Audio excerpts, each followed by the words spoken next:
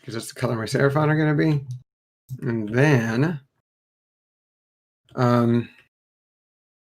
is all the audio going to be on it? Hell yeah. Oh, hell yeah. Well, then I'm going to have to harass the fuck out of people. But in the meantime, I'm going to put my army on the table. Not Seraphon start. Seraphon. 2K Seraphon 2. Playing that RTT sure did help figuring a bunch of shit out with how to move stuff around. Oh, yeah. Time. And we're no longer in intermission mode.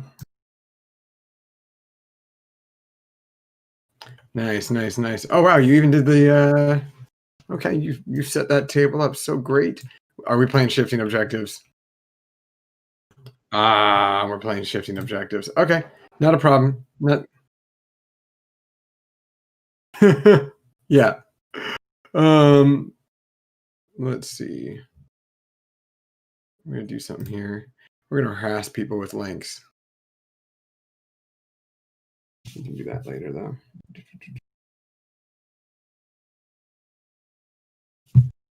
Okay, so we're gonna be playing there, and then the realm.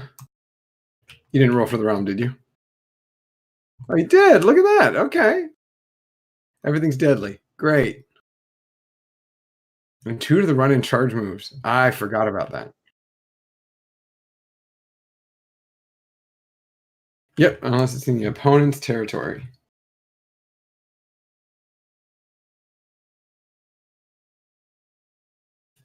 Okay.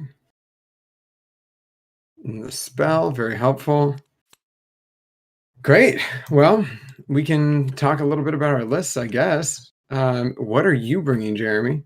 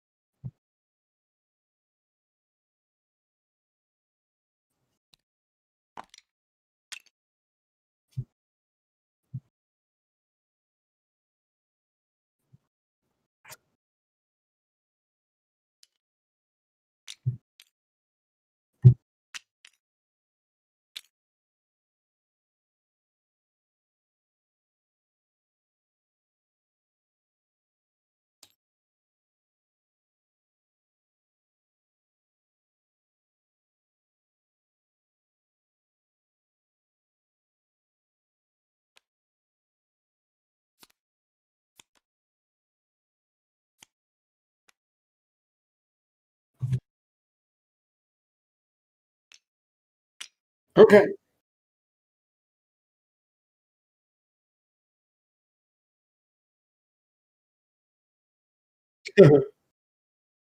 I like it. I like it. I really like it, actually. So much so. Um,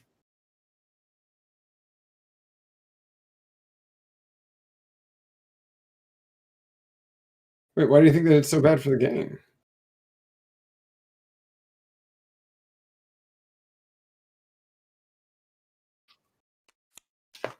Okay, okay.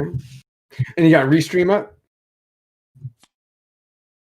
Hell yeah. Okay. Hi. Okay. Let's do this. So my list is Qual's Claw. And it is going to be, obviously coalesced Seraphon.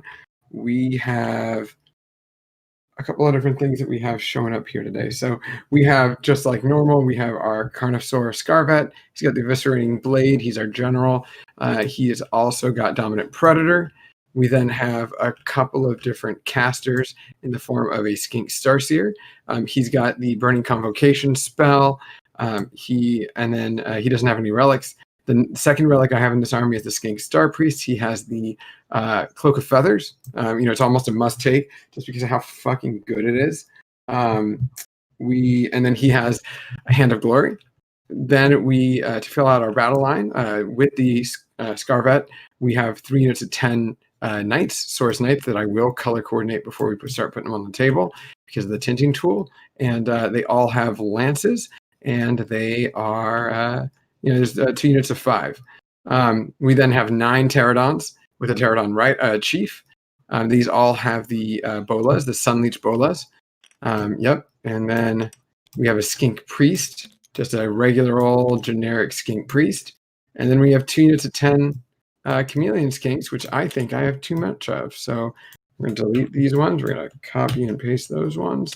And then we are handy dandy. Hell yeah, 3 color minimum already. Works out great. Couldn't ask for more. I love it. It's wonderful.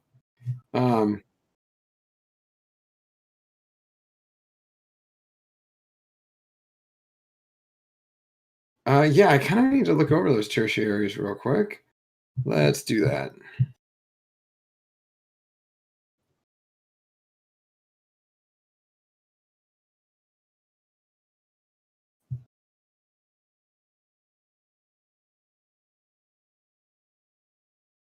Mm-hmm.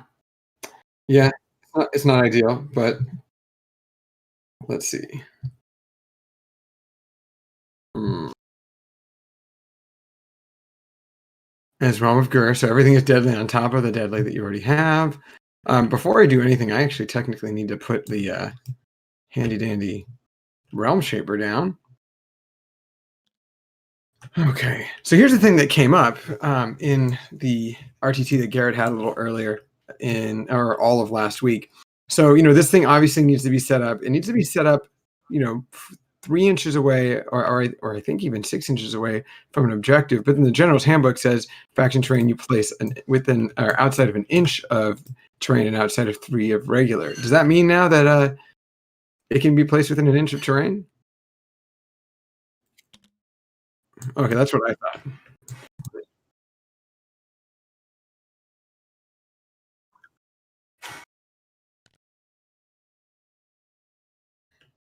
Yeah, and here's the tricky thing too. Can you set up a model in a garrison if it's not wholly within your terrain? This is a weird one. Yeah, it's got a wholly ban.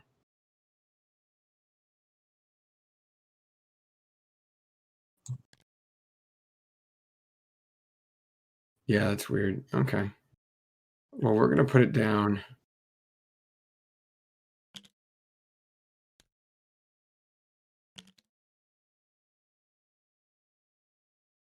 Yeah, no, that makes sense. That makes sense. A part of me wants to put it right there. Part of me thinks that that's a real bad idea.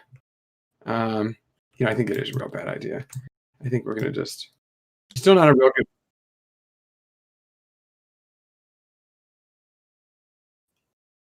Oh yeah, for sure. I 100% knew that you were gonna beat me on drops. So it is what it is. Um, and then I guess technically I could do that. He says cautiously. Oh yeah, we're good. And it's just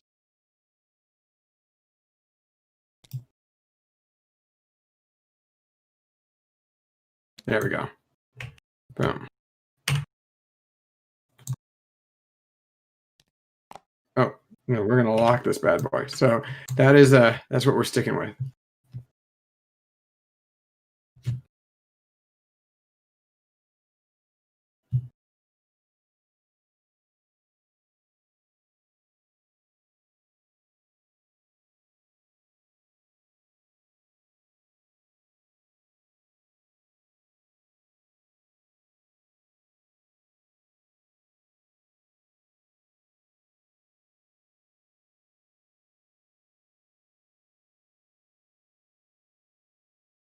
What's up?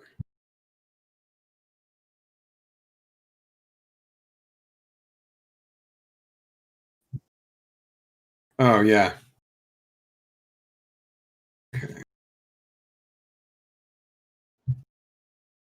Okay, so right now I guess all we do is roll for roll for the roll off, I guess. Wait, you have the purple sun in this one? Why? Why would you do?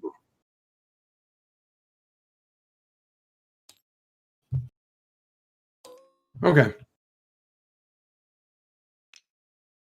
Okay, and I mean, it's obviously not for me. Yeah,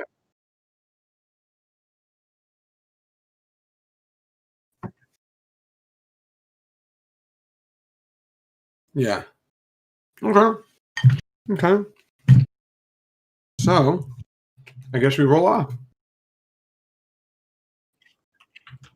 Oh yeah, I didn't do faction dice too. I like doing that. Oh, of course not. No, no. Even then, we wouldn't allow it.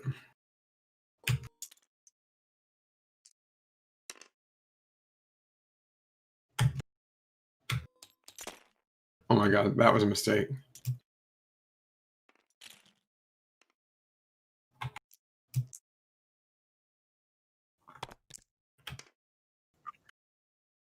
Oh my god. I'm gonna do it the old-fashioned way, aka use the dramatic dice roller right here. Okay, and we are gonna recall all these. We don't know where these guys came from. We're gonna delete them, and then we're gonna roll this dice. I rolled a 2, so you beat that.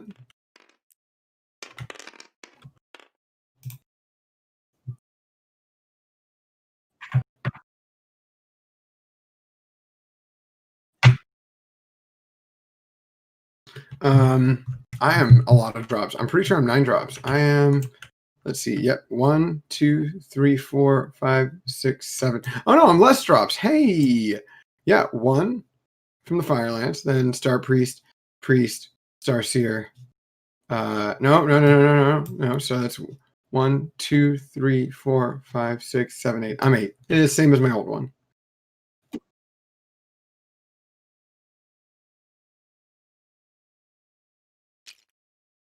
Oh, that was me. That was me dropping the battalion.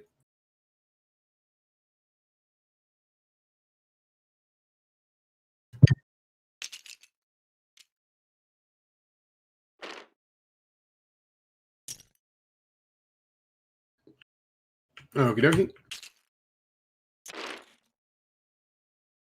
Oh no. I want to take my fucking dice while I'm at it. Well, you took my pterodons? How dare you? Mm.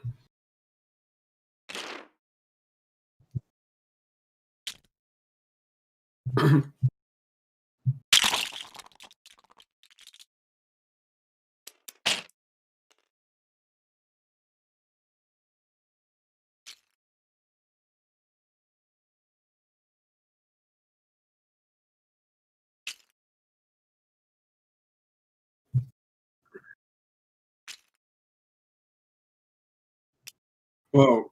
Yeah, control V that shit.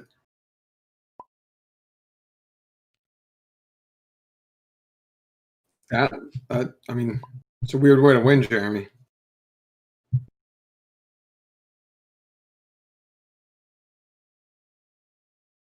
I officially harassed almost everyone I know. That is pretty tight. Mm-hmm.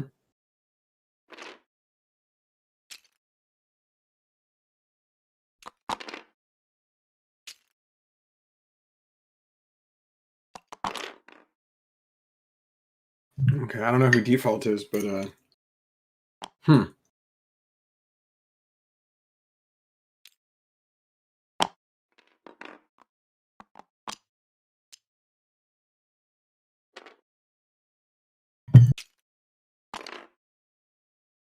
This one's just 12 out, right? It's 12 out, 12 in.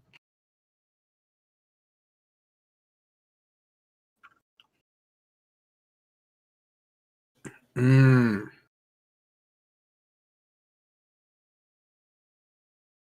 Oh, sup, Joe? Outline are important, kind of, right?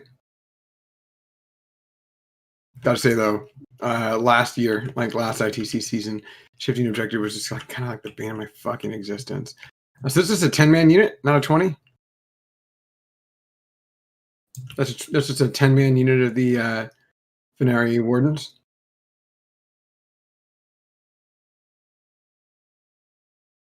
Oh god, I can't wait to have to fight against 40 archers. That's gonna be great, you guys. Hmm. All right, well, we're gonna put 10 camo skinks in ambush.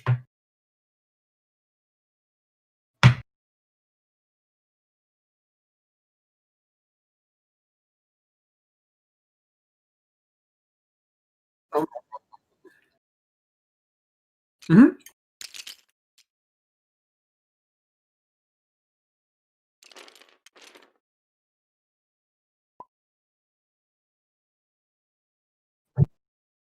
I was not touching the keyboard. You cannot blame me.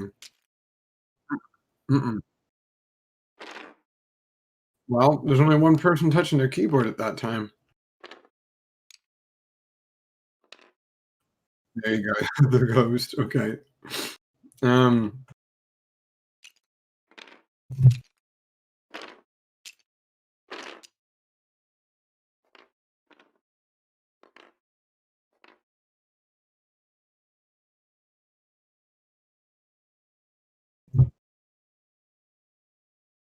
that looks like.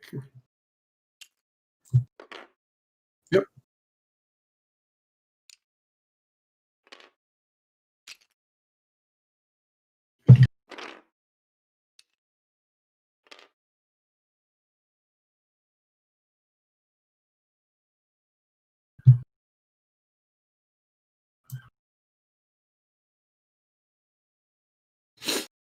Nice. You got some Venari right there. That's your drop. We're gonna make this real easy for you. I have another unit of 10 camo skinks that are off board.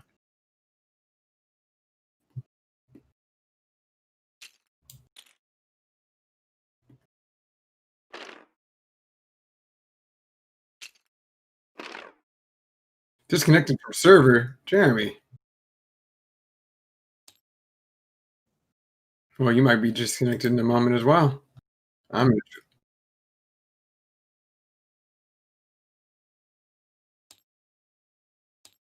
That's weird. It says you're chilling in the menus. Yeah, you're not in your game. So you also got booted from the game.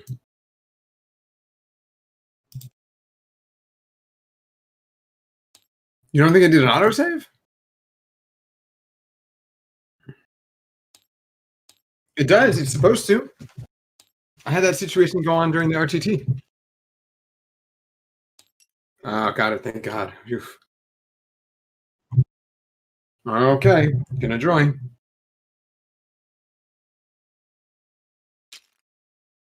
Mm-hmm.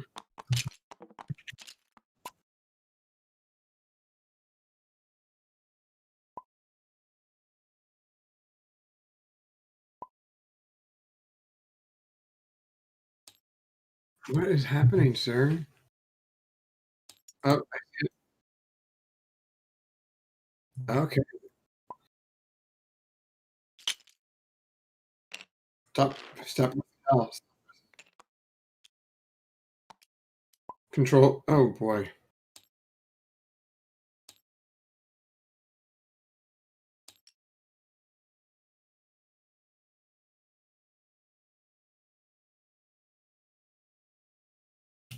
Okay. I'm gonna hang out and look at the comments until till we get okie dokie.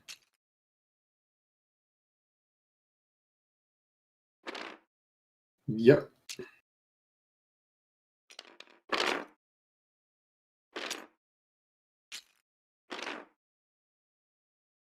You're already cheating.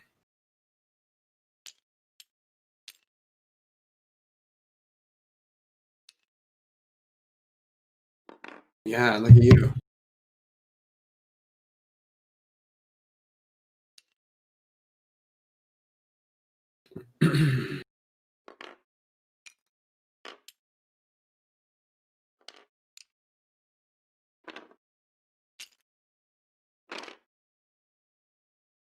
painstakingly putting it in one by one.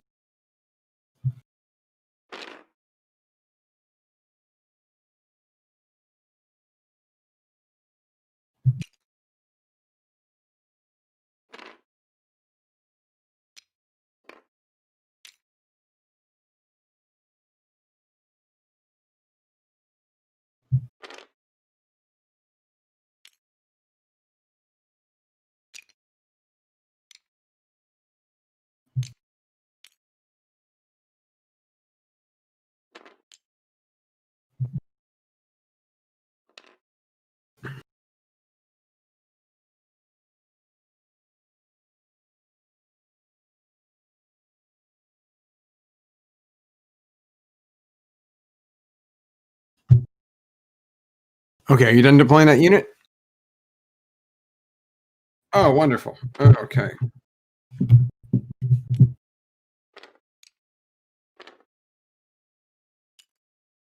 Okay, so next drop is going to come from, well, we already know the camo skinks are both in ambush, because apparently that didn't save. 4, 5.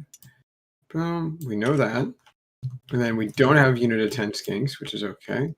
What we're going to do is, we don't really have a lot of flak in this list. Actually, we have no flak.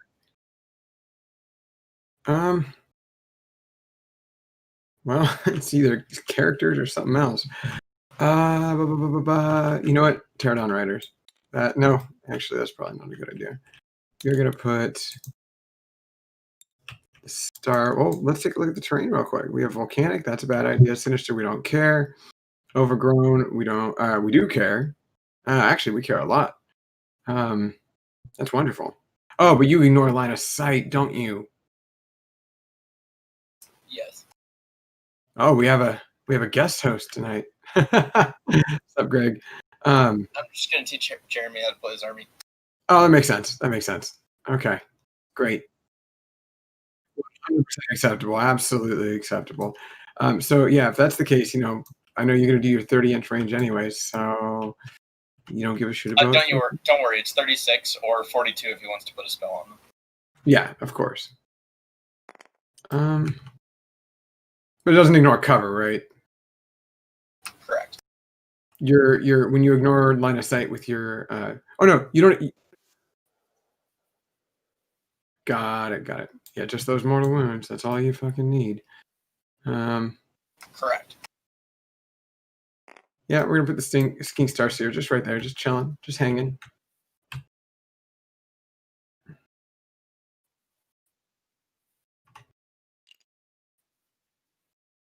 Okay, Techless. Star Priest. No, we're not gonna put the Star Priest down yet. Put a regular priest down. He might be fun. You haven't put the 20-man unit. Oh no, you don't have a 20-man unit of wardens. You're all comp. Yeah, that's what I meant. But you don't have a 20-man unit of wardens, is what I said. Nope. Wow, so you like it. Yeah, I get that. Well, at least I want to just be on cover. Nah,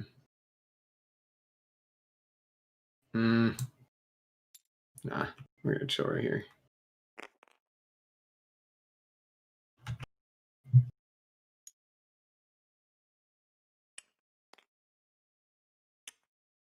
So you're 12 inches out, and then you have like a 6-inch move, right, with all your infantry.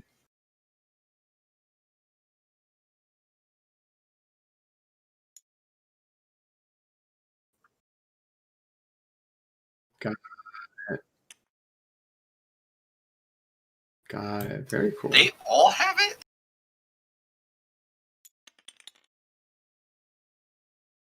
Okay. Cool. That's excessive, Jeremy.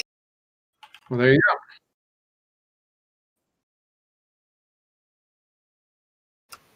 Oh, I still just have like Ethereal on one of them and Solar Flare on another one and things like that.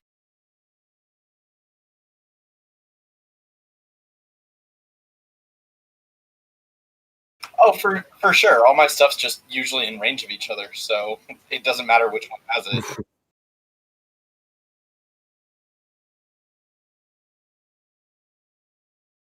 Oh yeah, Yeah. for sure. I believe in my list I had one or two of them that had speed, and then one that had Solar Flare, one that had Total Eclipse, one that had Ethereal, and then one that had Rural Hits.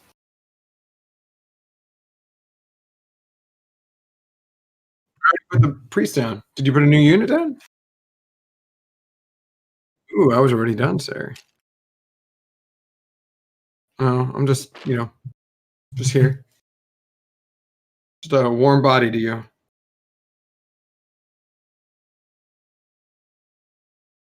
Yikes. All right, what was your drop? It was the 10 centis. Okay. Hmm. Priest with cloak. He's gonna chill right here. No, that's a bad idea. Here we go. Yeah, Jeremy, Teclis is like the easiest thing ever to magnetize.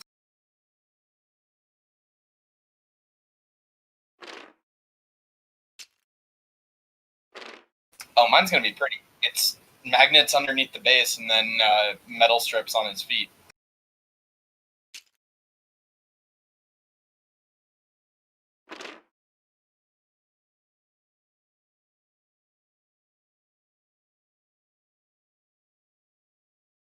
I'll probably do that too. I need this to fit in my backpack.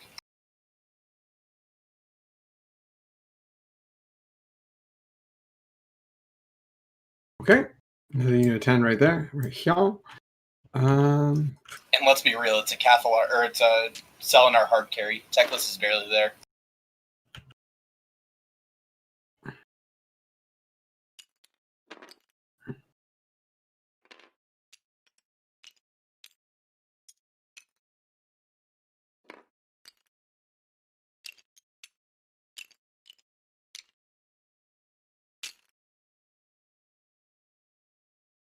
That makes a lot of sense. All right, tear down chief.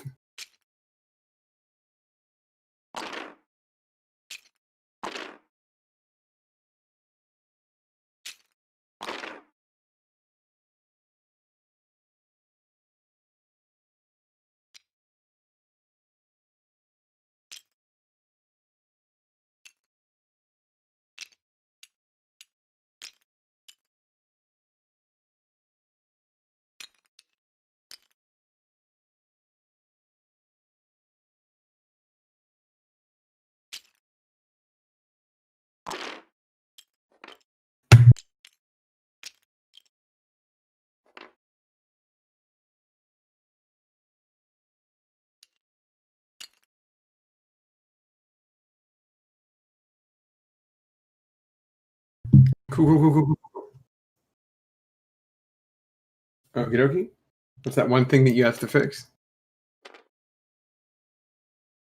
Did you cheat? 18? Within one. Yeah, 12, but within one of the caster, and then 18 for the second one.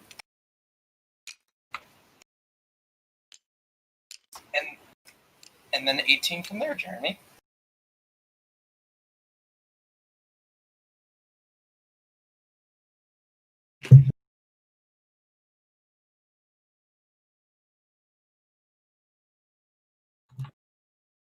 And where's the cow? Oh, she's right there. Cool. Okay. So, Jeremy, you're just going to put Teclis in the pyramid, right? Wait, how many wounds is he? Mm.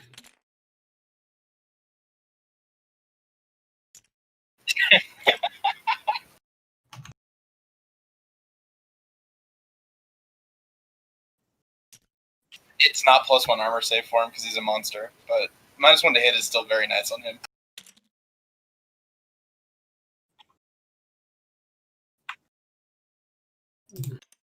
Right.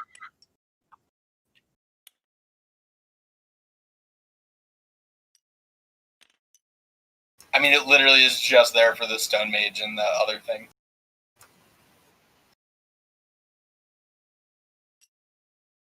Oh, yeah, it's fucking. Well, you would have to go first and then cast it, because then you would be in range again. But yeah, it's fucking dumb. Yeah. Well, the Balin doesn't anymore.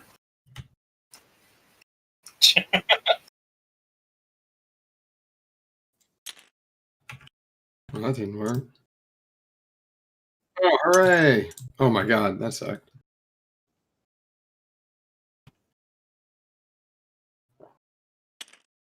Yeah, Jeremy, the Bellwind is place within an inch of the caster and then place it on top, the caster on top of it.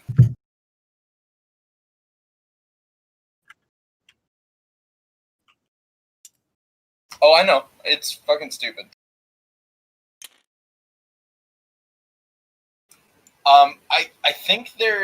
I think there's some nonsense where you can basically place the back one, right? Because the first one just can't be within 3 inches of any units. Yes. So you basically just leave that much of a base for the front one, and then just have like a giant gap with the thing like front loaded in the circle.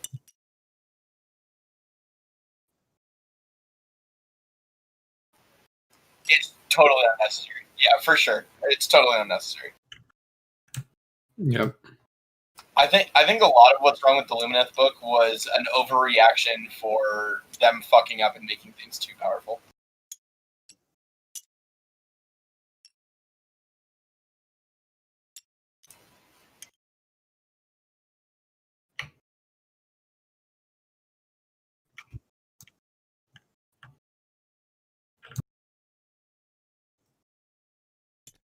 I mean, hell, even the Sanctum. Remember when the leaks came out, or when the article came out? I was like, so wait, Jeremy, couldn't like a unit go inside this? And he's like, no, I don't think a unit can cast it. I'm like, it just says a Venari wizard, and they're Venari wizards. And he's like, oh.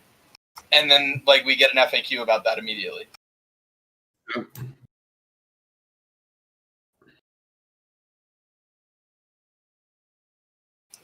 No. You only get the effect if only the wizard is left. So bad. Okay. He says. So where's that 20-man unit? Oh, it's that big ass red squad. There you go. Okay.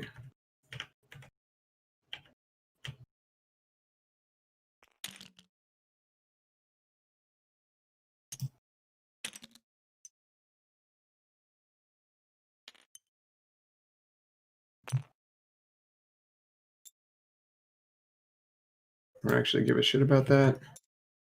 So you have the spell portal. I think I know where this is. Okay. There's really. You can't mitigate everything. That's the problem. I mean, Lumineth doesn't telegraph very well. You can pretty much tell what they're going to do.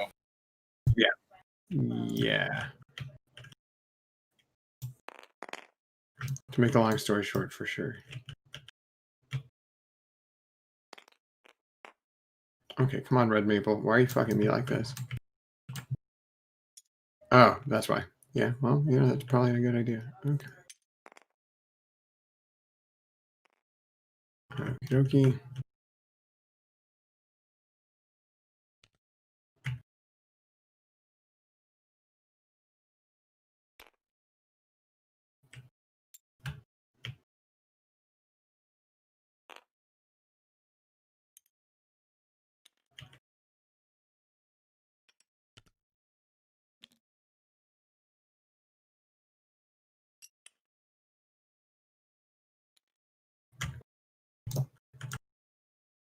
It's like I know you have no way to really like charge me round one, but oh my god, what are these Chameleon Kings doing here? He has no desire to charge you.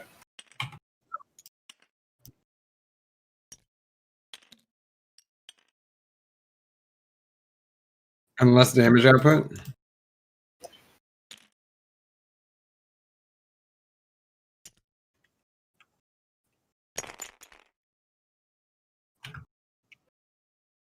I mean, I don't know. I've seen how. Also, his melee units are better if you charge him.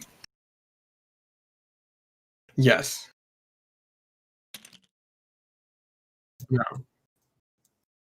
Yeah. I'm gonna fight against them enough. I just happened to fight against them with an army that like they were kind of like suited to do well against, like OBR. Or maybe it was just me not understanding how the army worked and just getting like frustrated with Teclis, just like wiping shit off the board.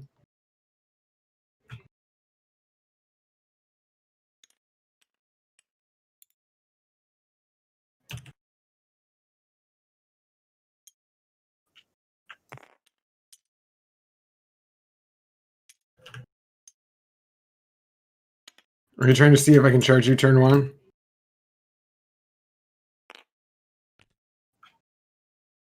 I think you're okay with that too.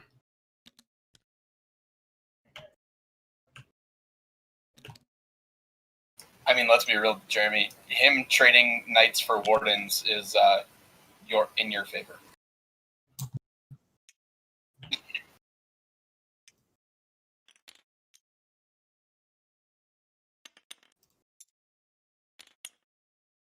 I did like how they ended up on that tournament. You know, there were some times where like they always killed a character. In every game, they killed a character.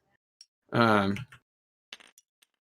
I was impressed. And then sometimes they like, you know, rounded off and finished off a character that I didn't think they were going to kill. Like they killed an old blood that had 6 wounds left. I mean, granted, he only had 6 wounds left, but oh my god, they are truly hidden chameleon skinks. I'm like not pressing anything; they're just like there. Okay. I mean, I don't know what I have as an advantage there, but okay.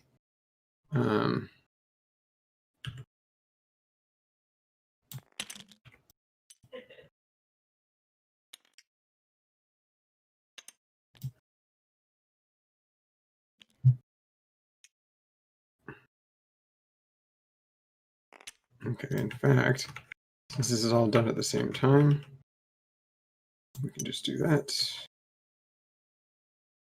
And the bigger trick is going to be magnetizing the ugly ass head with the griffin head. What is this? Is this a Teclis thing? Yep. Yeah, that's. I don't want my Selenar to have a weird cat elf horned mask. Yeah, I'm still of the mind of just like taking the fantasy Teclis and just like putting him on there. Or maybe someone made a cool 3D print of like a Teclis that doesn't look like he's, you know, cosplaying Jasmine from Aladdin. I mean, hell, I'm in half of mine, literally just to not put him on there. Fuck it. It's a Selenar. Yeah, makes sense. Okay, and I guess. Have it be a giant griffin monster instead, because I hate the stupid head. Yeah, I mean, I get the griffin head thing, and like looking at an Empire Griffin, it kind of like looks like it can fit, but yes. I think the Empire Griffin's too big. The best one I found was actually a Griff Charger head from Stormcast. Oh. So I know somebody who can't give Paladors away for free, so I'm just gonna take one of the heads off of him. Yeah.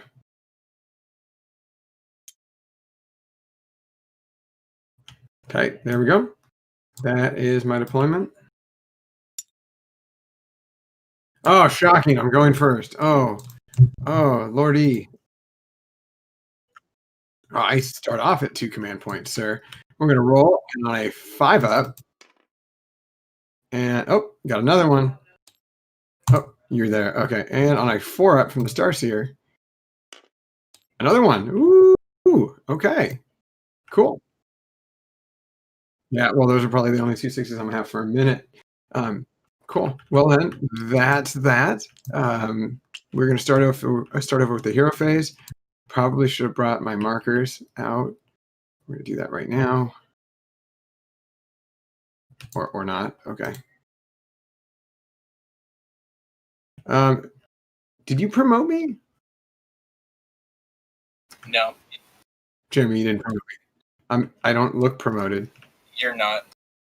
There we go. You get a little sheriff badge to you when you're promoted.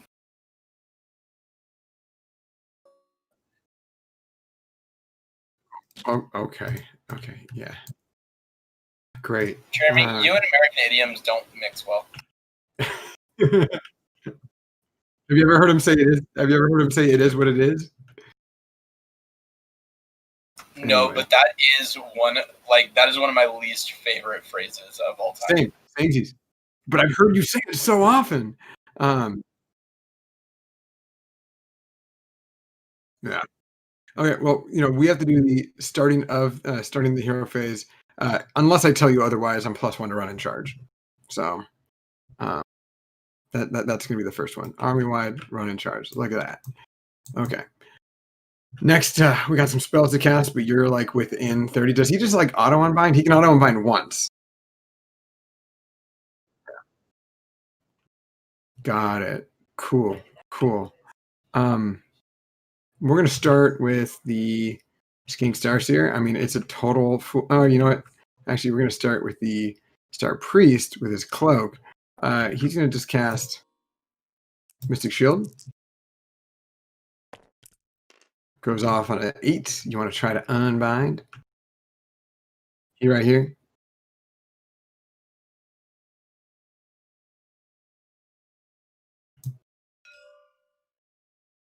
Oh, I forgot they can unbind. Fuck.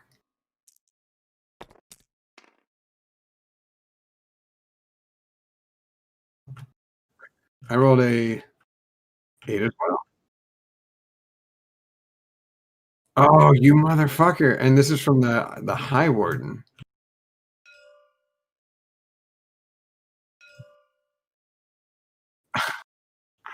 That's hilarious. This is an anti-magic army.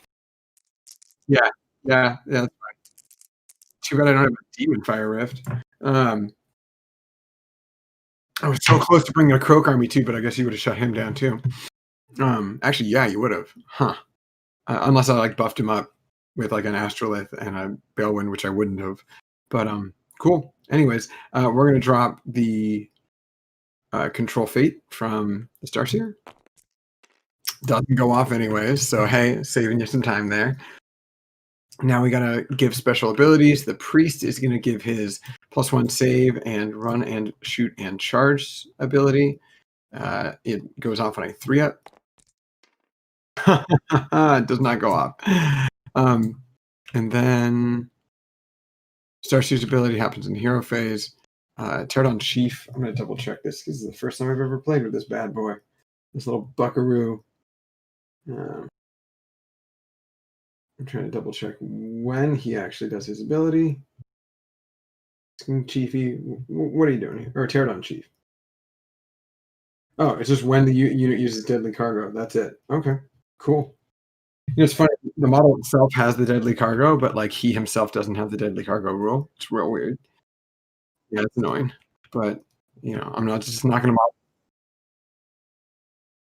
That's fair. But still, I mean, like, WYSIWYG, right? That exists. Well, this is an annoying mission to actually do this, especially going first. But oh yeah, Alex, for my actual like tabletop one, I took the Ripperdactyl wings.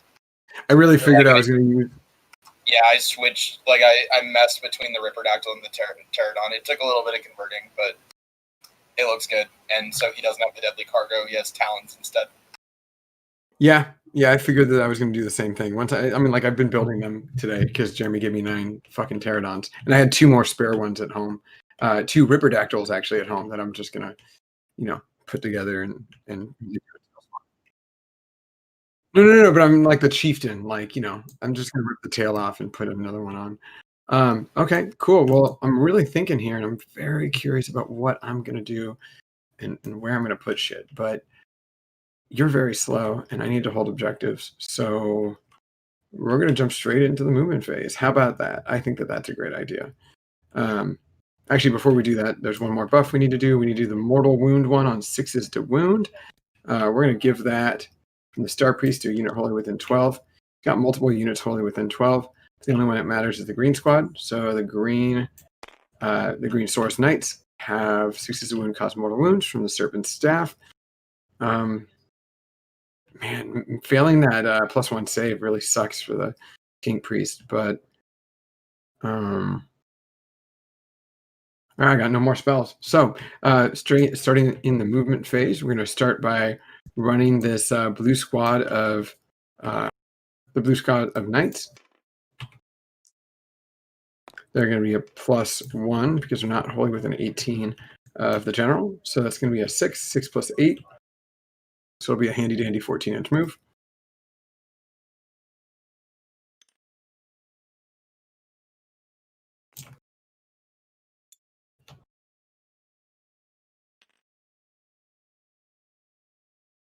Okay. Huh. You don't have any pluses to run or anything, do you? Okay. Your laugh or someone's laugh was enough for me to be like, okay, got it. Understood. Uh-oh.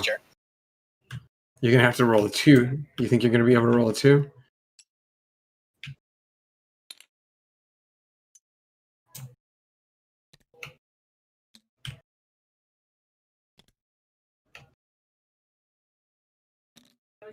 I mean, I already know that I'm going to get shot the fuck up, so that's kind of like how you do mortal wounds, and then you do a ton of other damage.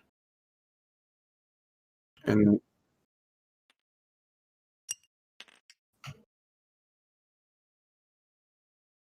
at this point, I don't really need to.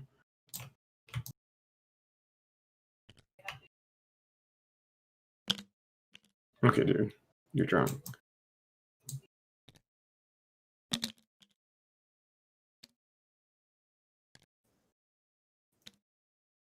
I don't care about what. Whoa, hold on.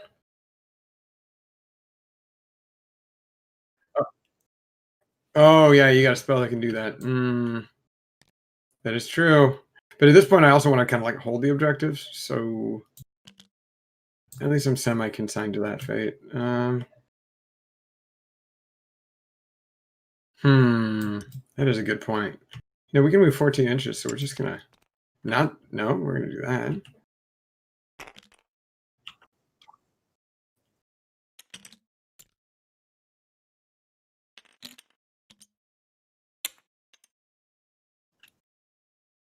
I mean, I'm kind of trying to get beaten senseless into understanding and just like getting good with Seraphon. So, you know, there is that. But we're going to do my initial idea and not just try to swarm this objective. We're just going to toe that shit. I just tiptoe because sometimes locally people get mad when I try to help.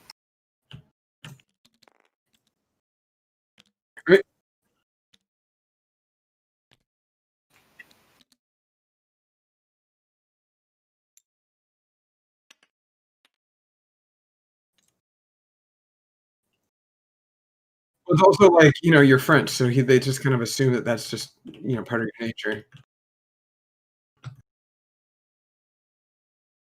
Yeah. Yeah. Okay.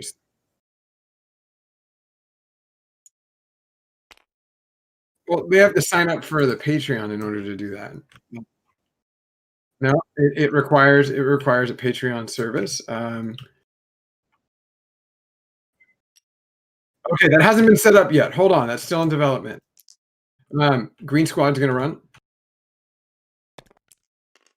3 plus, so that'll be 3. That'll be an 11. Okay. Yeah, not gonna lie though. If they're gonna ask you for some fucking service, definitely be like, yeah, just you know, we have a Patreon. In fact, you plugged it last time or like 2 episodes ago, so you keep on forgetting. Okay, you didn't have to do it, nor did you tell me. Nor did you tell me in advance. Nor did you tell me in advance that you were gonna do that. And all of a sudden I'm like, oh, okay, that's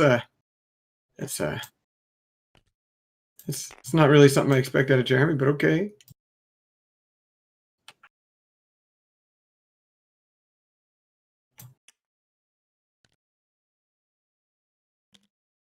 There's some more guys. Yeah, we're gonna just toe in then. Here we go, toe. Alan's having a hard enough time convincing me to write articles for their website, let alone fucking coaching people. Who? Alan. Alan's having a hard time. Yeah. They want to.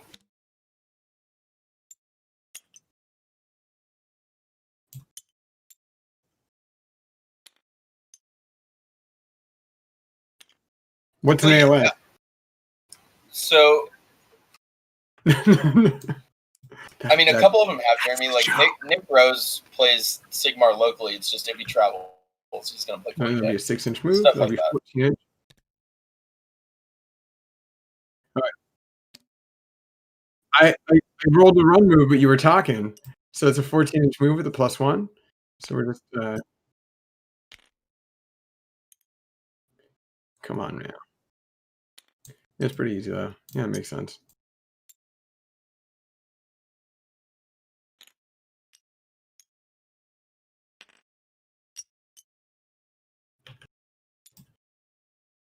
And your spell porter is going to go nuts. We know that.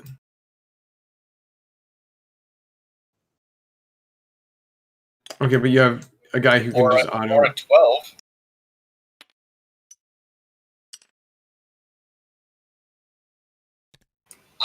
I mean, it depends on how many pluses to cast he has.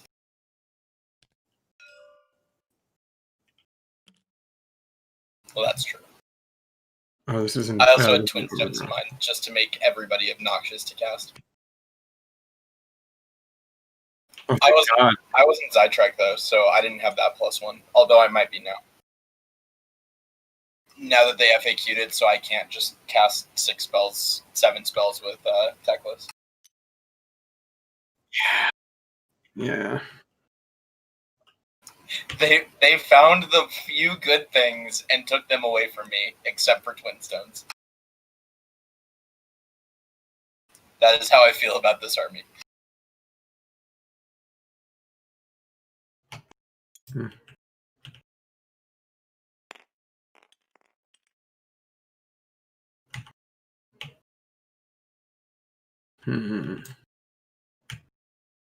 Now, where to put these bad boys? That's the big question here.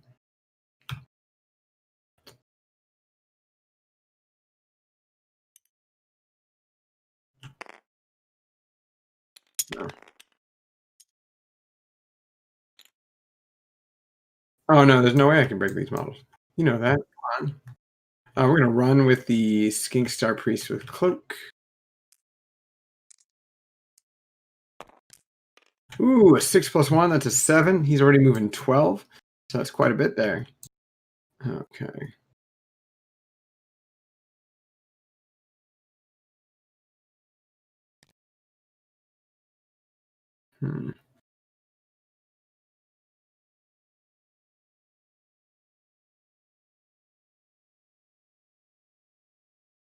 This is weird.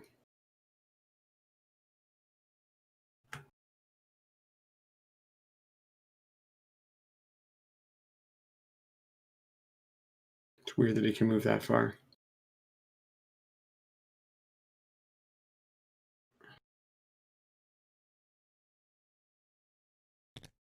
Okay, well, we're going to double check a few things. Of course, you're just going to have table wide. It just sucks because you have like skinks. There's mortal wounds on 6s to hit. Jeremy? Yeah, they're better than skinks. They're like chameleon skinks. That's what I meant. They're chameleon skinks. And it's unmodified 6s, so you don't give a shit about minuses to hit. That sure is a tragedy. But yeah. But it's one shot each. Unless you're the 18-inch one. Oh. You don't have a way to like make them double shot. That's what you said last time, and now it's out. How many halves of the book are there going to be? The book? No. We have 40% of this book. We have the normal elves and we have the stone elves at most. And so we still need River, Wind, and Zenith at least.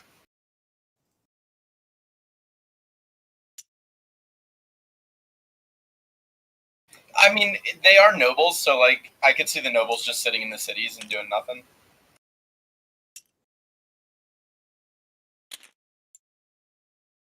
I have a feeling that'll come with Zenith, because, you know, sun.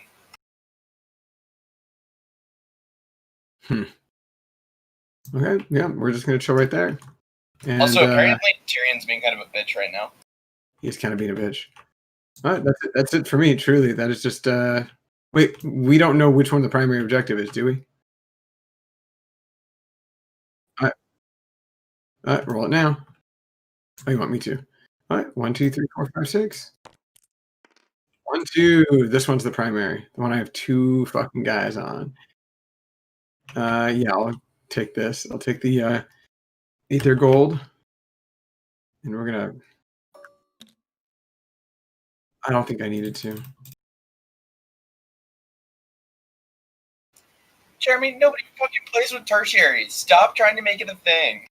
It's not gonna be a thing. Stop trying to make fetch happen, man.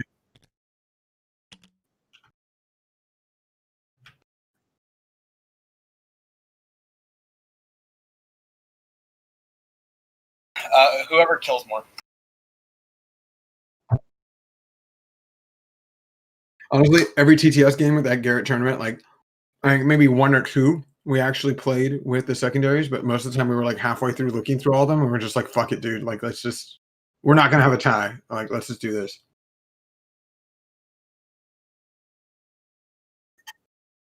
Okay, man.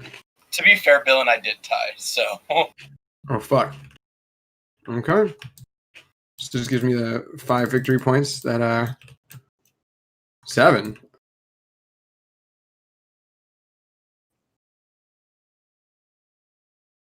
Oh motherfucker! We got bonuses there. Okay, okay. Yep. Alex, you Cool. literally just played this mission. Yeah, I didn't play with that scoring mechanic in mind. I don't think my opponent did either.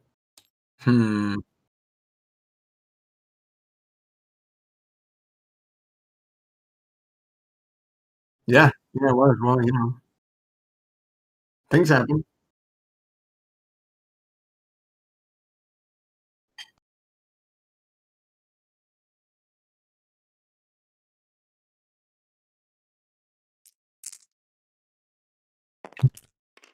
Mhm.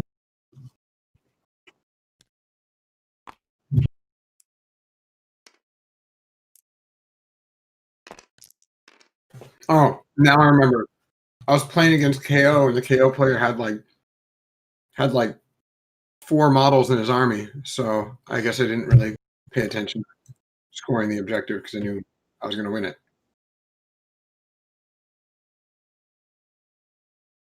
Okay. Okay, and who's casting it? Teclis? Okay, so she's gonna do it within an inch, and she's gonna put it. I wasn't reading the damn card. Mm. Yep, so 12 And then on they widgets. cast through you. Yep, and then it's gonna be the good old special, and so you can put the other one basically where. And then after that, Teclis is going to hop in the pyramid.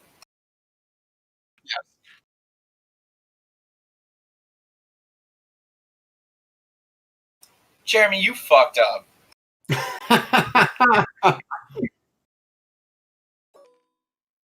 All right. Yep. Jeremy, We you are gonna. fucked up. All right. Just as planned. Just as planned. I'm gonna try to unbind it. I'm gonna unbind it with the start here or attempt to. Oh fuck! Wow! Wow! An 11, sir.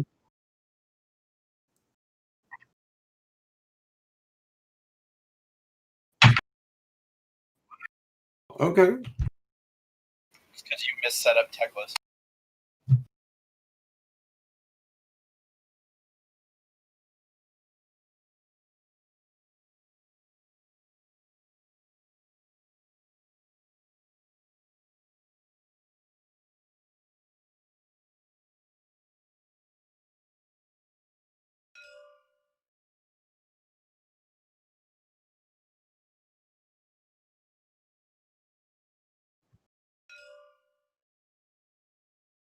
Actually, I think theoretically Teklas can't get in there.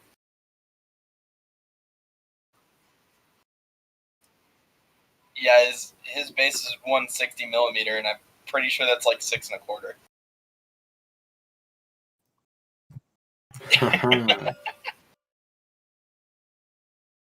Which spell did you cast?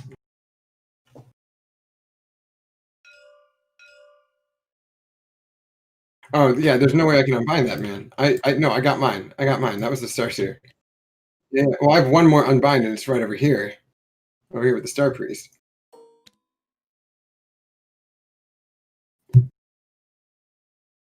Techless cast protection of Techless. What an arrogant fucking bastard.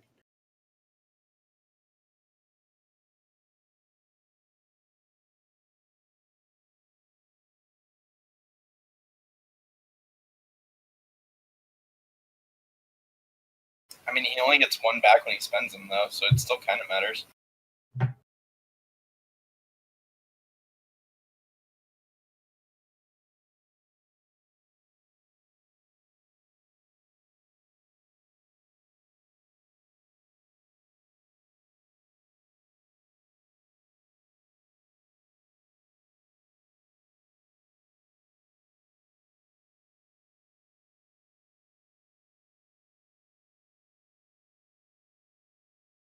Huh. It's so much fun. Mm. Isn't that the one where you roll the number of dice equal to the casting value?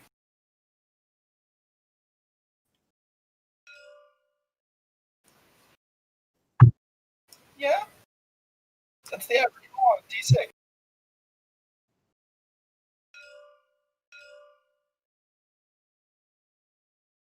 Okay, what does it do?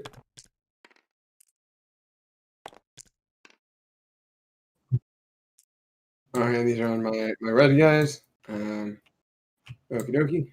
3 mortal wounds. There's nothing they can do about that. We're gonna lose a guy with a spear, and we're gonna do a wound. Yeah, we're just gonna do a wound to the Scarbat.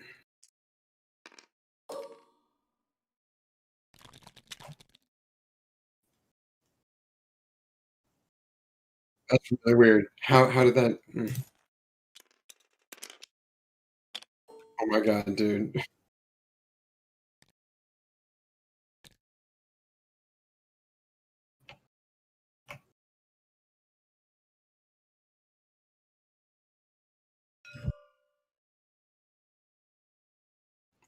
Maybe.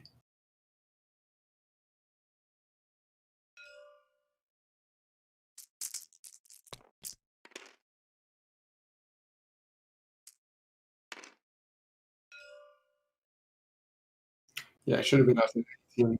Should have been outside 18 inches from you. 4 mortal wounds. Okay, that'll kill 2. Yeah, because I was just like, well, the Umbral Spell Portal is just gonna like be wherever it wants. So I was like apathetic about it. Yeah,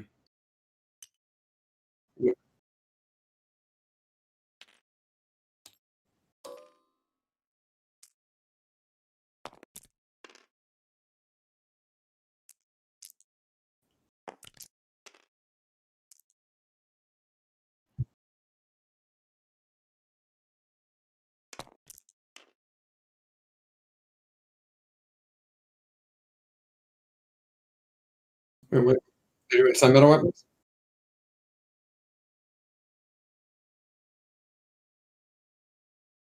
What'd you roll? What'd you roll for the Red Squad? Oh, okay, fine. Okay. We're gonna try. Oh, we rolled an 11 again.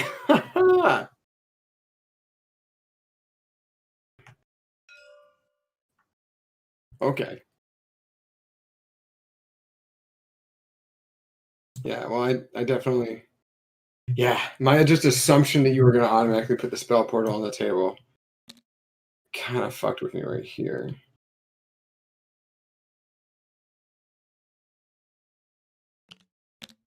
Did you cast it, or did you just say like, "Oh, I'm doing"? Okay. I was about to say bold of you to assume.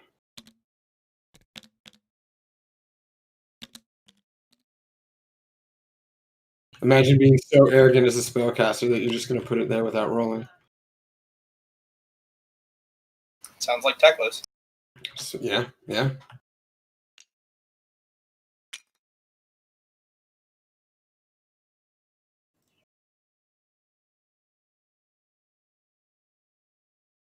Yep.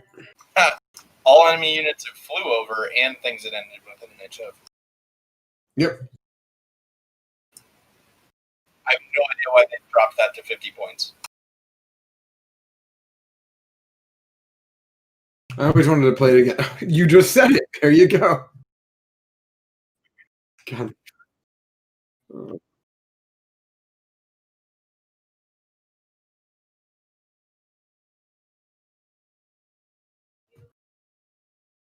Yeah, that being arcane is really, really good for you. I only have 2 unbinds. Do you only have 2 spellcasters? Okay, well, maybe you shouldn't be so cast heavy. Maybe you should think about that.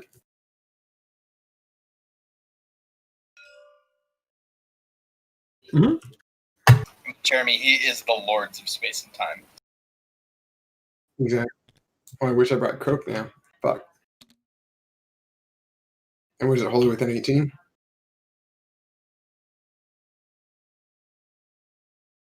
Oh, the High Warden's the one who's you count all spellcasting from? Interesting. Okay. I just like you have a weird preference of just counting it as being cast from that guy. Yep, we know how this is. Yep, yep.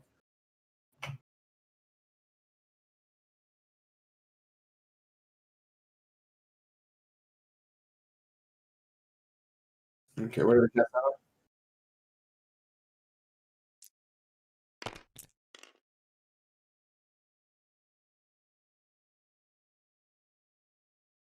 So wait, they get a +1 if they're within.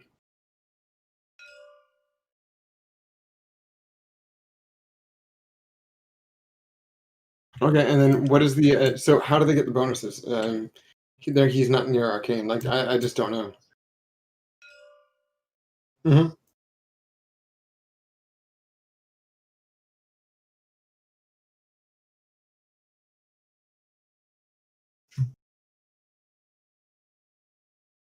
That's what it is. Okay. Oh, you're a natural +2. That's nice.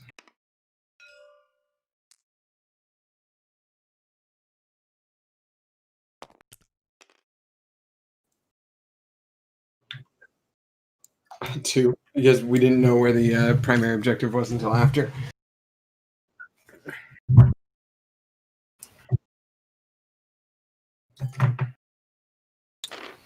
Jeremy, the command trait is for Zytreg is choose an additional spell, and then the relic is the 4-up feel no pain because Techless is on the table. Yeah, I have a feeling that's. Hey, Jeremy, I don't think people can hear you. Yeah, not only is Crier talking about you not being able to, or if your audio being off is intentional, and then we got Crack King, who's like, Techless's magic is so powerful that Jeremy is telepathically telling Alex what he's doing. Yeah, there was I guess like when unfortunately I had to reinstall Windows on my computer like 2 days ago, and I guess I forgot about that. Yeah, because Blizzard fucked me in the ass. And it's running for the green squad. Yep. 3, so they're gonna make it, but I don't think they're gonna make it enough. Because I need to. You have 2 models in range, so I need 9. I need 3 models. Yeah, I don't think he makes it. So in that case, we'll probably. I'll put you in a pretty good spot. Well, we're still gonna move, but I think it's just like.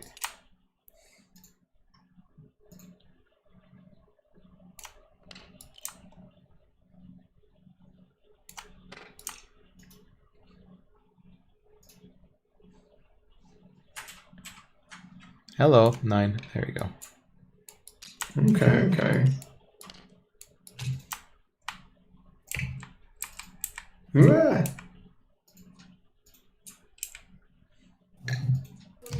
The Lumineth are not in the app yet, are they? No, not all of them yet. They're still waiting for the book, like the rest of the Wait, release. what the fuck? I literally have a book right next to me. Why am I even gonna ask you? I don't know. Math. So 22 plus 32 is 34. Yep. They should all be in there now, Jeremy. What's up?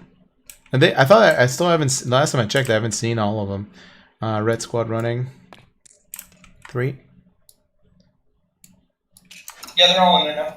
Okay. It was when we talked about this several times. Only the limited edition book was out for that 2-3 month period, so that's why they weren't there. When the full book release is also when we got the updates to the app, and that's when they had them in. Got it.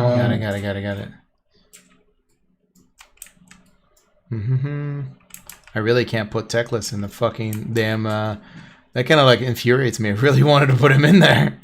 This is really interesting. You actually, at the start of your shooting phase, have to declare which. Oh, I owe you a dice on Red Squad. Oh, why? You're good, because everything's deadly. And then Selenar.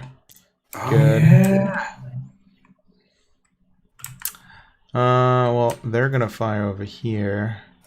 Okay, so which ones are you using 30 inch? Which ones are you using 18? Well, I haven't shot yet. I'm still moving. I know. No, oh yeah. I'm just excited. I'm just excited that it's something that you do at the start of the shooting phase now. I mean, it doesn't really matter. You should know where everything's going at the start of the shooting phase. Oh, I do, but I want him to say it. 2. All right. I get petty like that with Jeremy. Book Shrug saves. And then 12. Actually, we're gonna hold you up for another turn, for another activation. Run for the Cathalar. How many points is the unit of 10? Oh wait, wow. Oh, okay, that is a little pricey. Yo. But it's still 40 points less than 10 Chameleon Skinks, and it's better in like almost every way. If you happen to get a spell off, they on average do 3 mortal wounds else. That's true.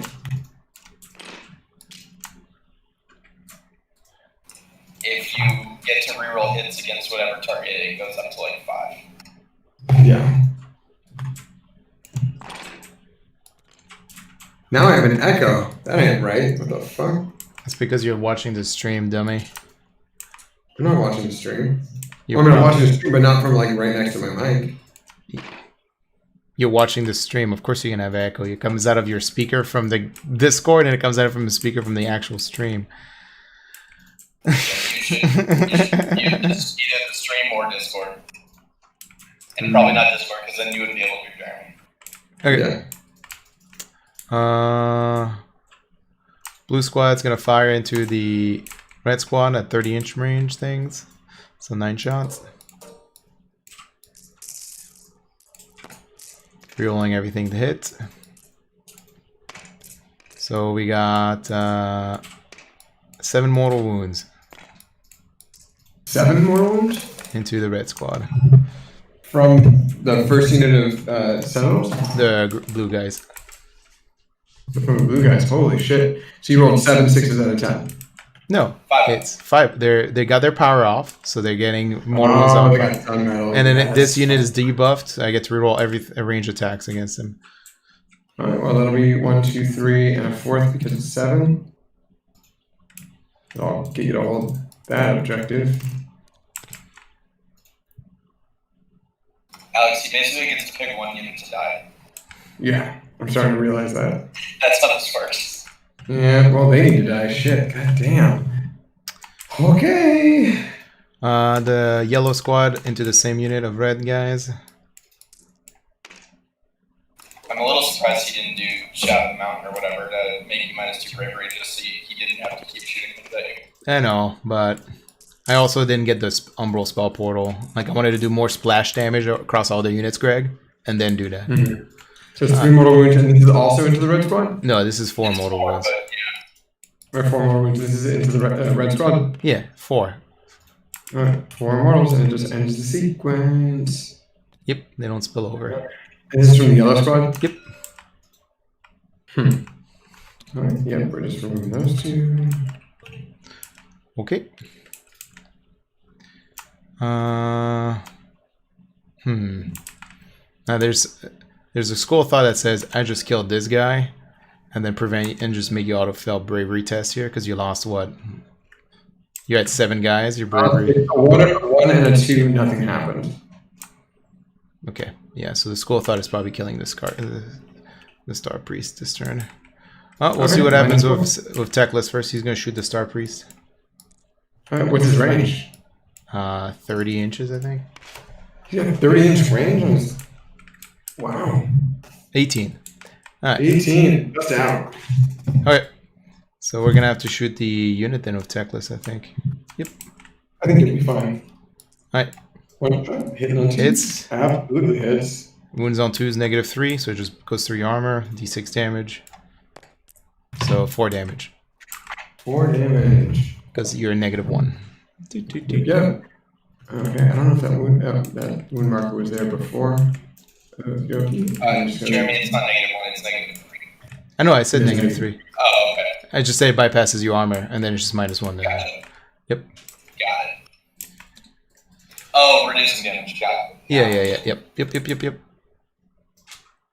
So we're gonna do all 20 into the blue squad at 30 inches.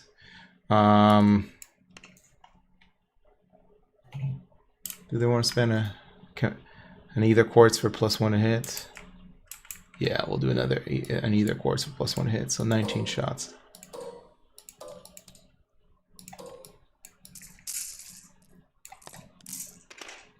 Okay, only 5 more wounds. Yep, 5 mortal wounds. And 3 armor saves. No rend. Alright.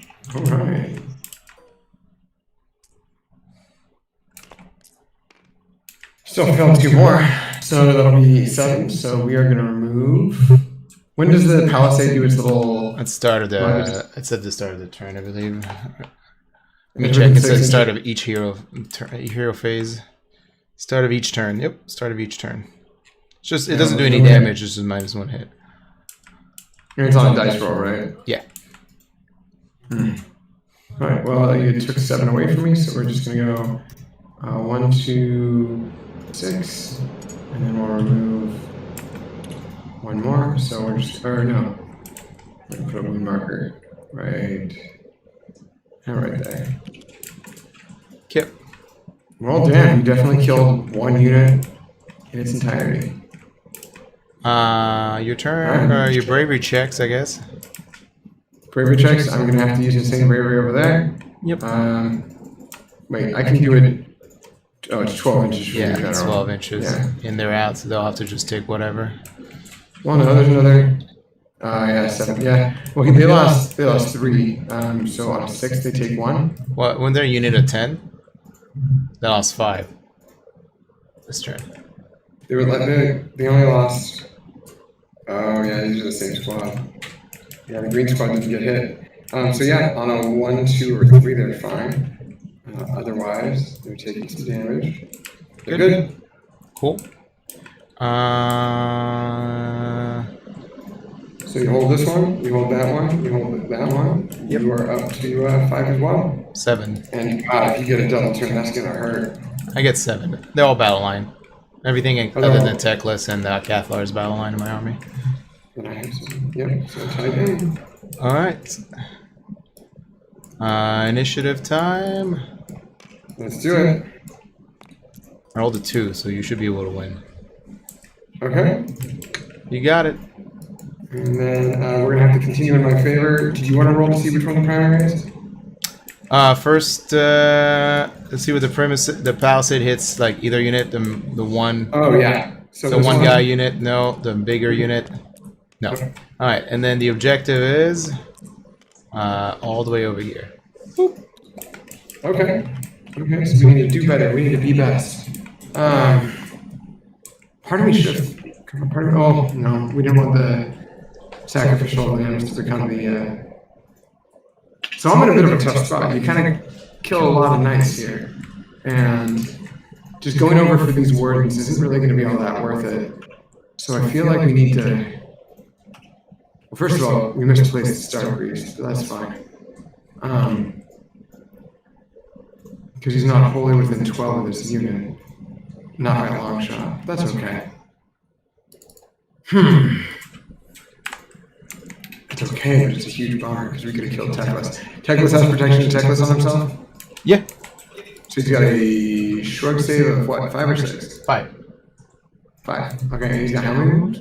16. 16, 4 up save. Yep. Right now he doesn't like reroll any saves or anything like that. No. Tight. Okay. Okay. And then Calathar's right here.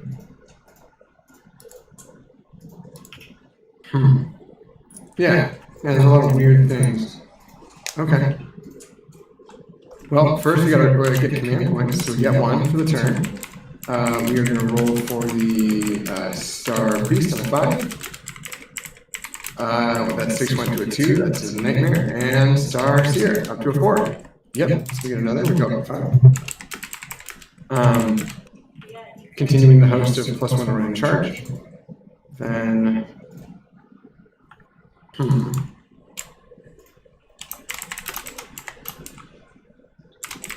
let's see.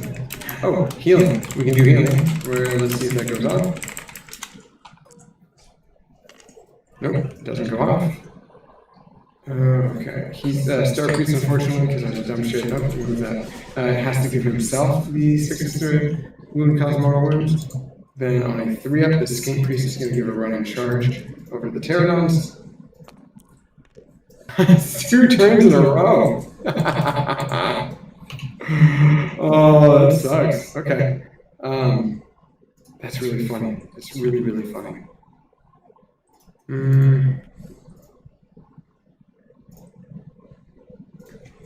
Is protection Teclis mortal wound as well? Just Yeah. any damage? Yeah. It's just a Okay. 5-up shrug. Yeah, he said 5-up shrug. Okay. We don't like those wardens. We also don't like the wardens didn't do shit to me yet. They're 2 attacks each, 3-inch range. They are not in Shining Company. None of them are. Except for the archers. Yeah, yes. Yeah, and a Shining Company is what everyone wants to say. That's the battalion. Archers are just minus... Shining Company is just -1 to be hit. Got it. Okay. I'm just trying to get a good idea as to where my target priority should be, because there's just like a lot, obviously. Well, but failing to run in charge for the Pterodons is like really gimps out their charge threat this turn, right? Because they're only I can give them the previous charge still, but I mean, being able what is it, to like not 18 inches, 18-inch movement instead? 16 movement. So that's 16. That's an 8-inch charge. Yeah, it'd be hard even to make it to. It would be hard even to make it to Teclis and then like use your mechanic. Yeah, that's the problem here. So I don't even think I have enough range to do my. I don't even have enough range to do my ranged abilities. You know, I need to be 22 inches away from you. So failing that 2 turns in a row really fucks with me. That sucks. Okay. Well, in the meantime, we're going to do some hero face stuff. That's not what we've already done. What is the... Oh, you know what? There's something we can do here. Let's double check the range of a certain spell. Alright, we're looking at the realm shape magic. We're looking at wild form, which is casting by 5. And this is unit how close to the caster. A friendly unit within 12. As much as I want to do control fate, I feel like that might be... This other ability might be the best one to do. It is +1 to... Add 2 to the charge rolls made for a unit until the next hero phase. Okay. And not getting +1 to hit also, or +1 to save also sucks. Control fate, round of range. Out of range, it's not worth it. Okay, yeah. We are going to attempt to cast Wild Form with the... Well, before we do that, we're going to do Hand of Glory on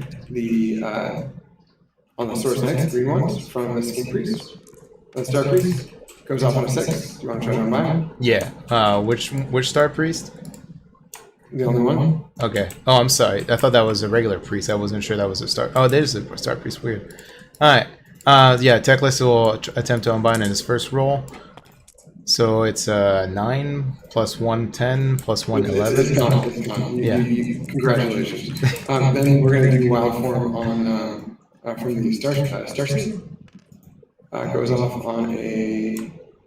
I'm just gonna auto unbind it this turn. Wonderful. Okay. God, that really sucks. Right here, actually, really sucks. Oh, are you out of range for your Holy Innate? Yeah. I should have done that. That's like the second time I've done that already, and that's just inappropriate. Okay. Let's see.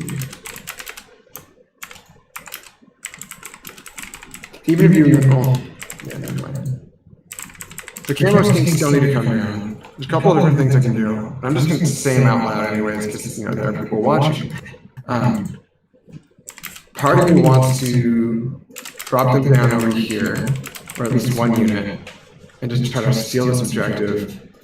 But another part of me wants to just put them right here, have these guys charge into the archers, and have them just kind of score and harass these guys, and maybe toe in these guys, clip them, while also clipping this unit. But they're going to be dead no matter what. And then I need to try to kill Teclis. That's the problem. And I don't think I'm going to be able to do that with 10 Source Knights. And you have a 4 up, 5 up. With the ability to make it plus 1 save once per game with the Aether Quartz. Yeah, totally forgot about that. Really, this I think might have lost me the game. If I win, I'm going to be shocked. But these guys not getting there. The 22 inches would have the 22 inches would have put you in effective charge range. That's what I figured was going to happen. Is like they were going to be able to do all their mortal wounds on Teclis, and I wanted to see if he could survive like all of the combination wounds, because I need to go forward for him. Like I need him to be in threat of all your wizards, and like need him to give the feel no pain aura to all the archers effectively. I mean, it's still possible. It's still possible. I think that might be the way that I have to go, because I need to kill him in the Calathar, but like I really need to kill him because everything else is just going to be harassing me. It's like the Crocus. There's so much that's out of my control. I'm not sure if the Cathalar is like target priority at 1 on your table, but okay. No, he's not. He's not. The 20-man archers are way more threatening than a Cathalar right now. Oh, absolutely, yeah. And they have a 5 up save? Yeah, they have a 5 up save. Oh, shit, yeah, okay. Push to a 4 up once per game. Yeah, you already know the other quartz. We just literally covered it like 10 seconds. And you declare that like right before you make your save. Right, it's when they're picked as a target of an attack. So it's not before I pick my saves, it's when you make an attack dice roll. Yeah. Okay. I thought about making them 4-inch move, and then I was just like, I don't think that's like necessary right now. Yeah. King Star Priest, he is going to... Yeah, Greg, that's the other mechanic I like about Zytrek, is the base spell they get, the half movement speed can come in fairly useful against a lot of units. Yeah, it's just... I mean, the list you were playing is exactly what I put in the Team America chat, except for I had the other one, the one where I got double reports. Got it. And our endless spells were slightly different. I'm not sold on the... I'm definitely not sold on the Purple Sun. Actually, how many points is your list, by the way, Alex? What? How many points is your list? 1990. All right. I get a triumph. I'm 1980. So you get a triumph on top of all that. You know, it really sucks because I really don't like your Luminous list, but for some reason, you're already just smashing me. We're all We're all hits. Yeah, that's pretty good. Pretty good. That's pretty good for archers. Would have been good when the Red Squad shot last round. You know what killed me? You know what killed me? I feel like my Nighthawk would just do really great against this list. Yeah, like reserve armies are pretty good against this list. Like that's why, but it's the same flaw of any shooting list. That's why I don't like it. It's like reserve army is just good against any shooting list. It's just, it doesn't have to be Lumineth. The one nice thing. the one thing about at least Numinif is that they like at least Techless is like a mortal wound generation machine like Croak is, but I still think Croak is like I love everybody's like, well, it's Croak plus all these extra points. I'm like, yeah, does it still add up to 660 points? No. And even if it did, it has like 2x the wound, twice the durability, and then doesn't have to like actually move forward to cast because you're like 24-inch threat zones on spell. Yeah, I mean, like I was gonna play him, and I realized that like you were just gonna shut him out. Even if he was +2 to cast, +3 to cast, there's a possibility of making that pretty easily. Jeremy, also you're adorable. It's 22 plus 12, so you're actually 34-inch threat range for casting. Wait, really? You can make him 34? Yeah, because you can just cast for a skink that's 12 inches away. Skink hero. Oh, that's right. Yeah. So like it's like every time I hear them like complain like, well, the defense is that it's so expensive because of all these triggers. I'm like, okay, well, like literally they came out of a book where it's like the carbon copy of the entire dynamic you just told me, but it's just like way worse and way more points. I don't know about way worse, but it is definitely worse and more points. I mean, auto eat an endless spell is really good. Auto dispel one spell is really good. Like, yeah, no, it is, but it is also like it is a premium because a lot of armies in this game do not have spells, right? For sure. Yeah, so it's like a known premium effectively. But I mean, you can also look at some of the meta, and it is armies that generally have some sort of spellcasting. You know, it's just funny because like I think like one of my favorite Zinch lists is like almost no spellcasting. It's just like literally just board control through bodies and summoning. From well, I guess they nerfed that a little bit now with yeah. We got knights. Yeah, man. As many as there were before. I truly like don't really have a good idea as to what I'm gonna do right now, just because like killing that whole unit, it wasn't great. It wasn't ideal for me. That honestly, it boils down to that 3-up for me. I keep on thinking about like, what the fuck, dude? I failed a 3-up twice. Granted, I shouldn't be relying on that 3-up. Like I should be finding different. I mean, so Alec, if we're talking about this, how far are your pterodons with archers right now? My pretty far. They are 34 inches, I believe. They are 34.1. Yeah, and so he moved up last turn. So he was even farther back. So you could have moved up and still been relatively outside his threat range. And you could have known that he was going to have to go after your Saurus because he wasn't going to be able to block you out from his archers for multiple turns. So he was going to have to shoot at night. So you could have moved pterodons up a little bit so it didn't matter. Yeah, I did pretty much that. I mean, I knew I was safe for a certain distance, so I just did this. But you're definitely right. Okay. I will definitely tell you, since I know how much pterodons are terrifying and how awesome they are, I would have shot the shit out of them. Not kill all of them, but I would have been like, they're my target. Like, I don't care there's source knights and objectives. I need to kill these pterodons. They're so terrifying.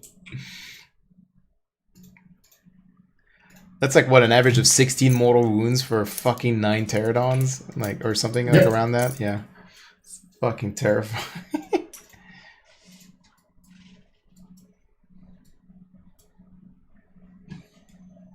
Oh, you know what? That's not a free move. All right.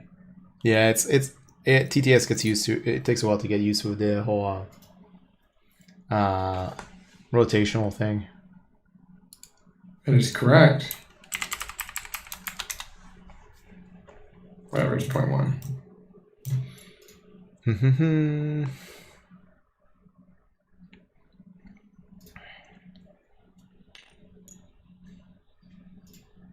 Man, why can't I just play Daughter's King?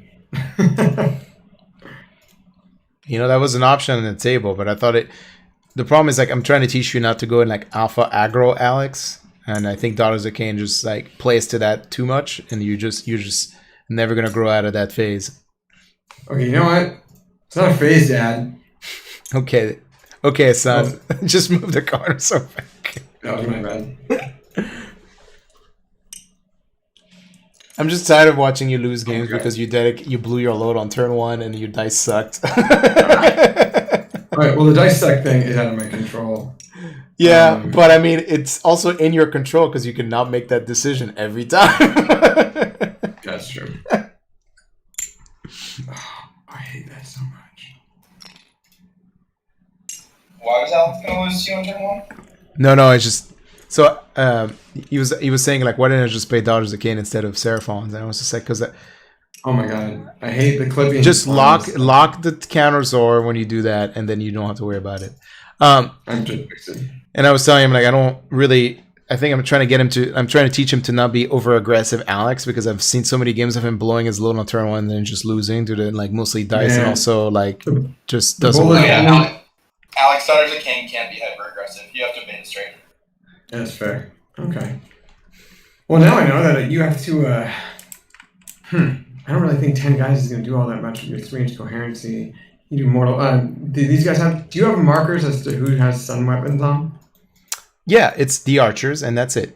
And that's it. Oh, yeah. It's the archers, and that's it. Wonderful. Well, into the movement phase, I didn't want to put my my chameleon skinks down, but I kind of have to now, and I kind of have to make it not all on the. This objective I just can't be on right now. You're just gonna. If I do that, it's gonna be a bad move. There'll be sacrificial lambs. I'll take the objective from you, but then maybe if I kill it, that now that they would have to score the objective, they would have to shoot at the sentinel or the sentinels and or wardens or whatever the fuck they're wardens, and nobody wants that. But over here, I have a little bit more flexibility. Okay. I mean, granted, this is going to suck with the -1 to hit, but we're not going really for... What -1 to hit? What? 1 -1 to hit. Oh, from the Palisade, but we're not really worried about the Palisade. Yeah, you're not affected by the Palisade. I don't know what you're talking about. Well, not yet, but I can. Yeah, it's still not... It could be at the beginning of the next turn, but it doesn't affect your shooting right now. Yeah.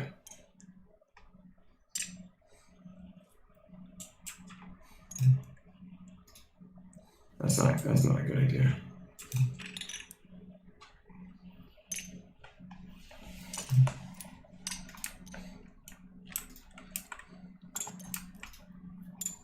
Okay.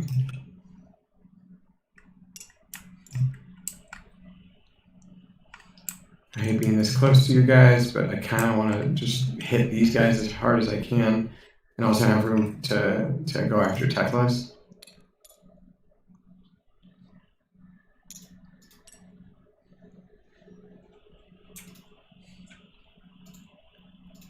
And then I can't skip under here.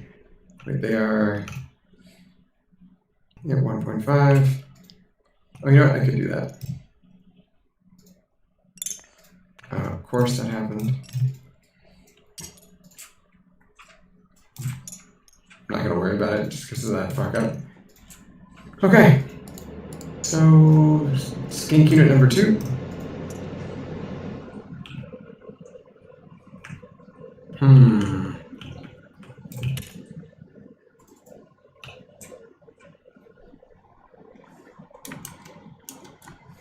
We really don't like that charge. Oh, real quick. Start of the movement phase. I mean, I know it's the end of the movement phase, but we're just gonna move this guy because he's meant to move.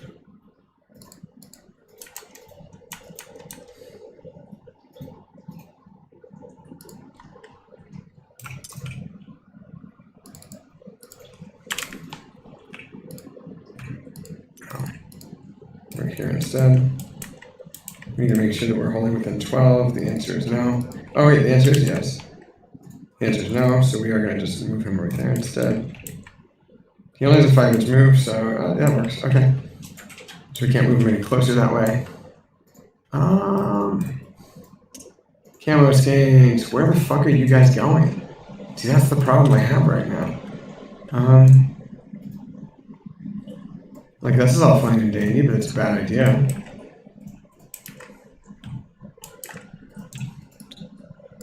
And I guess I can just try to do as many mortal wounds to Teklas as I can. That's also a very real possibility here. You have 1, 2, 3, 4, 5, 6, 7, 8, 9, 10. I have 10 to your 2. Yeah,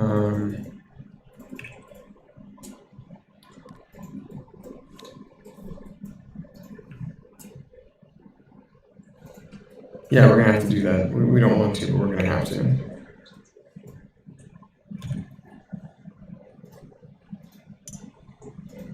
They're probably gonna be sacrificial lambs again, but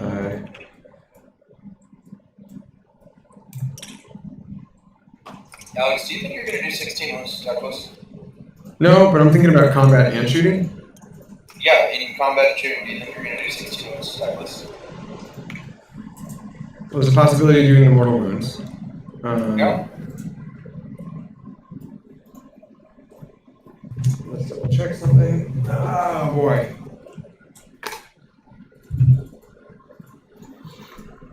Because if you don't kill him, the efficiency doesn't really go down at all.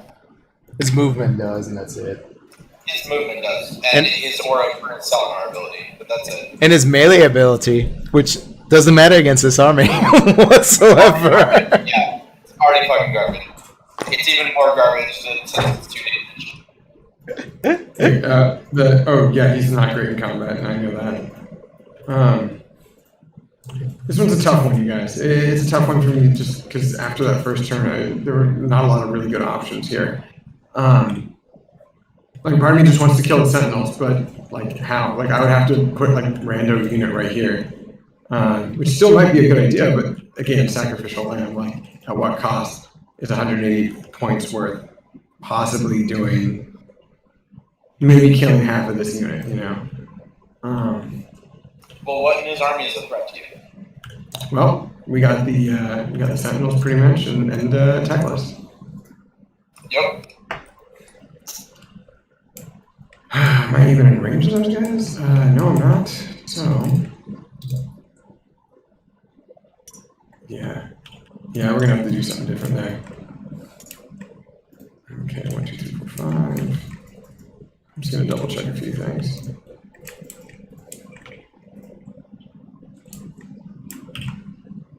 You want some 9-inch markers? Yeah, you can do a 9-inch mark on the blues.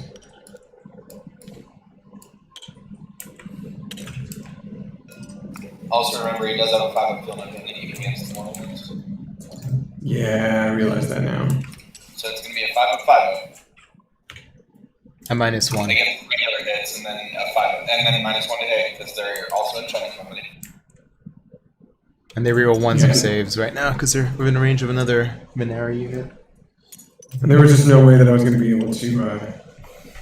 I don't think I was going to be. I'm sorry, what? I mean, it comes down to that first turn move of not moving the Pterodon Riders for like turn 1. And the thing is, like, I didn't even think about it until like, mostly because I was thinking about how what I needed to do with this army. But Greg was 100% right. Like, you needed to overload the threat vectors and then just basically just go down the middle of the Pterodons as well, and like right behind your, put them right behind your what's it called, the knights, and then make sure they're outside of 18 of tech list, and you know, for the lambent light. And then you're basically, yeah. And then that's all you needed to, and then effectively this game would be very different, right? Then I'd be playing. Then I would need like the initiative, like more than I needed it like right now, effectively. Yeah. Well, we still got some more stuff to do, so we're gonna start with the shooting phase here. We're gonna go with this unit of chameleon skinks. Yep. We kind of have to hit. Yeah, they're all in range to hit the 20-man unit. So we're going to hit the 20-man unit. Kraken King wants to know how you're liking chameleon skinks, Alex. I'm absolutely loving them. If I don't make tactical guards round 1, they're real fun. All right, so we are going to be hitting on 3s. Seeks Scouts Morals. Which unit over here? No, these camo skinks hitting the red. So they're -1 to hit, so hitting on 4s. But lots of mortal wounds, right. Nice. A lot of mortal wounds though, so yeah, that is gonna be 1, 2, 3, 4, 5, 6 mortal wounds, and nice. And then 1 save. And 1 save. Save says nothing. So this many shrug save. Oh yeah, shrug save AoE. I made none. So we got 4, 7 dead. 7 dead. Yep. 4, 6, 7. Okay, next up, we we'll leave this have guy the second there. unit of camo skinks. We're going to go into the 10-man unit right over here. Sounds good. Okay, so we have 7 up to 10. Okay, dude. Wow, Okay. yeah, see, comparatively. Oh, wait, that was only 10 dice. I need to roll 10 more. So, yeah, that was one more. We'll do the other 10 afterwards. One more So that's wound and 3 hits. All right. they're also -1 because of Shiny Company? Yep. Yeah. One save. One save. I made it. All right. All right, you're immortal. Yeah, just 2 euro, 10 more dice. I got it. All right. So one more wound.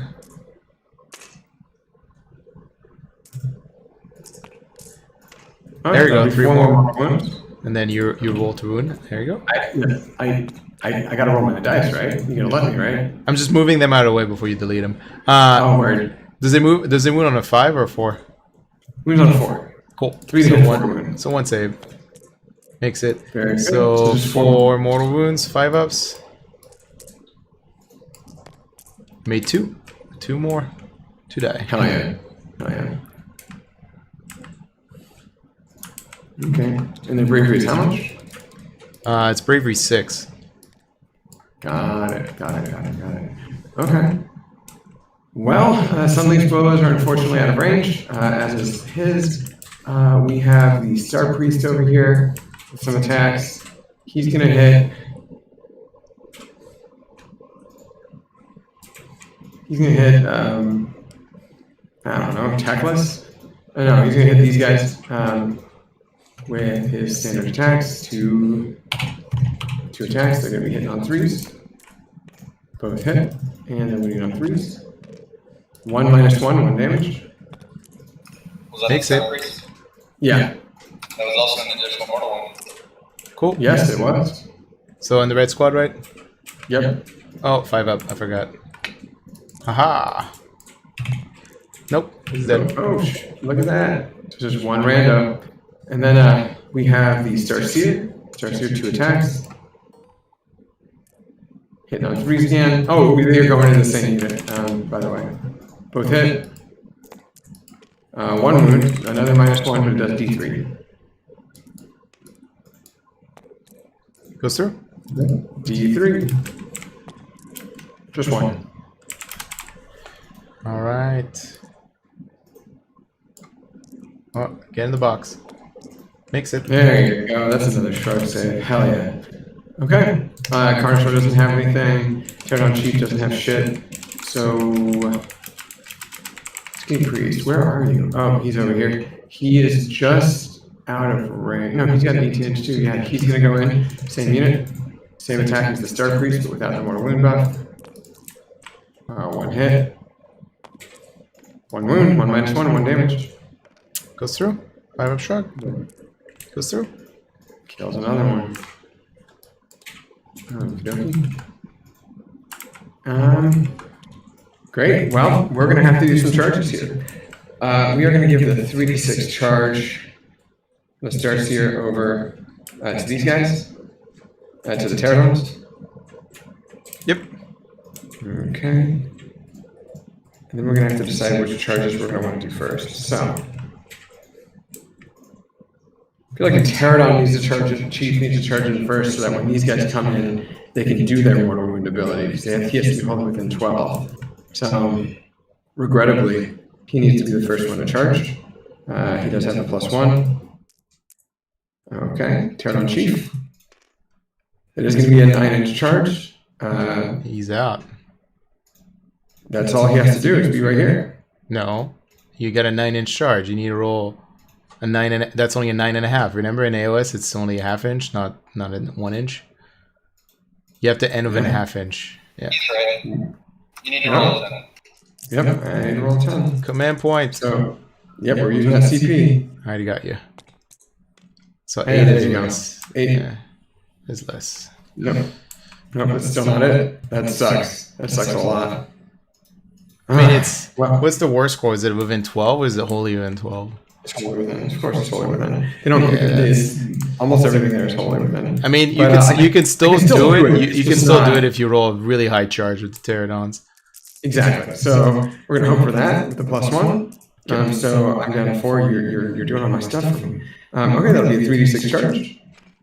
3d6, 7, 8, 9, 10 plus 1. That'll be an 11-inch charge. It does not get to techless. You just get the tech list. That's not. Well, no, ideal. it wouldn't get to techless, right? Because you would have to end. Yeah. You have to So go we're gonna roll faster. that charge anyways.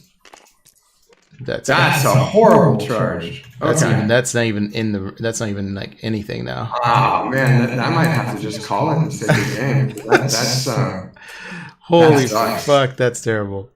that sucks, dude. Wow. Who would have thought that an average of 11 would end up with a 4? Snake guys, really?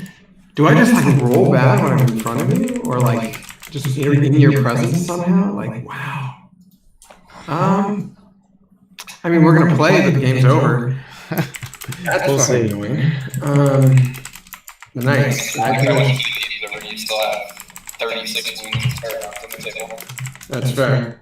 We are 20 wounds of cavalry. And you also removed like a third of my shooting, right? And that's basically what you're gonna do. So I think Greg was even surprised himself by the amount of mortal wounds from those. We're gonna charge these guys real quick. 2d6 plus 3. We are going to reroll that. We're going to give it a command point from the general. Do I get it back from the general? So you're down to 2 now? No. You had 5 at the beginning.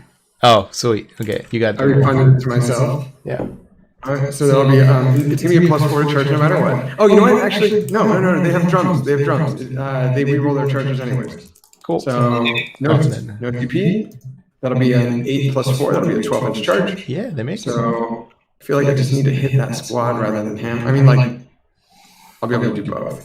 Find a guy who can do both.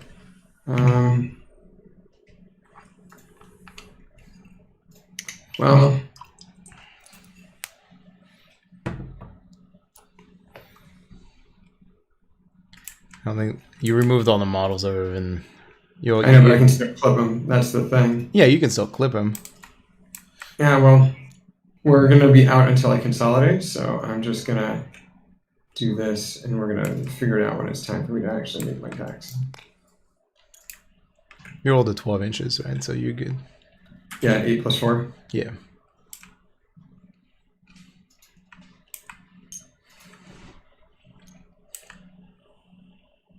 Wow, those pterodons, dude. They're no bullshit. Well, yeah, but I feel like we're beating that pterodon to death at this point. The should have moved forward turn 1, I think is the moral of the story. That is the moral of the story, but hey, this is the first time playing with pterodons. I do like the models a lot. I'm going to be excited to try to work with them in the future. It's just going to take some practice. Some finessing. Yeah, I mean, like, I think of it when we were talking before about like playing Cajun and stuff like that. Like, this just screams like Night Hunt, but in a different flavor in terms of how I need to like really focus on my positioning with these guys. Sure. So,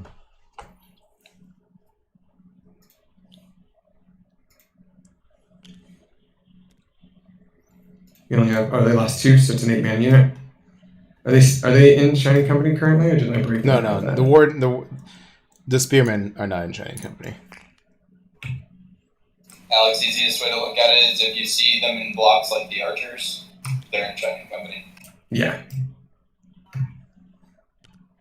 Part of me wants the Carnosaur in. Yeah, we could, but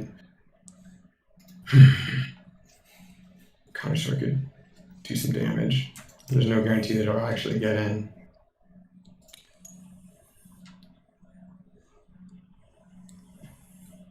Okay.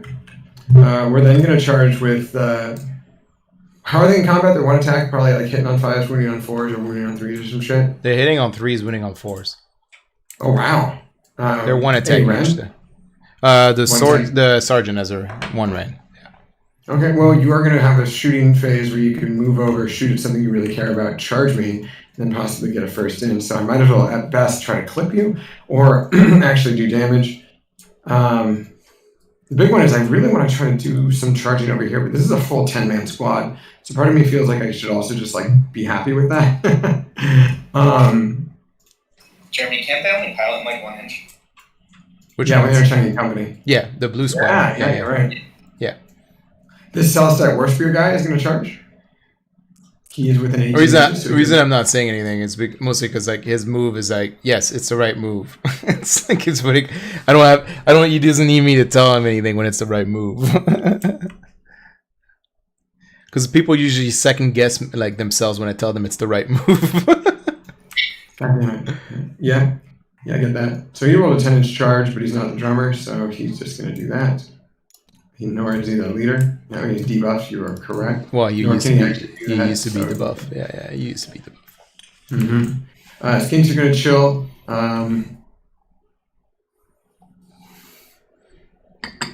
Yeah, I'm still not sure if I should charge over here with these guys. Part of me wants to just go there, but you're going to hold this, and that's not going to feel great.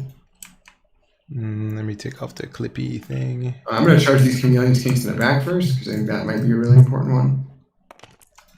That is not going off. I don't know if I want to re-roll that.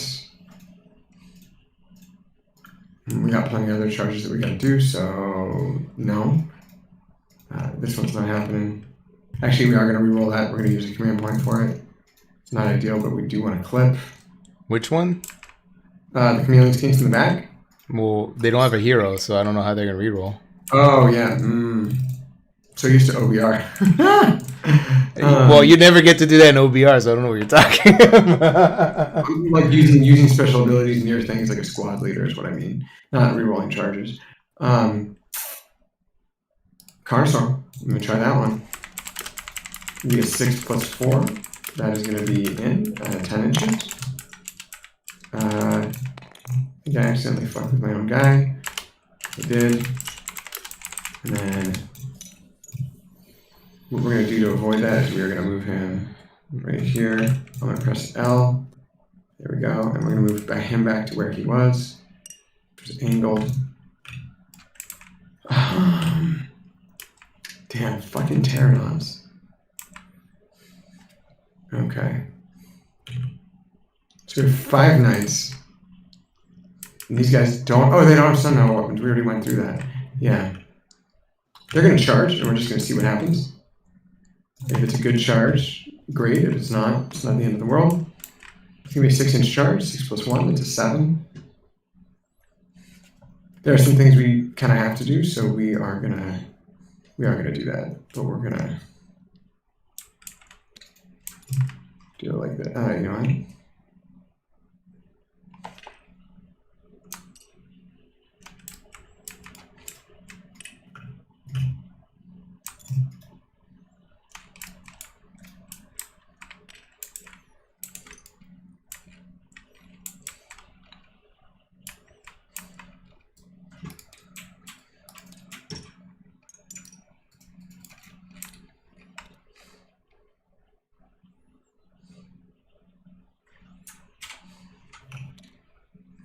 Okay, cool.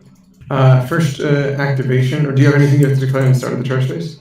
Start of the combat phase. I'm waiting for you to finish your charge phase. Or end of the charge phase. Yeah, I'm done with the charge phase. Do you have any start of combat phase? How do you want to sequence them?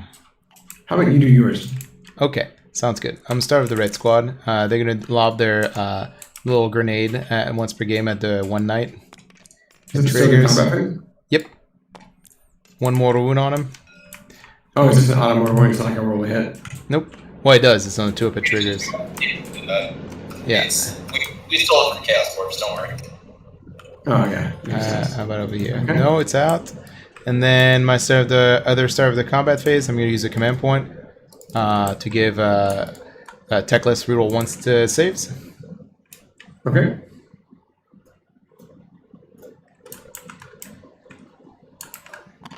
There you go. Anything else? For start of combat phase, no, that's it. Okay. We are doing a few of these things. We're not near the hero, unfortunately, so these guys really have nothing they can announce. We are doing all-out offense. No, we're doing soaring savagery on both these units. Sounds Star good. Veteran and these guys. So that'll be 2 CP that I have to roll on source units. One's for free, and the other one is for free. And Cool. then we are going to do all-out defense on both. Let's start on the Source Knights. Nope. And I think we're actually going to chill and not do it on him right now. So that'll be that. That'll be that. Our first activation is going to come from these knights. Yep.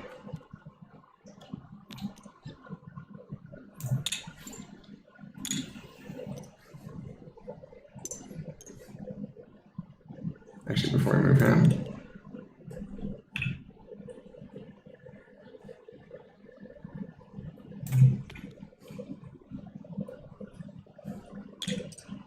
Okay. So we're going to go all 5 in. The wound marker is from this one. Yep.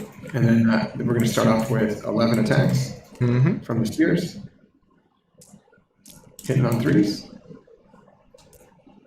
And wounding on 4s. Take 5 saves. No rend. 2 damage. One Wow, dice throw. that's very cool. It's 2 damage. So 2 die. Oh, they're not in, they don't, oh, no, shrug range, yeah. Okie dokie. Then we're going to take the same dice, -1. And we are going to do Jaws, hitting on 4s. Oh my god, look at these dice rolls, sir. Okay, and wounding on 4s. 1, take 1. 4 up. Oh, there you go, it's a return. And then we're going out with the, actually these are only 30 dice. We're going to add, we're going to remove 5. I was a little too aggressive with that.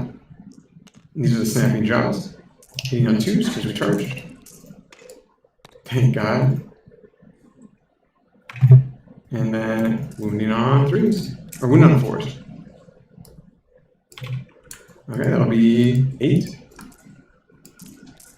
Okay, so 1, 2, 3, 4. They're dead. They're dead. They're dead? Yeah, that's shocking. It's really not. It's really not. Wardens are fairly terrible. That's how that works. Wardens are like one of the worst unit of design in this game. Alright. Let's see.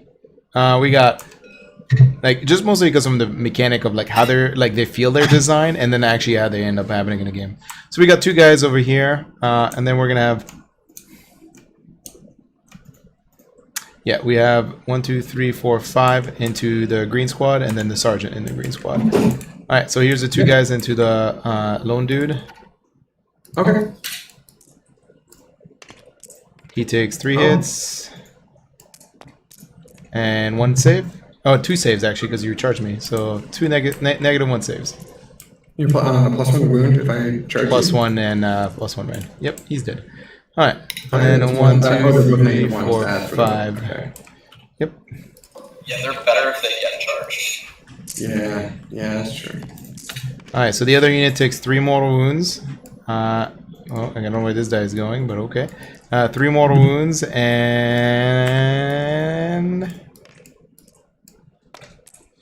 2 more saves and -1. So green squad takes 3 mortal wounds and 2 and -1.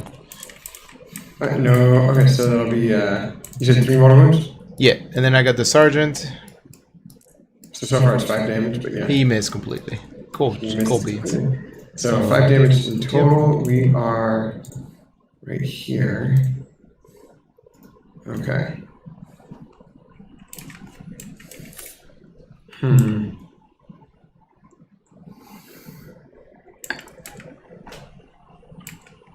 We're gonna go 1, 2,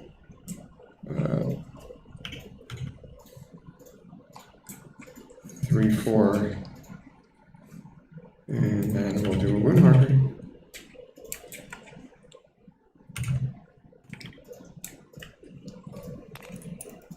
Okay.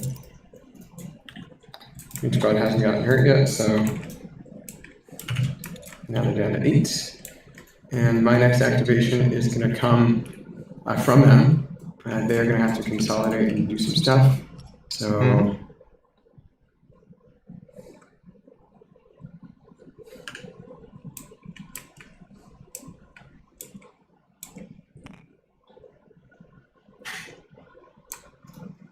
you're not gonna get it.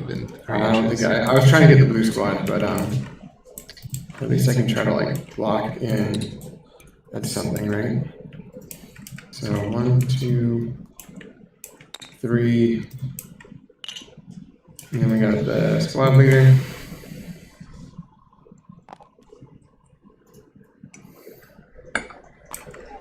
And then we have right here. Squad leader's actually just going to do a little UE.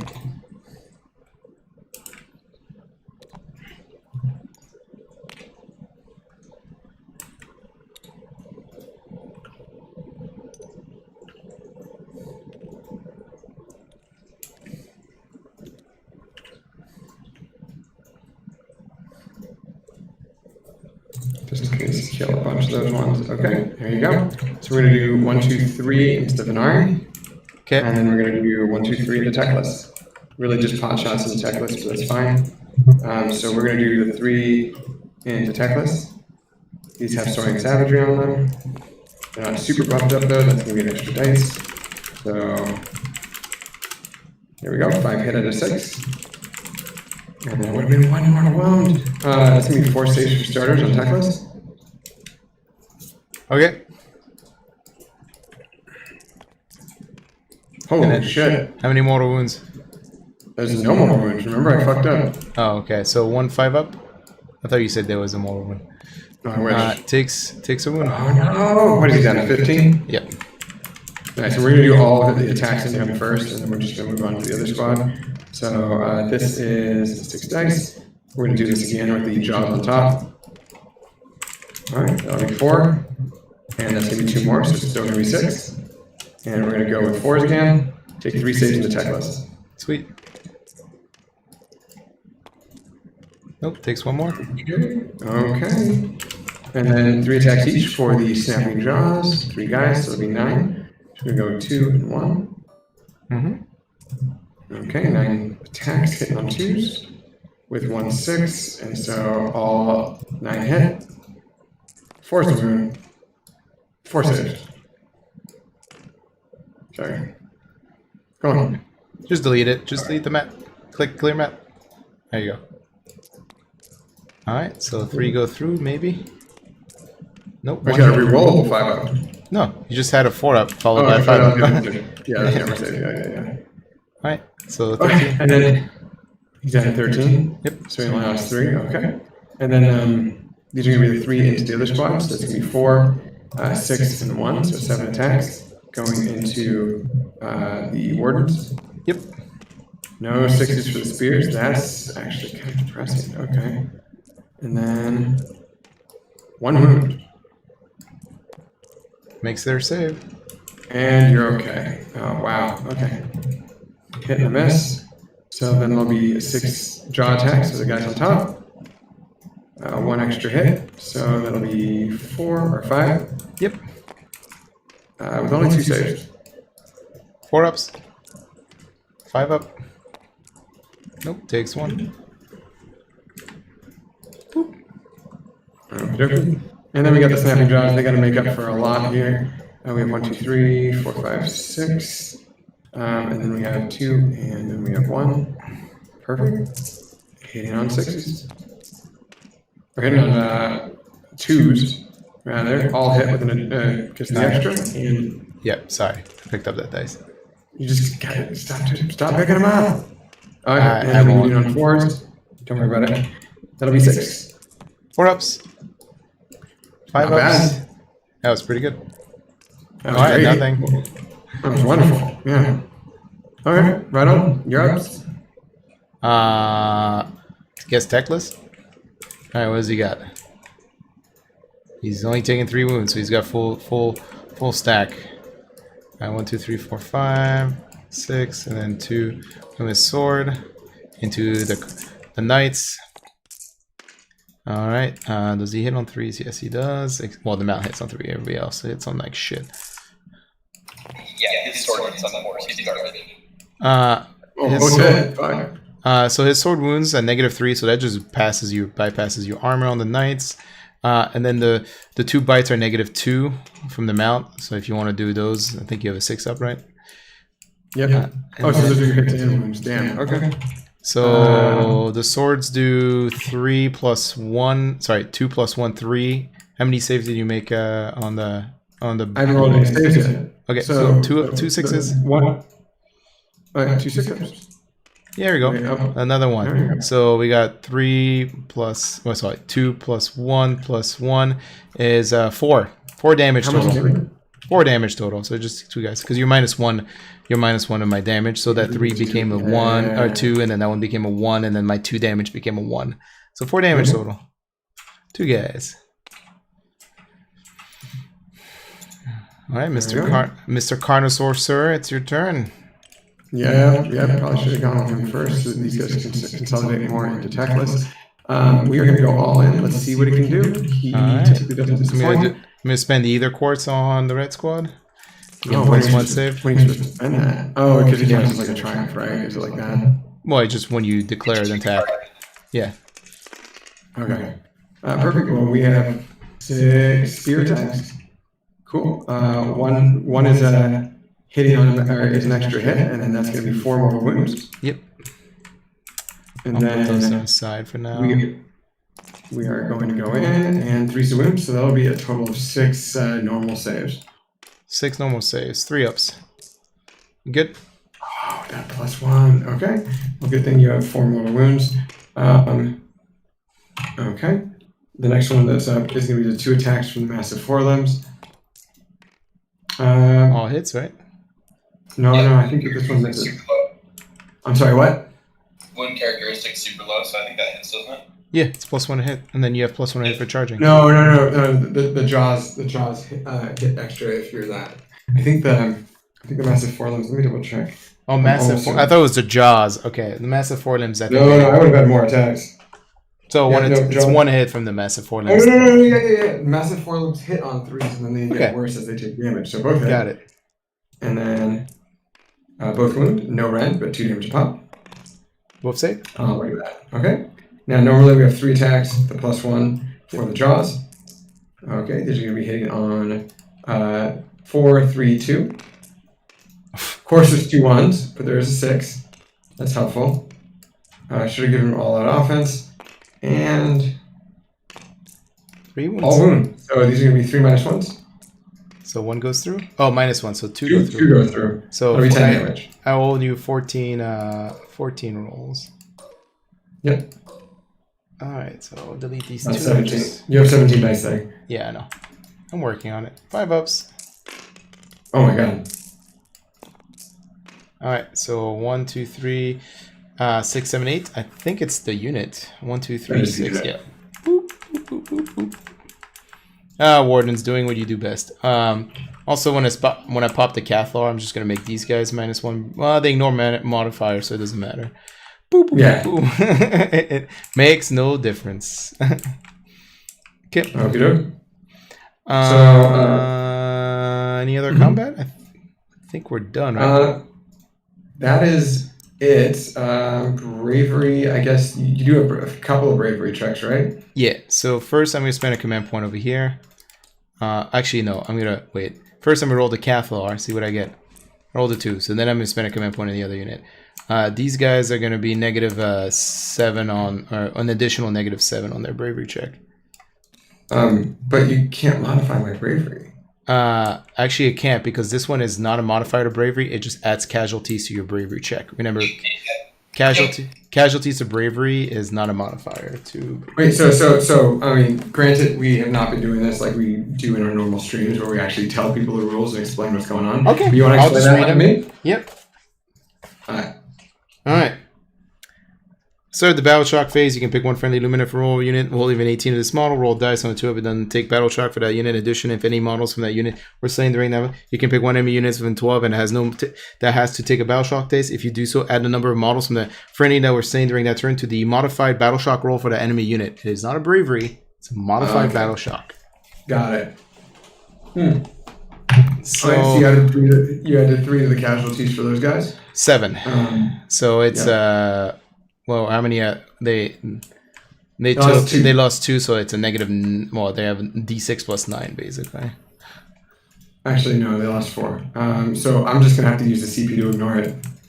Cool. And so she ignores battle shock for them on a 2-up, right? Yeah, she did, and then I spent a command point on the other one. Okay. Do I get the command point back? Yes, I do. I thought you went down to 1. All right, cool. I thought you went down to 1 command point, Alex. I thought I did. Then remember, I re-rolled a charge, and then I realized that I didn't need to do that because I thought I added that back in for you. All right, cool. So that's so I get 1, 2, 3, 4. So I only get 4 points because I am. Oh no, I have 7. No, points. you have 5 points. This is the primary, 2, 3, and you have 2 battle line units. So 3 and then 2 battle line units. So it's turn 1. Turn 1. Did I get 9 points, not 7? Because 1, 2, 3, 4, 5. And then 6, 7. Oh, it was 8 points. Yeah, 8 points. We both had 8 points turn 1. All right. We both had.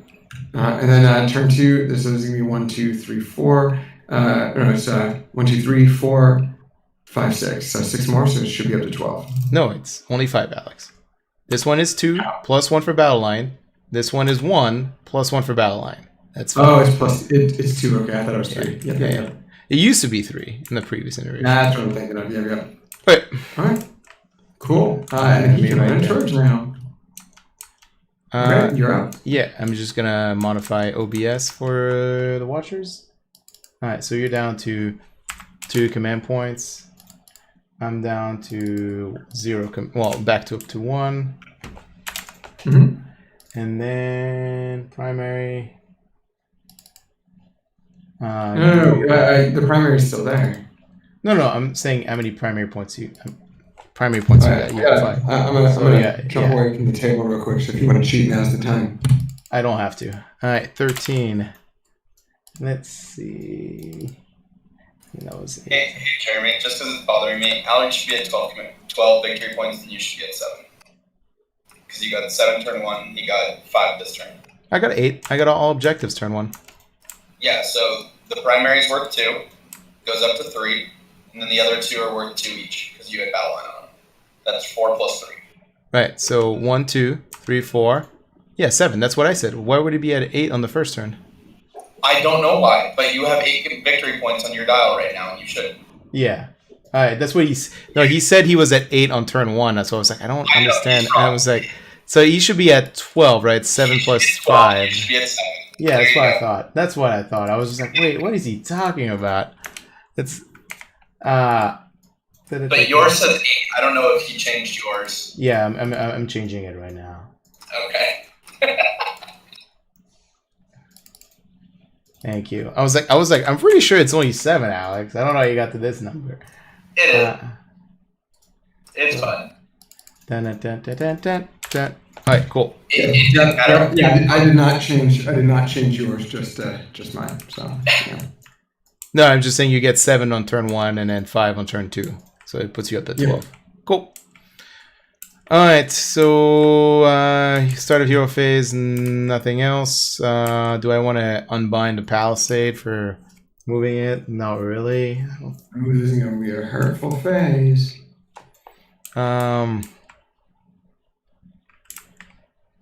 Guess which spell do we start with? I guess we start with Pyrotechless first, I'm pretty sure. So Techless is going to cast 4 spells this turn. We'll start first with Pyrotechless. Mm-hmm. And then we will do...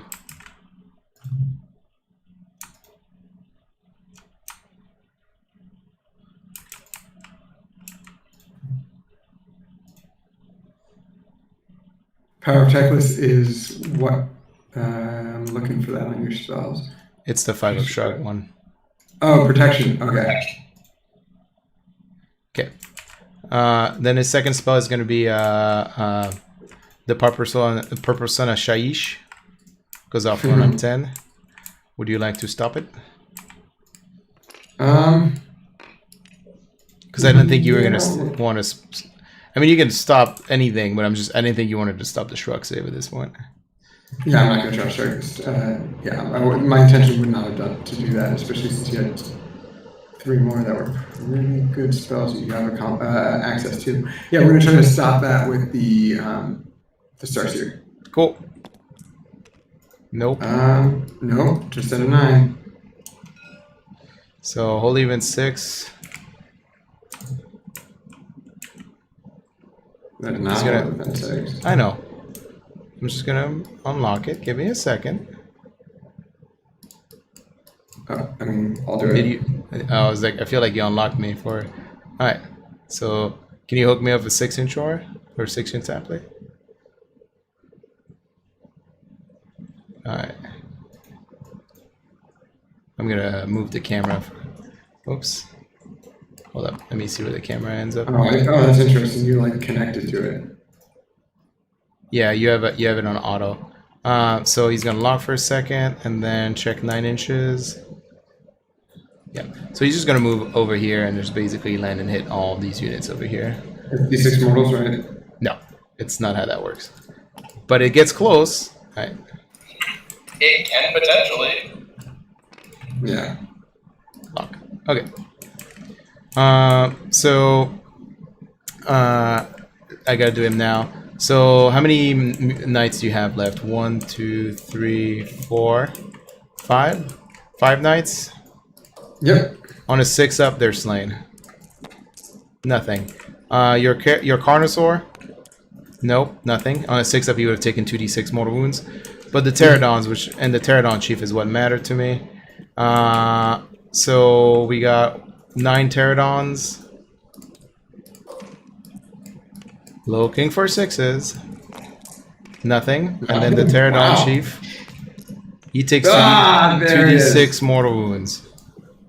Actually, no, he just dies because he's not 7 wounds. He just slain. It has to be 7 wounds. Yep. I mean, that's pretty good. It was a pretty fun little spell. Alright. And then his second spell, his third spell is going to be the AoE mortal wound that he does on a 10-up. Yep.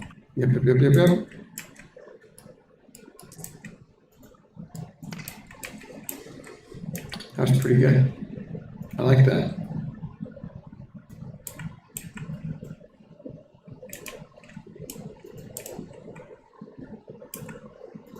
Are you going to unbind it? I'm waiting for you to see if you yeah. We're gonna find that. I was like, are you waiting for me to roll? Right. Distances. Oh, not on a 3. Goes off. So it hits this squad, this guy, the Carnosaur, the Knights, and then this unit over here. I don't think it hits these Knights. It's a little hard to tell, though. I don't think it hits those Knights. Alright. So my entire army except for those Knights. Let's start with the Chameleon Skinks over here by the wall. They take D3 mortal wounds. They take 1 mortal wound. These Chameleon Skinks by the Palisade. Alright, and then the Pterodons take D3 as well. They take 3, so that's 1 dead Pterodon. The Starseer doesn't take anything. The Carnosaur doesn't take anything. The Star Priest over there takes D3. He takes 2, so 2, 1, 3 on the Pterodons. You already do it. I already killed the Pterodon. Yeah, cool.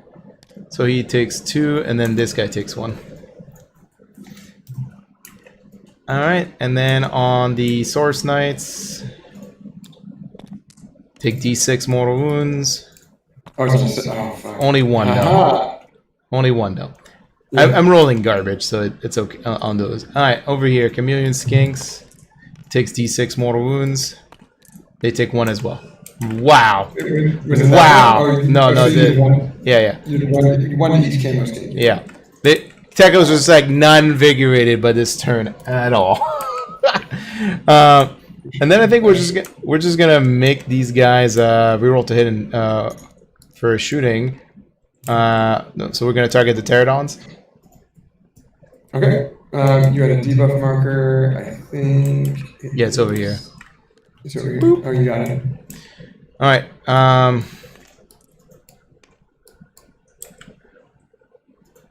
Red Squads is going to power their weapons. Goes off on a +3, so that's a 13. Good for you. I have no more unbuys, so just keep on rolling. Blue Squad is going to empower their sun metal weapons. Goes off on a 7 plus. Yeah, that's enough. Yellow Squad did not get really what they needed to matter, so they're gonna empower their sun metal weapons. Goes off. The Cathalar. What's a bravery on skinks? Like really low, right? Oh, I'll talk about it. What's the bravery on the sore scar veterans? Scar veterans like 8 or 9. The skinks are the camo skinks are 5. Okay, I think we're just gonna do total eclipse. What's that do? It's too brave. It doubles your CP cost of things. It goes off. Okay. Wow. Wait, so it doubles. So every time you use a command point for command ability, yeah, it doubles it. And then the blue squad is going to double their movement. I mean, that's within what distance? It's table wide. Oh, stable one. Very good. Alright, so blue squad gets to double move. Right. And the Calathar had that? The total eclipse, yeah, she has that, and Limbiant Light. She gets 2 spells. She gets to choose 2. Yeah, she gets to choose 2. She can't cast 2. Okay.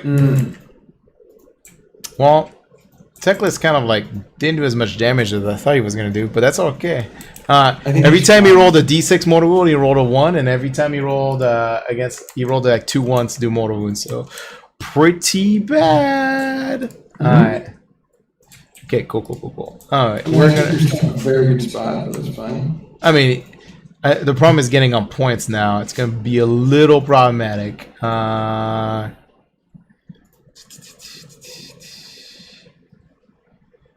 When you kill me this turn, well, I'm gonna try, but it's probably not going to happen. It's 12 inches movement.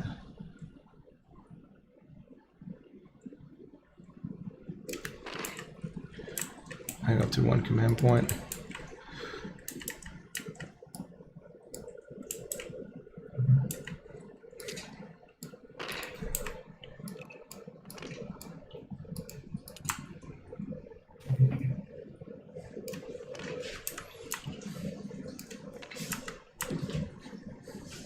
only 6? No, that's, yeah. Yeah, it's more than 6.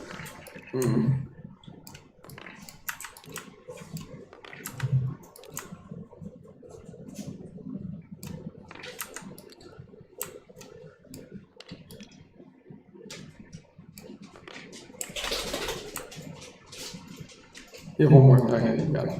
Cool. Yeah. I'm just deciding when he wants to go. I think he's gonna stay here.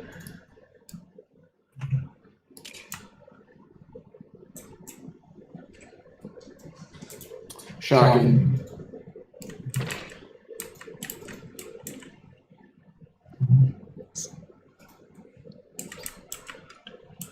Okay.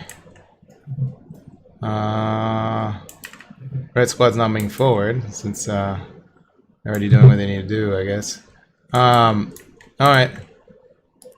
Here is the red squad into these guys, the pterodons. So 13 shots. I hate these dice sometimes. All right. Okay, the pterodons. Rolling everything. Roll everything. So we got 9 mortal wounds and 1 armor saves. 1 armor save. You got 1 success. Damn. Okay, well that's gonna kill 3 plus. Hey, he makes it.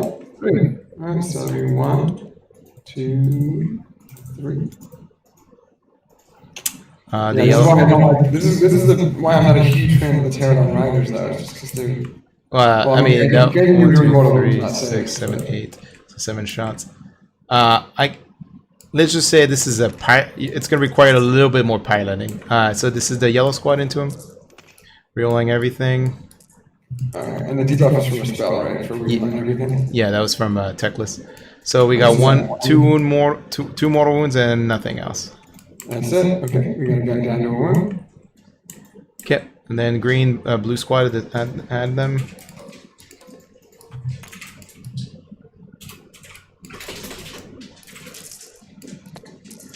Rerolling everything. So that's 6 mortal wounds into the pterodons.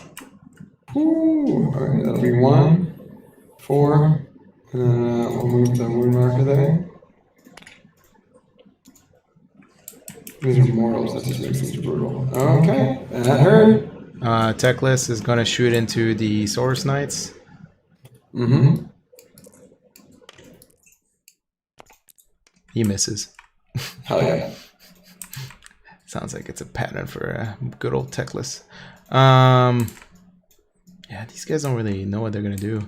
Alright, so we're gonna start with the blue squad. They're gonna charge. Oh, sorry, the Warden blue squad. They're gonna charge. They rolled an 8. So they're out over here. I'm supposed to be 3 inches out, so I'm gonna just move back. Back.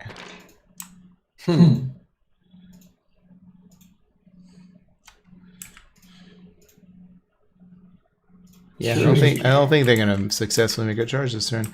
I really want to fight the Carnosaur. You should. Just to take an objective for 3 points, but then that requires me surviving. It's fairly Also, likely. he's placed in a way where in order to start scoring on the objective, you gotta move guys like right here. Right, but yeah. No, I get you. So we're just gonna do the archers on charges. So 6. 6. There you go. Actually, they can't charge because I forgot to break them out of training company. You forgot to break them out! I'm not the only one making... Okay. Okay. We got Selenar. I think that's my only activation. Okay. Oh, no, you're going to cost me 2 CC. Yep. Yeah, okay, might as well. Just chill. Okay, so same thing again. Mm-hmm. And then 2 attacks from Techless. His sword whiffs completely. Yeah, and that one hits on 3s. Yeah, hits on 3, hits on 3. So 3 wounds and -2. 3 wounds and -2. How much damage pop? 2? Yeah, but it doesn't matter against you. Yeah. So 3 wounds. That'll be 6s. So alright, 2 go through. That'll be 1 damage. That will kill one of them. Cool. So they're bravery -2 this turn. They're bravery -1. They're bravery -1 over here too. And then these guys are big bravery. Yeah. Okay. I'm gonna make my swings back. Cool. We are. Boom.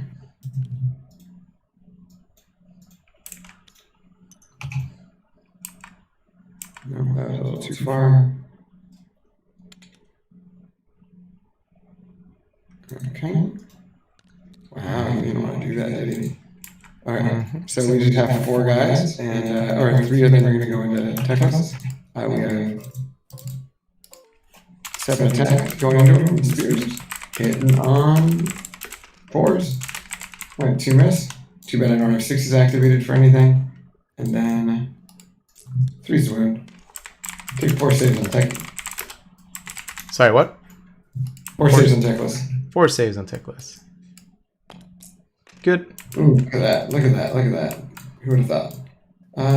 Okay, we have 7 attacks here. We're going to remove 1. And then these are going to be the draw attacks from the dudes. Yep. From the right. There we go. 3 miss. And wow, really miss. Big miss. Big miss, you guys. Okay, and then we're going to read 3 more dice. And these are going to be the snapping draws. Hitting on 3s. Okay. I thought they hit on 4s when they don't charge. Okay. No, so the snapping draws naturally hit on a 3. Got and it. the other one on a 5 naturally, so then they go to a 4. Got it. Those would be 4 times. Yeah. All right. 3 5 There's you ups. So 2. 2. So he's down to 11. Yep. Okay. Well, we're actually doing something. I'm sure he's Boop, boop, boop. bracketed at some point now. Yeah, the bracket doesn't really matter on him though. All right. Okay. You owe me a couple, like a bunch of bravery tests, but it's not like they matter because he didn't really do enough damage in his mortal wound phase. So their bravery won't matter because they lost 2. Yep. Their bravery 8. Yep. These ones will, but it's going to be a hard one. So let's roll for the camo skinks near your mouse cursor. Yep. Oh. Of course. So bravery 5, they lost 1. So that'll Lose be 2 more. 6. No, they lose. That's a 4. They lose 2. Yep. Yep. Okay. And then for the other unit of skinks, Good. a 1. They're all good. Yep. Cool. And then these guys, we're going to use 2 CP for that. So Cool. All we're right. going to keep it alive. Sounds good. All right. And then you score 2 points. Yep. Or no, you score 1 point. Or No, are I'm you still really... within 6. I'm still in range of the objective. I just never moved out of it. I just choose not to charge. No. What I mean is, isn't it you score an extra if there's a battle line within 6? Yeah, this is a battle line. Oh, yeah, you move back. Okay, there you go. 9 points for me. All right, I'm gonna update the screen. Well, you getting a double is going to be very hurtful if that happens. Well, it will make up for the very lackluster last turn of magic. Like that was actually really fairly low output from Techless, especially that many rolls. All right, cool. Let's do it. Go ahead, roll. If you roll 6, I don't have to roll if you roll 6. Roll the 4. Okay. I rolled a 1 again. 2 1s for initiative. All right. Jesus Christ. 2-1, so it really wouldn't have mattered. Well, I think it was the first one was a 2. I think it wasn't a 1, but it might as well be a 1. Yeah. Oh, I get to move my little fucking purple sun. That's what I was gonna say. You get to move the purple fucking sun. You locked him. Here. Stop unlocking it. I wasn't. All right, 9 inches. It's all units within an inch, right? Yep. Do I want to roll 3 dice at fucking pterodons? Yeah, let's roll 3 dice at fucking pterodons. Come on, man. I just want to use the pterodons. Just let me use the pterodons. So we're gonna clip the Carnosaur and come back to the pterodons. Yeah. So here's the pterodons. I haven't rolled a single 6 yet, so who knows? You killed Still no 6. Well, I mean, like, it's just been like fucking terrible rolls, and then on the Carnosaur, he already made his points back. he still doesn't take. Oh, okay. Well, Yeah, but it's just been like a very lackluster purple sun. There's no healing terrain. I don't even know what this thing was. Oh, this was... Jeremy, all I'm saying is if you had Twin Stones, you would have had Spell Portal turn 1. Oh, for sure. You absolutely would have. Wait, does it add a +1? Oh, no, it doesn't add a +1. It like continues to Wait, stack. how? But the problem is if I have Twin Stone, I have to use one of my units to summon it because the Cathar can't summon the Twin Stone and the Spell Portal. Like, your logic is flawed, sir. Your logic is flawed, sir. Use Teclis to summon the Twin Stones. Why? I need all 4 spells to do damage from him. You summoned a purple sun through him, and you're going to be out of range turn 1 with most spells. Yeah, that's why I have the mirror, so I can do the searing light one. And that only takes 2 spells, sure. Oh man, you know that's a huge bummer. Okay. What do you mean? It takes it takes 1 spell, Greg. Escape Priest is going to be the +1 save and run and charge and all that stuff for the 3 pterodons. Sweet. Hey, it goes off. However, casualties taken in the cold ones prevent me from doing the 6s of wound causing mortals, so that's a bummer. But where is it? +1 save and shoot and run and charge. There you go. Other thing with the declare, he's just going to keep this on himself because he's just at a range 2 by about half an inch to get the Carnosaur, to get the 6's wound causing mortal. Otherwise, I would just like turn into an IBCM. And actually, yeah, I'm just barely out. Otherwise, he'd become an IBCM towards the Wardens and or just techless. Okay, spells. We're going to try to do Control Fate from the Starseed. Yep. It goes off on an 8. Hold on, bind of with Techless's normal roll. You rolled a 13 or something. Okay. Yeah. You rolled something. Okay. And then we're going to cast. Well, actually. Oh, fuck. Okay. Yeah, we're going to cast Burning Convocation, or not Burning Convocation. Hold up. Did you roll where the primary objective is? I did not. You want to roll for it? I rolled it for last time. Oh, okay. I will roll it. It is 1, 2. It's right here. Cool. It's right where you are. Very cool. Very convenient. So he was about to cast Hand of Glory. It does not go off and sneak guys. It's a Perils of War for you guys. Okay, that's a miscast. And then we did his ability. We cast, he gave his ability. We need to generate the 3 points. So we get 1 for the turn. On a 4-up, we get 1 from this Starseer. And on a 5-up, we get 1 from the Priest. No! Okay, so no command points this turn from that. So we just have 1. It's kind of a bummer. This battle shot camera's going to go away. And we need to hold objectives. But we also need to do other fun stuff. We're like solidly holding that. Movement phase. So these guys can run in charge. So they are just going to roll their d6 roll. It's going to be a +1 because of the constellation, so that will be a 6-inch charge. Or our 6-inch move +6. We don't have the Pterodon Rider doing his thing anymore, but oh boy.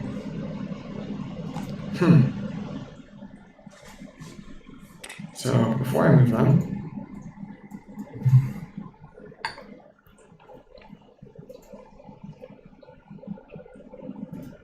So part of me wants to mortal wound bond these guys possibly, but like, wait, what's the range of your shrug from? 18 inches. Oh, so this is always an 18? Yeah. So everyone's in it no matter what. And it's only on a 4-up now because because that was bad. But you still have the thing that makes me cost double for my command abilities, so I'm not going to be able to cast any, or use any rather. That extra 6-inch move though. Make sure that I have a 22-inch move. Now, I could do pot shots, then do a weird charge thingy this way. That might actually be the best course of action. Or just move 22 this way and then do it that way as well. Because I want to hold the primary. If I can hold all 3 right now, this is going to make things so much harder.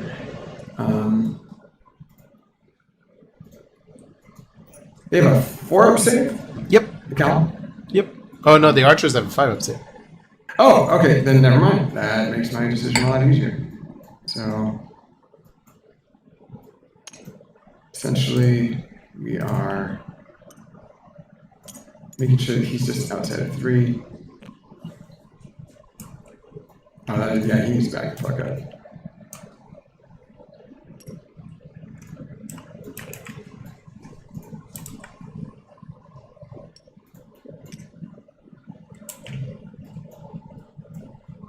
Okay. This guy is going to move. He's just got his 12-inch move, so right there.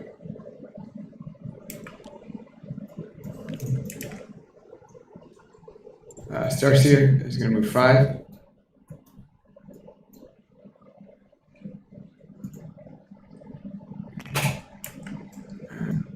Where did this wound? Oh, wound counter went to one of these guys. I think it went to that one over there. And then his wound counter over here. And then these guys have the +1 save.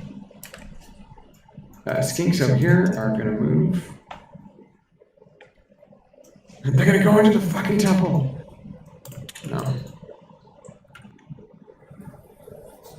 I don't actually think they can because they have to be, what, whole evens outside of 3 of them? Yeah, no, they wouldn't have been able to. That was a joke. Oh, okay. I thought it was like, legitimate thought process. No, absolutely not.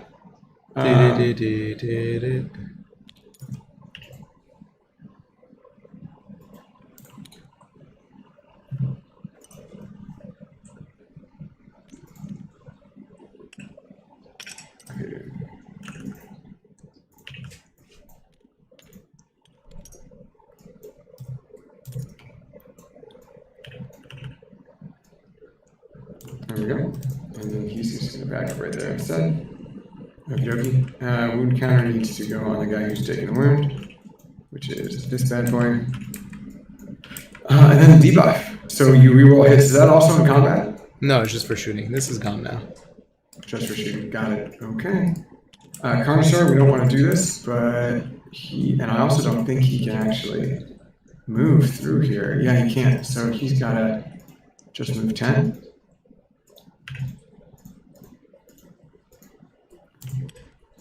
I'm pretty sure he's outside 3. Oh, yep, just barely. Let's double check over here. Yep, 3.1. Okay, cool. Shooting phase. Oh, no. What are we doing?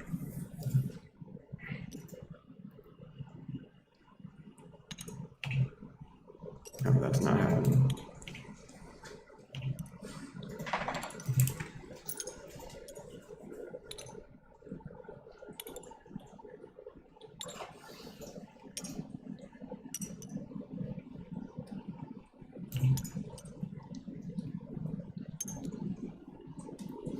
Okay, there we go. And shooting phase. Oh, and the Skink Priest right over here. He's got to move 8.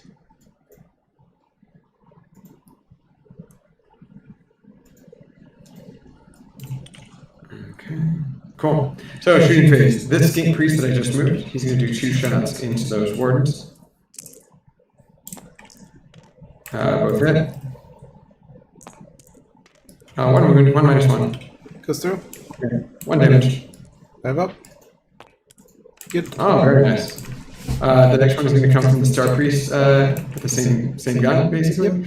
Different name, exact same stats. 1 hit. 1 wound. Fails. Okay. 1 damage. Go in the box, dice. Good. Alright, the final one is going to go. We're going to use this Star Priest or Star Seer, and you're just out. And if I whiff, I'm in trouble. Tekos has 11 wounds left. He's got 4 up save, right? Yep. No rerolls right now. Nope. We're just gonna wait for that real quick. Sorry. See if the commune skinks are a -1 to hit. Yeah. They are. From the palisade. Yeah, from the palisade. Cool.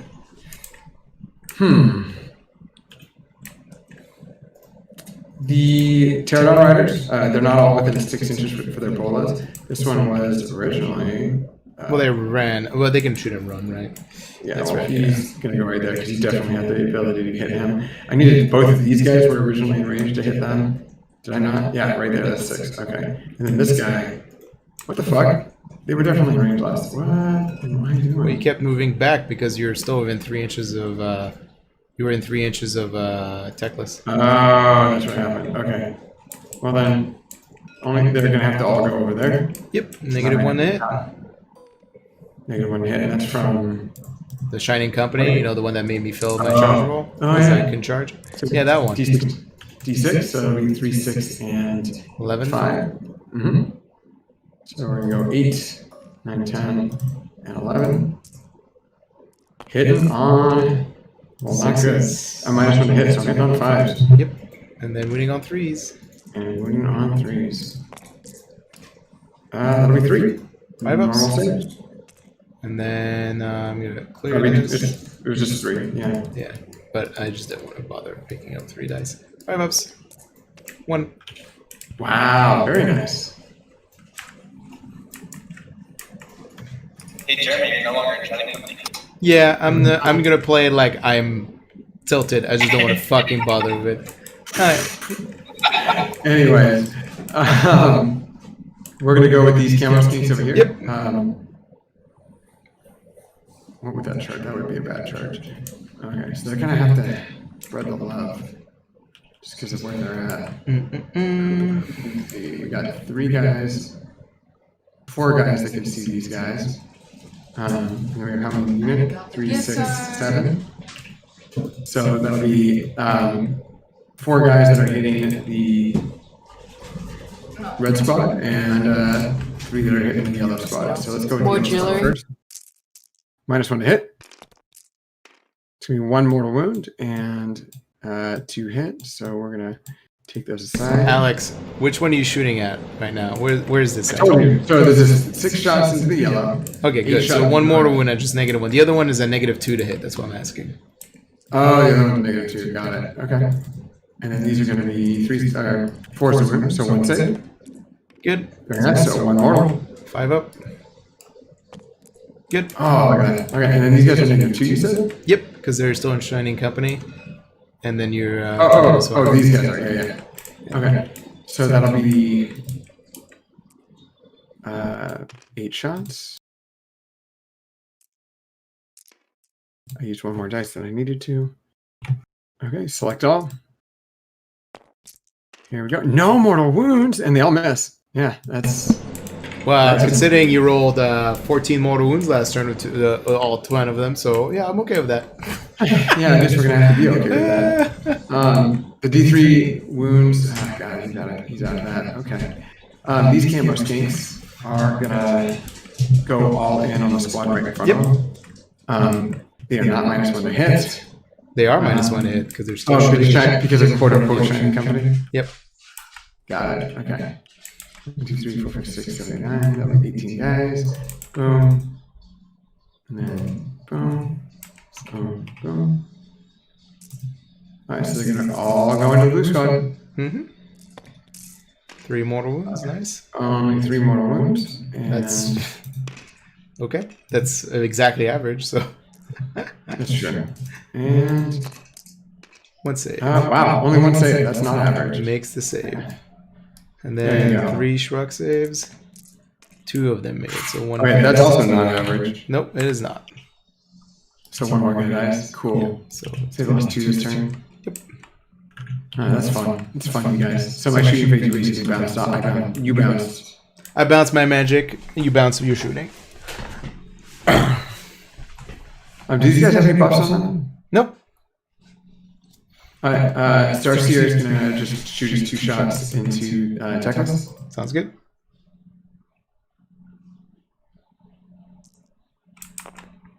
Okay. 2 hits. Both hit. 2 Both wounds. 2 -1s. Both goes through. D3 each. Nice. So 4. 4. 4 or 5 ups. 9. He makes all of them. Oh, that is... Come on, man. That's above average. No shit, but so was your damage. So I don't know, but you've also rolled like 75% 5-ups, so... That's yeah, I feel okay about my next turn if I'm still on the table. If you have a very good chance of being on the table. Yeah, with just techless is what it comes down to. Yeah. Yeah, well, that's neither here nor there. These guys are not in charge range, nor do I really want them to charge. We're going to start with the Pterodons. Sounds good. Pterodons are going to charge.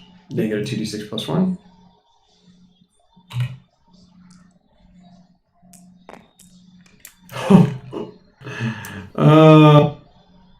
Yeah. They make it.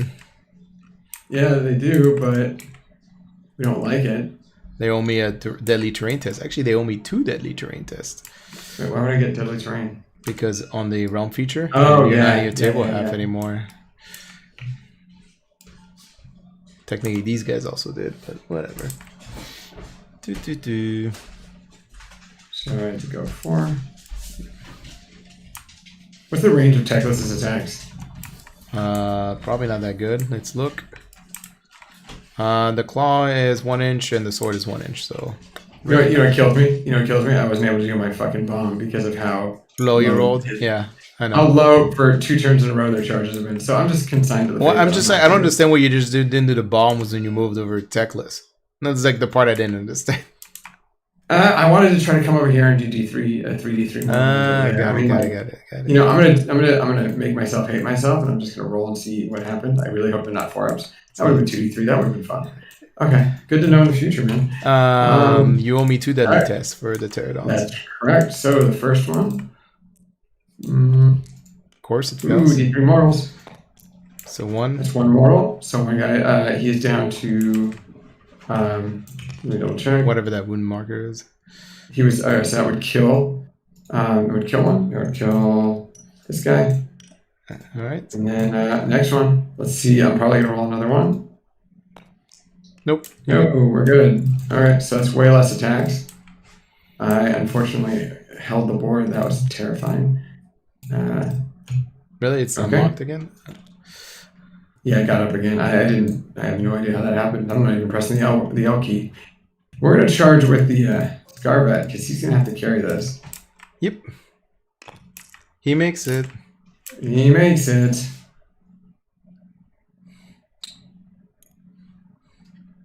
Well, I have a good chance of killing all of them anyways, so.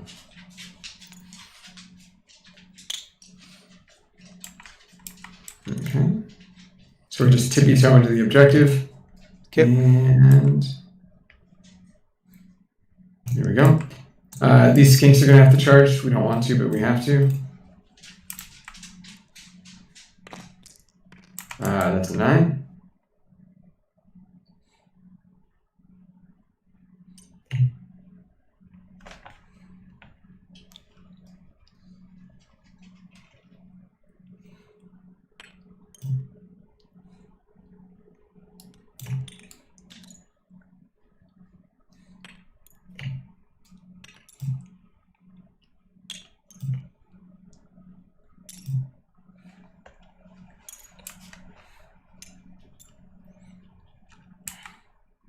Okay. Then these knights are going to charge. Mm-hmm. Man, those teardown charges are just demoralizing. There we go, an 11. That's helpful. Yep. So that'll be 8.9. I'll just nudge him ever so slightly for 9. And we'll do 3 more. Well, 9 is plus 3 is 12. You rolled a 10, right? That's right. Okay. That is hard. Do you have the bandit that gives you plus 1 charge or something? There's no bandit that gives me plus 1 charge now. Okay. Yeah. All right. So 2 more inches. Where are they gonna go? And I'll show you 2 more inches. There we go.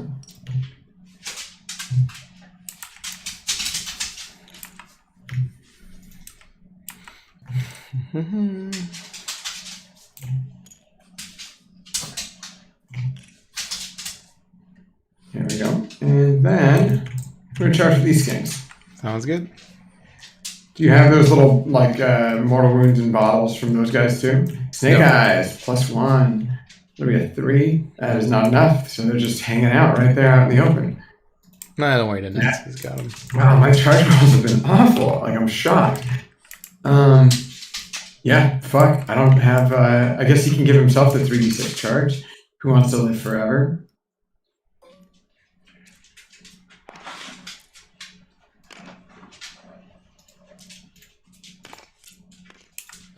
Four, 8 plus 1, 9. No, not going to worry about it right now. Then command points cost 2 a pop, so I can't do anything with command points. So we're going to start with these knights right here. Sounds good. Start the combat phase. These guys are going to use their grenade. Boop. It fails. So it rolled a 1. No, it just literally rolled a 1. It needs a 2 up to do D3. Oh my god, that sucks. We're just like a game of gimps when it comes to dice. Gimpy dice. It makes it all that more exciting. Everybody's like staying alive and still doing things. True. Alright, so these Source Knights are going to go all in on these guys. That's going to be 5 attacks. Yep. There's no way that I'm barreling into you. I wanted to, but I didn't roll well enough for my charge. Sounds good. So that'll be 10. That'll be an 11 attacks. Hitting on 3s. Okay, cool. And wounding on 3s. All right, that's Wow, bad move roll. that was but terrible. That was really bad. 5s, rerolling. That was also ones. bad. That's 8 damage rerolling. All right. Well, 5 ups. So 5 of them. Okay. Mm-hmm. Boop, boop, boop. And then we have the jaw attacks. Just gonna be 5 attacks. Oh no, 10 attacks. What am I talking about? Okay. Hitting on 4s instead of 5s because we charged. Yep. Yep. And then wow, no 4s. And we're gonna be wounded on 4s. That'll be 3 more saves. That might just round out the rest of the unit. Okay. Well, if I can pick up these damn dice. Rerolling all 1s. And you still have 1 more to roll. No, you said 3 saves. Oh, I thought I said 4. No worries. That still kills then you. 5 ups, they're all dead. Boop, boop. Okay. Well, you were complaining bad. about saves. Didn't make a single one there. All right, my activation. We'll do the wardens into the knight counter sword. Mm-hmm. All right, so 1, 2, 3, 4. They're gonna pilot in towards the objective. Okay. And then bring in the Deuterino.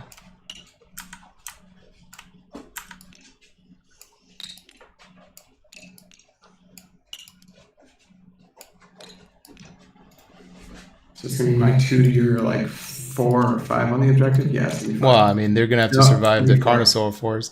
All right, 1, 2, 3, 4, 5, 6, 7, 8. 8 spears. So we're looking at 16 swings.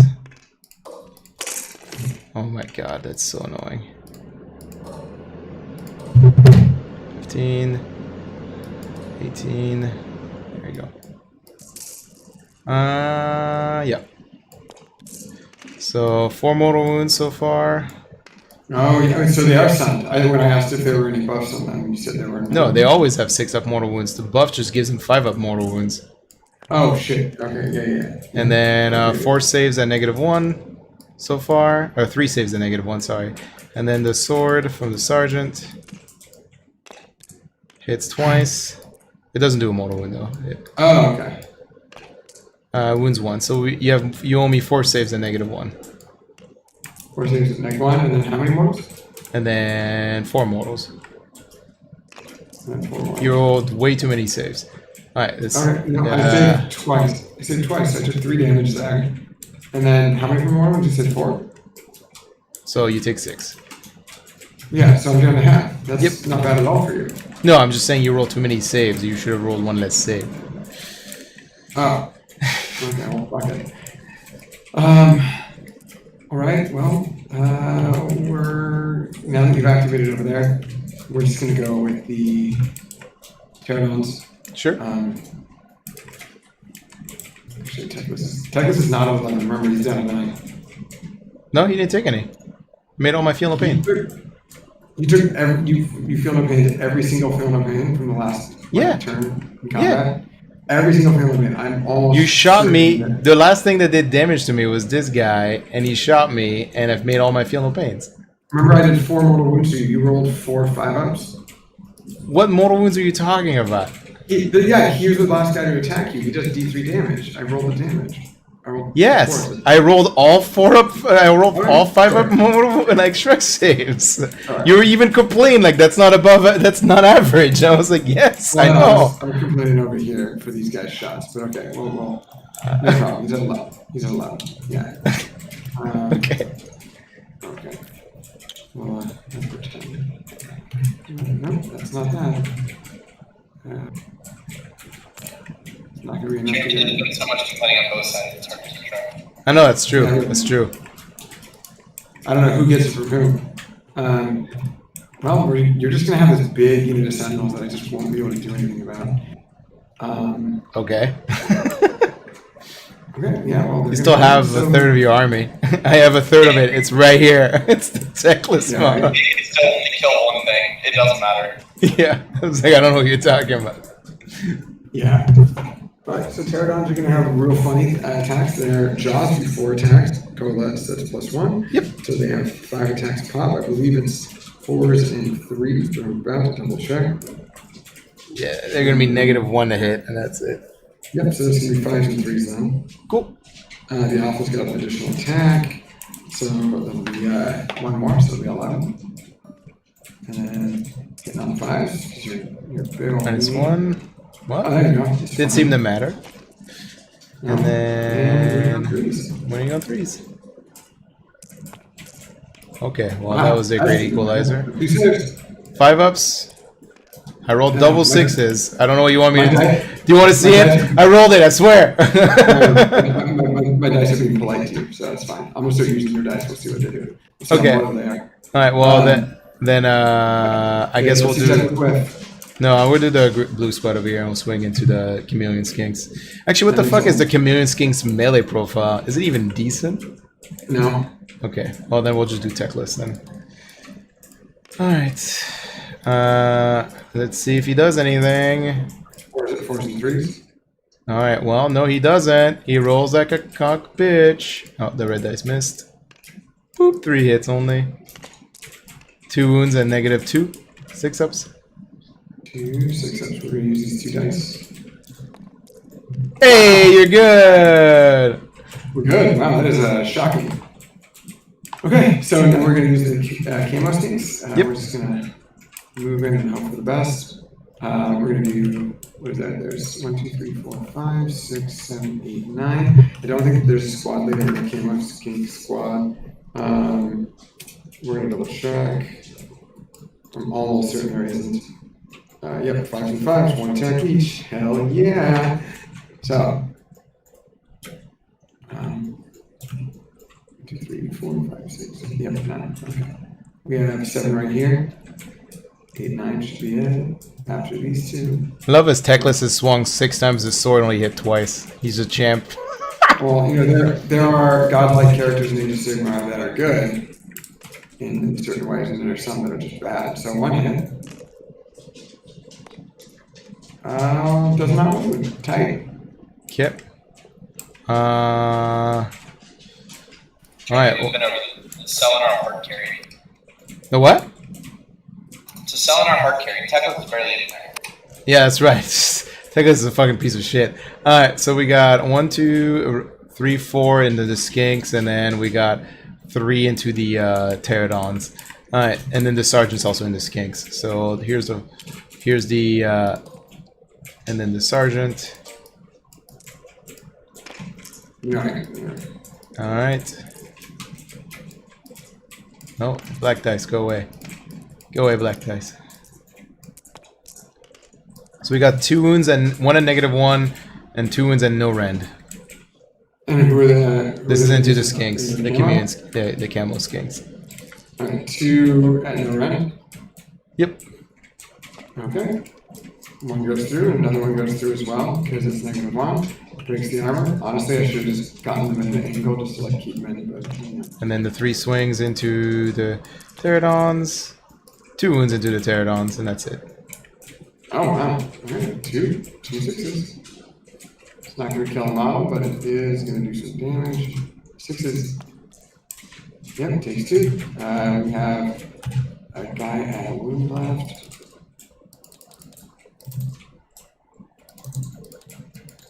Okay.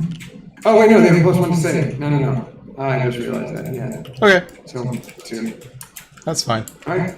Cool. Your activation. My activation. These guys isn't. You might as well go over here. Yep. So 1, 2. Okay, this is the last him to get in. All right, that'll be 4 attacks. 4 guys. We didn't count as charging. So that'll be 8 attacks plus 1, 9. Hitting on 4s. Yep. Oh, big sexy guys. 3's to wound. Take 2 saves. Ignored. Oh, okay. And then we have quite a few for the jaw attacks. There we go. We got 7 and 8. Okay, hitting on 5s. And moving on 4s. There you go, 2 saves. 1 goes through. How much damage?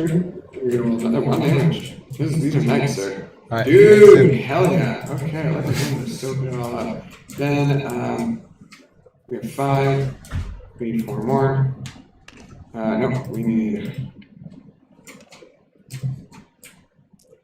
2 more than that. There you go. So 12 dice for the snapping jaws. Oh, well, no, they do hit on 3s. They wound on 4s though. Okay, that was bad. 2 saves. 2 failed. Right, you're gonna roll 5 of those. Roll. There, 1 damage. Hello. Put him in the box. All right, 1 more. You did take 1. Okay. Look at that. Techless is down to no, not there. Techless is down to 10 wounds now. All right, and then you're all out of activations, right? That is correct. All right, because I just barely knocked it out there. So he's going to stay there because he's still just holding the objective. The fun thing is, yeah. So we're going to start with his spear. Okay. We need to roll real well here. Just nuke him. No mortal wounds. That's unfortunate. I'm gonna spot my ether quartz while you're at it. Keep going. Okay. Well, there were no 6s, but now there are, but it won't matter. It'll be 5 saves. 2 damage pop, 1 and 2s, so 4 damage total. You're outside 18. Yep. So the first one dies. Second one dies. Oh, is that the High Warden? Yeah, he wasn't gonna matter anyway. Third one dies. Yep. So 1's 5 up. 1 5 up, okay. Still dies. Okay, and then we have 2 attacks from Massive Forelimbs. They are hitting on 3s because you got down to a 4 to hit. Whoops! I deleted the Carnosaur. Hold up. Oh, shit. I was trying to edit the tokens and it just like fucking did not work. Alright. Okay. Cool. Alright, then I was going to attack with the Massive Forelimbs. They hit on 4s now because he's probably down to 6, but he's supposed to hit. But with hit, that's an additional hit because of the 6. From what? He has a native soaring status. Got it. Okay. I was gonna say I was like, yeah, I don't think you spent any command point.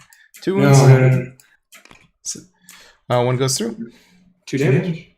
Cool. 1 dies. 1 more. Okay. And then, you know what? He could have ran and charged too. That's silly. Okay, final attacks are going to be the jaw attacks. Start with 3. Yep. With 1 more. These are going to be 3 damage because of the abilities. Plus 1 to hit. Plus 1 to hit. Because of wounds characteristic. Plus a made charge. 2s are going to hit. Yeah. All right. No 6s, so no additional hits. And 3s are going to wound. Oh shit. It's not gonna matter in a second. Oh, made both saves, but they're gonna be bravery dead. Cool. Yeah. Okay, and then I have 1 more sequence of attacks. Does he still? I'm outside of 3. Yeah, he's he removed the models in 3. Okay. Yeah. Okay. So from there we got braveries to make. Yep. So I'm gonna roll on the green squad here. 2 up. Yep. So I'm gonna make the pterodons whole even 18. Whole even 18. Oh, fuck. Okay. Alright, so the pterodons are -3 on their battle shock now, because it's 2 for mine and then 1 for your guy dying. No, yeah. You said negative what? Well, it's -2, right, for mine, and then -1 for your guy dying this turn for movement. So it's -3 total on your battle shock test. Oh, because it's an innate -1 in addition to... No, it's... Let's try this again. You moved. You lost a guy in the deadly terrain. Yeah, that's right. I lost 1 guy. Right, and then I'm -2, which I'm passing it over to you. Understood. That's all. Okay. So, I'm bravery 5. That's a real low bravery. So... I lose 1 more guy. Yep, you lose 1 guy. Yep. And then they just die, because I don't think there's anything I can roll over here to make him stay. 5, definitely not. Boop, boop, boop. Okay, they're -1 bravery too, by the way. Well, it didn't matter. They were bravery like 4 plus the 5, so 9. So yeah, they were like not gonna stick around. Cool. You get all points again. So that puts you at another 7 points. So you're at 19. No, I don't have battle line within 6 inches. So, or I have battle line over here within 6 inches. Right. So I have one, So one, 17. 2, 3, 4, 5. Yep. Yeah. Cool. Okay. All right. That's gone. Oh, you also owe me a battle shock on the Chameleon Skinks. You're right. They lost, what, 2? 2. 4. Plus 2 is 4. They're good. Kip. Poof. All right. Hero phase. Yeah. Do I unbind the purple sun so I can smack it at you again? Feels like the right play.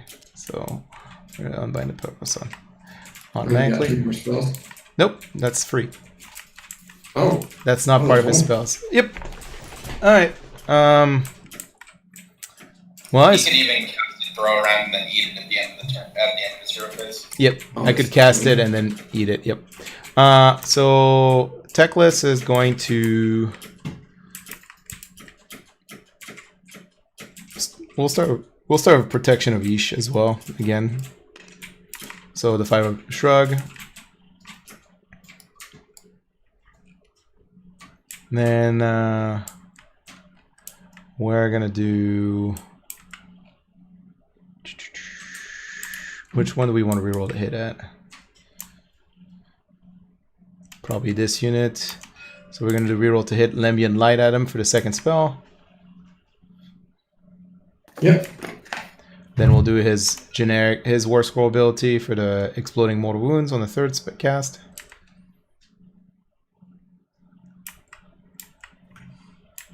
Where are you casting? Are you casting in my section or yours? I'm not seeing. No, I'm saying. So first spell was Protection of Ish. Second spell was reroll to hit and shooting for the squad over here. Okay. And then the third spell is Exploding Mortal Wounds, whole even 18. I'm waiting for you to say you're gonna unbind. And you passed the other 2, right? It's automatic. It's on the 10. So, You're good. You're gonna want to unbind the one that does Exploding Mortal Wounds to your entire army, right? No, that was I don't know what you're thinking about. I just roll it. No, I'm thinking about where my second one's gonna go. That's the. Oh, okay. Do you want to use it on the Protection of Ish, which is the first spell you casted? Those 5-ups are just fucking annoying. Well, that's the first one. That's the first one I casted. Right. So you can unbind the first spell on the 10, which is the 5-up Shrug save. Yeah. Or Protection of Techless, whatever. You still have one more after that, correct? Yeah, after all of those I just described, yes. Yeah, I'm just gonna do the Mortal Wound one. The Mortal Wound one for now. Okay. Nope. You need 11. Alright, so we're going to start with the Chameleon Skinks all the way. Well, actually, we'll just do clockwise. And I'm going to roll for this healing terrain that the Star Priest is on. Well, it's only during your turn, but I don't think it's during my turn. Every hero phase. It's just like Volcano. Okay. Alright, so Saurus Knight, did you roll 6? For healing? No, I didn't heal. Okay. Alright, so for Saurus Knights over here that got debuffed, they take D6 mortal wounds. They take 6 mortal wounds. And this is from what? This is the tech list, the Exploding Mortal Wound mechanic. I'm waiting for. Roll 6. Yeah. So. Roll it. So it's 6 more wounds? Yep. So it'll be 2.5. It's going to have to be these 3. And the wound carries over. That's right. Jeremy, is there a reason you didn't wait to do your reroll shooting until last? I was waiting for him. I was trying to bait him into unbinding it. Didn't work. But you're right. Yeah, that's the problem, I think. And then the Skinks. The Chameleon Skinks over here. They take D6 mortal wounds as well. 6 mortal wounds on these Skinks over here. Fucking finally, he's turning on. He's just like, raw, hot, baby. Alright. And then the Knights he's in combat with. Another D6 mortal wounds. Get fucked. Get fucked. 1 mortal wound. Okay, still that's the Knights he's in combat with. That's 12. That's 12 mortal wounds so far. So that's great. That's 13 mortal wounds so far. Oh. And then Skink Starseer takes D6 as well. He takes 2 mortal wounds. The Skink Priest next to him takes D3. Takes 3 mortal wounds. Mhm. The Carnosaur takes D6. Takes 2 mortal wounds.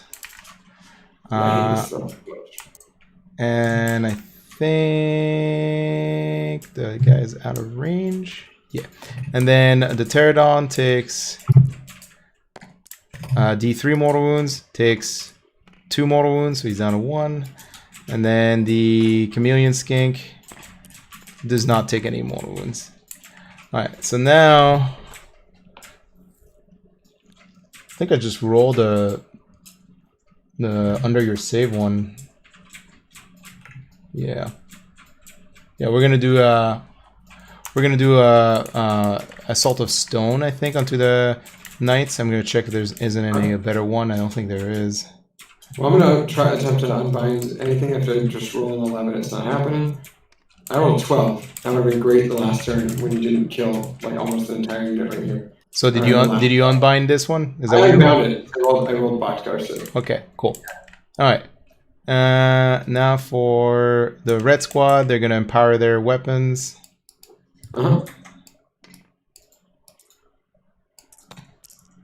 It goes off on a +3. And then the blue squad's gonna do the same thing.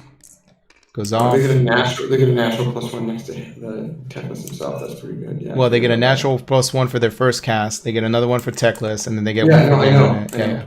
And then the Cathalar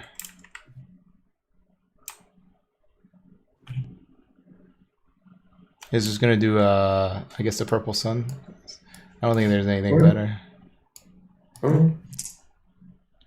Boop. Goes off on a 12. Well, technically 14. I'm just gonna move where it ends up, basically. So 14 inches. Boop. Can it be there? Yeah. It's fly. So holy within 6, and then 9. No, I can. Yeah, I can move it. I can drop it in here and then move it. I don't have. It's a predatory fly. It's a predatory fly spell. Yeah. Yeah. So, all right. So you only got what, 4 knights in there? Cool. I haven't rolled a single 6 yet, so it's gonna happen for that. That's true. Still no 6s.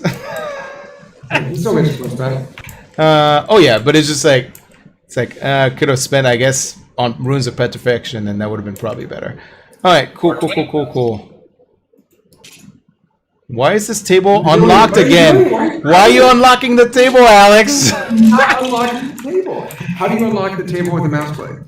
Jeremy, I'm pretty sure you have the table selected, but yeah, you kept on having the table. I've been locking it every fucking time we do this. I don't know how it keeps getting unlocked. unless pressing Q and E to turn things around. Unless that does it. Jeremy, I was seeing you having the table selected. Just so I know, but it's not supposed to be selectable since it's locked. That's why I'm like, I don't understand what the fuck is going on. If you right click on it, or I believe middle mouse button on it, it'll select it. Yeah. Okay, good to know.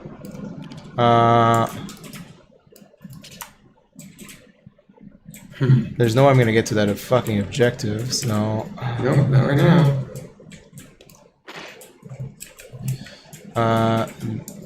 They got a negative. He's just gonna run away. It doesn't matter what the fuck the bravery is. No, you killed 6 of them. They're gonna run. They're probably gonna run away because they lost. They lost 3 on a 6. I lose 1 guy. Okay, so I have to kill them. Yeah, it's weird. You know, I mean, the skinks are all super low bravery, and then the source knights are like 8, and even regular source warriors are like 6.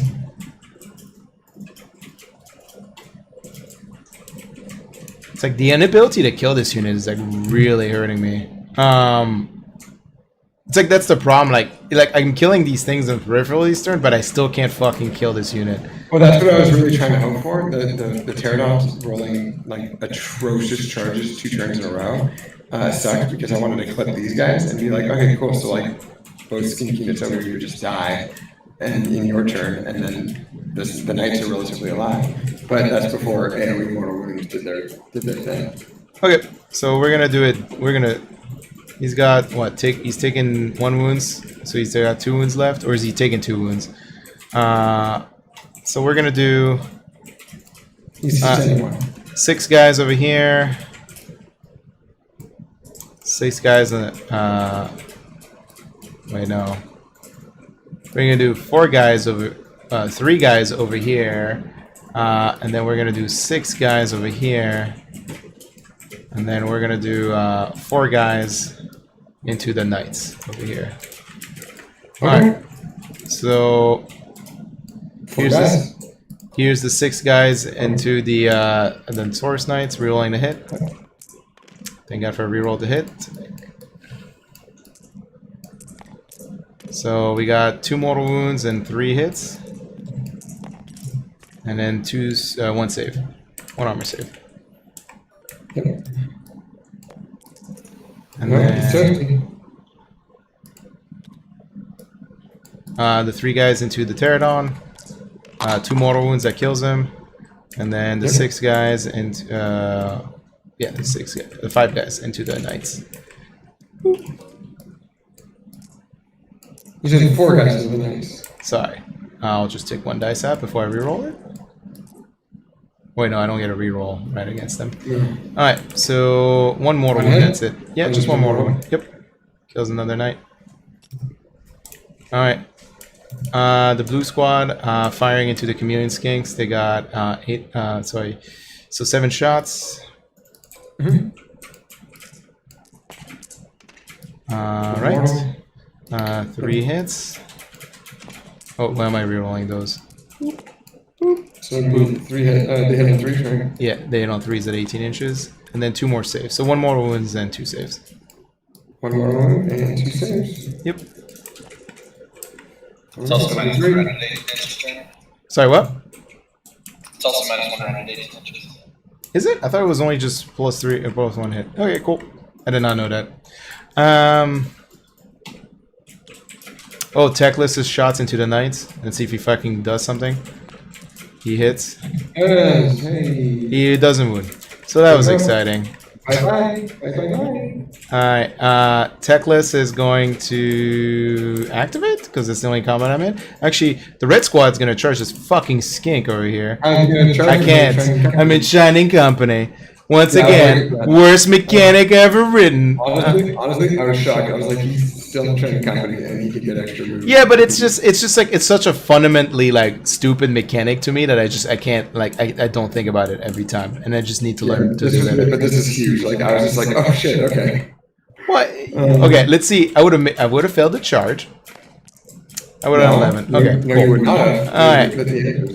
I just didn't want to believe in myself. Alright, so let's go with actually, yeah, you would have been just barely. Yeah. Alright, so we're gonna use Techless's we're gonna use the Triumph and just swing everything into him. I think you lowered him to 10. A lot of offense here. Sure, spend your 1 command point. Well, I mean, you killed 1 guy, and you're not going to be able to do it again. And quite frankly, I'm not going to need Battle Shock again. So, I'm going to count his charge. I know you're going to attack him first. I don't have any other combat other than that one, and that one's... Yeah, we're just going to do Soaring Savagery. That's what we're going to do. Do I get it back on 4-up? I do. We're going to do all-out defense for them. Do I get it back? I don't. Okay. Okay. Alright, so here's Techless. Good thing he gets to reroll the hit this turn, because he's still fucking whiffing like a cunt sucker. And then... Alright. Does this wound... The sword wound on a 4, doesn't it? It's just like literally the worst like melee profile for God. And it wounds on a 2. Oh, okay, that's not too bad. So 1 wound at D3 that goes through. It's 3 damage, so it becomes 2, and then 2 wounds at -2. 2 wounds at -2. Okay. Yeah, you know, yeah. Probably should have done. He's better at killing things that aren't. I killed 2 knights. Woo!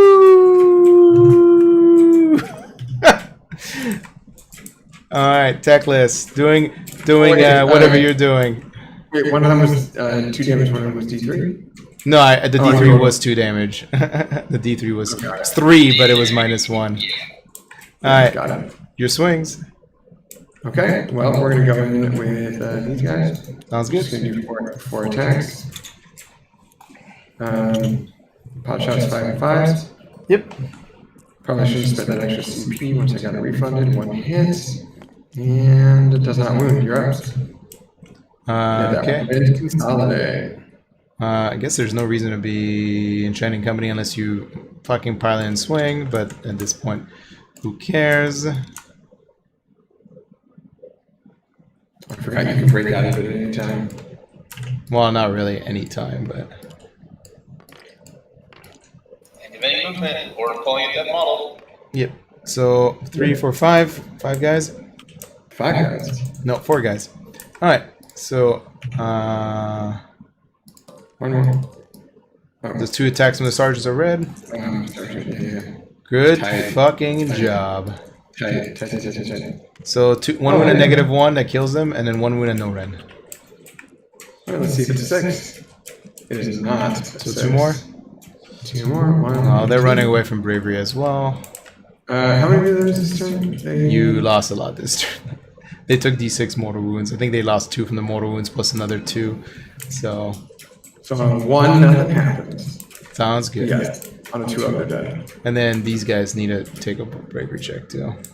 Yeah, they They lost 4 this 3. turn. Or 3? Was it only 3? 3. Yeah, that's right. Yep. There's a wounded one that died in hero phase, and then 2 that just died right now. Yep. Honestly, he runs away. Yep. I thought I killed some in the shooting phase. That's why I was very confused. No. So he's still alive. And then on the 1, that camo skink is still alive. Absolutely not. In fact, quite the opposite. We're going to throw that because we don't want it there. And camo Well, skink. that camel skin couldn't fit. He couldn't pass. He lost 5 guys in the unit this turn. No, I know. That's why he doesn't exist anymore. Got it. I don't know what you rolled. Yeah, and then this guy rolled a 6 because on a 1, because he only lost 4 in that unit. Bravery 5, he would have been good, But he died, I right? rolled Yeah. Okay. He rolled a 6, so they're just gone. All right. Bravery time. Let's see if something happens. Or not bravery time. So I go up no points this turn. And then initiative. I rolled another fucking 1. I rolled a 2. Another fucking 1. Well, now I'm just having fun at this point, despite me only having characters. No, I have 1 guy. Okay. Oh my healing. god. Well, Holy fuck. +1 to charge. We're going Holy to do shit shit. for 5 up. Nope, failed on a 4. This is just like the gods telling me I shouldn't play this army. It's just like, you're just gonna wanna. Hey, you know what? Initiative roll 1s every time, baby. We're gonna roll for healing terrain. We do. How many more? Jeremy, if you just want to send me some of the archers you built, that's fine. 6. So he just heals back up to full. I fucking He gives hate them more Shining wounds to Company the so general. much. Such a stupid mechanic. On a 3 up, he's gonna give the Starseer. Oh wait, I get to move this fucking thing. Cool. Yes, you Cool. do. Alright. Cool, He does cool, get cool, cool. Starseer Maybe you'll on finally roll a 6 and kill that Saurus. Yeah, we're gonna clip it, and then we're gonna end over here. There you go. Just to be annoying. Okay. Face the fucking Carnosaur Raft. Hey, so that sweet fucking 6. Ah, not a 6. No. Okay. So I gave him the +1 save and run in charge from the priest. Rolled that, passed it. He's getting the 6 up mortals. We're playing Hero Hammer in here, baby. Fuck. God damn it, sir. Spells. I know you're gonna unbind these, but these will be fun. We're gonna cast Hand of Glory from. Well, actually, where's the objective? I rolled for it last turn. Where's the primary this turn? All right, let's find out. It's in the middle. 3, 4, right in the middle. Boom. Right where that one battle line unit is. Yeah. He has to survive first. He's gonna survive. It's gonna be fine. Does not go off. Hand of Glory uses a 6. And then we're going to control Fate with the Starseer. Control Fate goes off on a 12. You want to try to unbind it? You're going to have an auto unbind. I'm just gonna auto unbind. That's depressing. Also, it's depressing that I wasn't within an inch of this thing to get healed, too. Because I'm down to 4 wounds now. You're gonna roll a 6 up twice? Alright, cool. Yeah, that's unfortunate. But let's double check. Does the movement get degraded on the Carnosaur when he starts taking damage? I wouldn't be shocked if it doesn't. Yeah, he's got a 7-inch move. Okay. He also runs some charges now, though. Yes, he does also run charge the trait. And I only have 2 extra command points.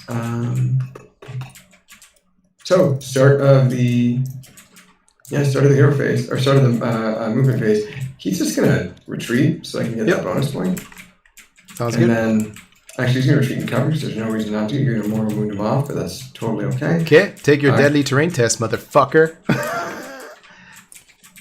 I was angry. I was angry. I don't know why he's running in there. I was like, why are you doing it? Is deadly on a 1 or is it on a 6? It's deadly's on a 1. You're good. You didn't roll a 1. Volcanic is on a 6. Yeah, that's what I was thinking. Okay, well, we're gonna run and charge. Well, we're gonna run a run move for Senor Scarvet. 3 to 3 plus 1. That'll be a 4. 4 plus 7. 11-inch move.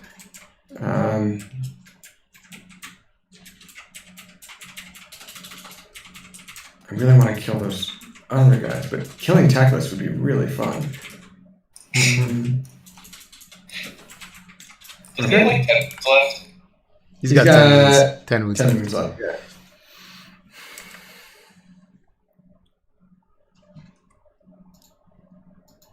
I like how I just have to be... Well, no. I don't have to be anywhere. I'm going to hang out over here. Fuck everything.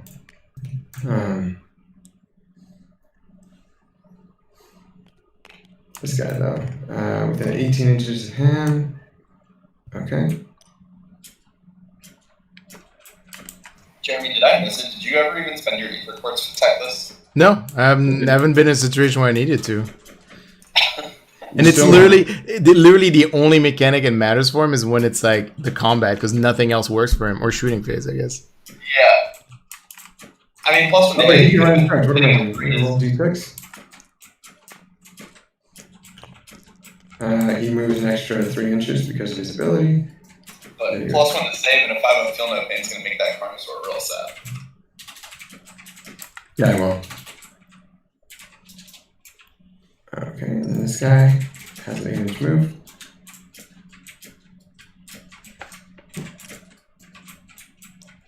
Okey-dokey.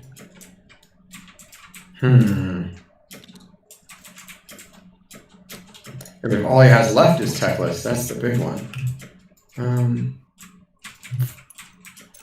Yeah, fuck it. Shooting phase. We are out of range over here because we're just hanging. Well, actually, in the end of the movements, we're actually going to go here. Can I just get within 18 inches, just do some pot shots? Can't. I have to jump out of cover. I hate this. Okay. Take your deadly terrain test, sir.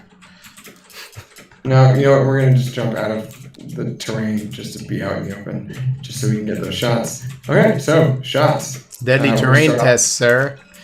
How? Is he within an inch? All terrain's deadly in here. Yeah, right. They end up at an inch. Takes these D3. I also didn't make any wounds, so... Wait, we're gonna start. Alex, why are you not taking your deadly terrain? You don't know how to... You don't know, Greg, I'm ignoring it. You healed yourself at the start of the 0 phase. You were within 1 inch. Yeah, but it's not when you start your move. It's when you end a move or a charge move. And okay. Your move. What? I thought it was start or end. It's start for a charge, isn't it? I'm glad we were able to get through this. Oh no, it's finishes. Oh, I think they changed it from last time. We're going to do 2 shots from the Skin Starseer into the Sentinels, the Red Sentinel Squad. Probably should have done that for starters, but hitting on 3s, 1 hit. Wounding on, wow, nothing. And then Star Priest over here is going to do the same thing, try to just do some pot shots. Is this a Techless or the Sentinels? No, this is the Red Squad, the Sentinels. Okay, so they neither hit.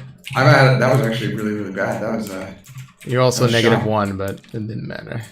It's all because he was in shiny. That's why they really missed. Yeah, that's right. Yeah, that's true. Yeah, that's true. It's so shiny, so shiny. Charges. We are going to give... are we just outside of 12? Yeah, we're just outside of 12. That was a mistake. It's all good. It's not going to matter unless you roll. Okay.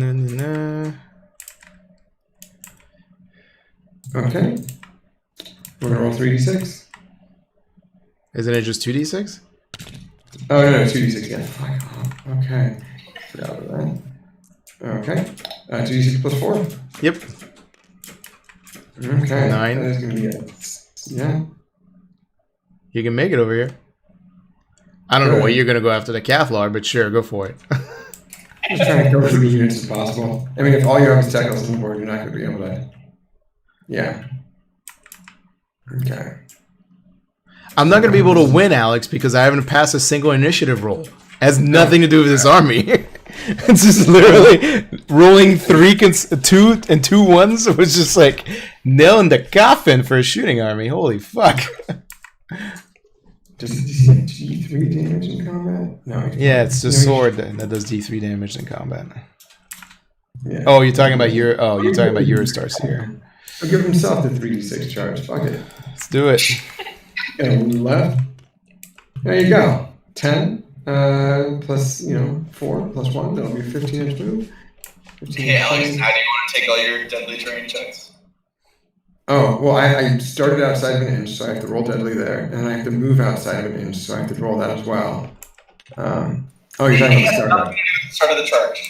Everything is at the end. Yeah. No, I know. That was true. He was making a joke, being a smartass, even though he forgets 90% of the terrain rules. So. He's still outside of an inch over here. Jeremy, there's a difference. I don't play with 90% of the terrain rules. There you go. Yeah, he's good there. And then I have no more charges. I mean, that's a mistake, so we're not going to do that. I mean, this is a mistake too, but fuck it. Cool, so we're going to start with the Scarbat. He's just going to flip these guys. I think I might have already flipped them. Yeah, okay, cool. He's just going to go all in on tech. Is he going to take his deadly terrain test? He already did it. Damn it. I wanted him to take another one. I know, right? So he's going to do... what are we going to do with this? This might be fun. We're going to do... he already has Soaring Savagery. He already charged. We're going to do all-out offense for good measure. Do I get that back? I literally just removed that, so I'm just going to roll the dice over here. Nope, I don't get it back. Another 1. And see, it's not me on the table. All defense. No, maybe yes. Yep. So I have 1 CP. Good. Are you done with yours? I'm going to do my all-out defense. All right. And are you using anything else? I only have to declare when you're targeting me. Are you doing targeting techless? Yeah, he is attacking techless. Great. He's getting +1 to save. Got it. Okay. Celestite Spears. There you go. Okay. That's where your mortal wounds were this entire game. All hit, and then that's going to be 3 more hits. So it'll be 9 hits. So we're going to do 3 mortal wounds at the end, though. 6 mortal wounds, rather. Yep. And then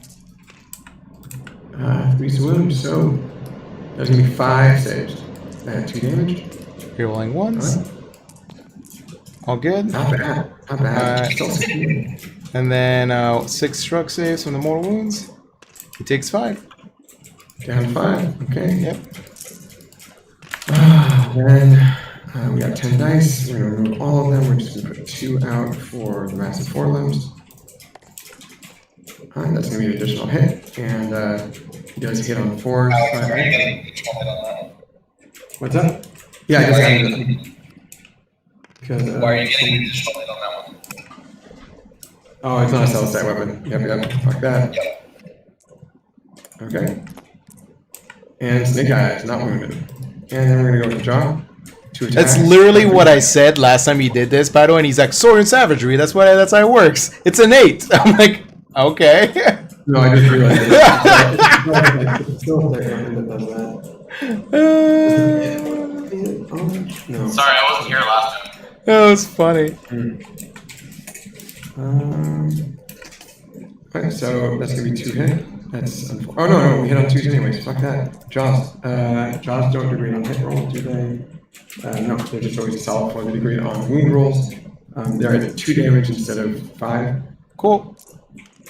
We on 3s. That'll be that 3. All good. And these are -1, but you don't give a shit. Nope. Okay, so that was okay. Well, at least you're 5.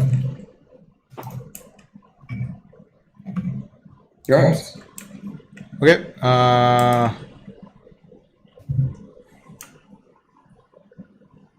Were you trying to be like? Okay. What? I think you're in range. It's hard to tell. All right. Let's I see. could put them if I didn't. I'm confused. So he has 3 wounds left, or he's taking 2 wounds? He's got 2 wounds left. I was counting. Oh, got it. This one's got 1 wound left. This one's fully loaded. Okay, so we're gonna do all the swings into the Star Priest because I'm pretty sure nothing else matters in that in that attack profile, and then he's down to 3 attacks now for the mount. All right, Techless. Oh man, he hits once with his sword. He's working it. He wounds with his sword. It bypasses your armor. It does 1 damage, and then you owe me 2 saves at -1, -2. 2 saves at -2. I think that breaks him. I'm almost certain he's got a 5-up. Yeah, he's got a 5-up, so it breaks his armor, kills him. Yep. Okie dokie. There we go. And my activations. Yeah, I think you did, right? That was your intention. Yeah. The middle, the one next to, yeah.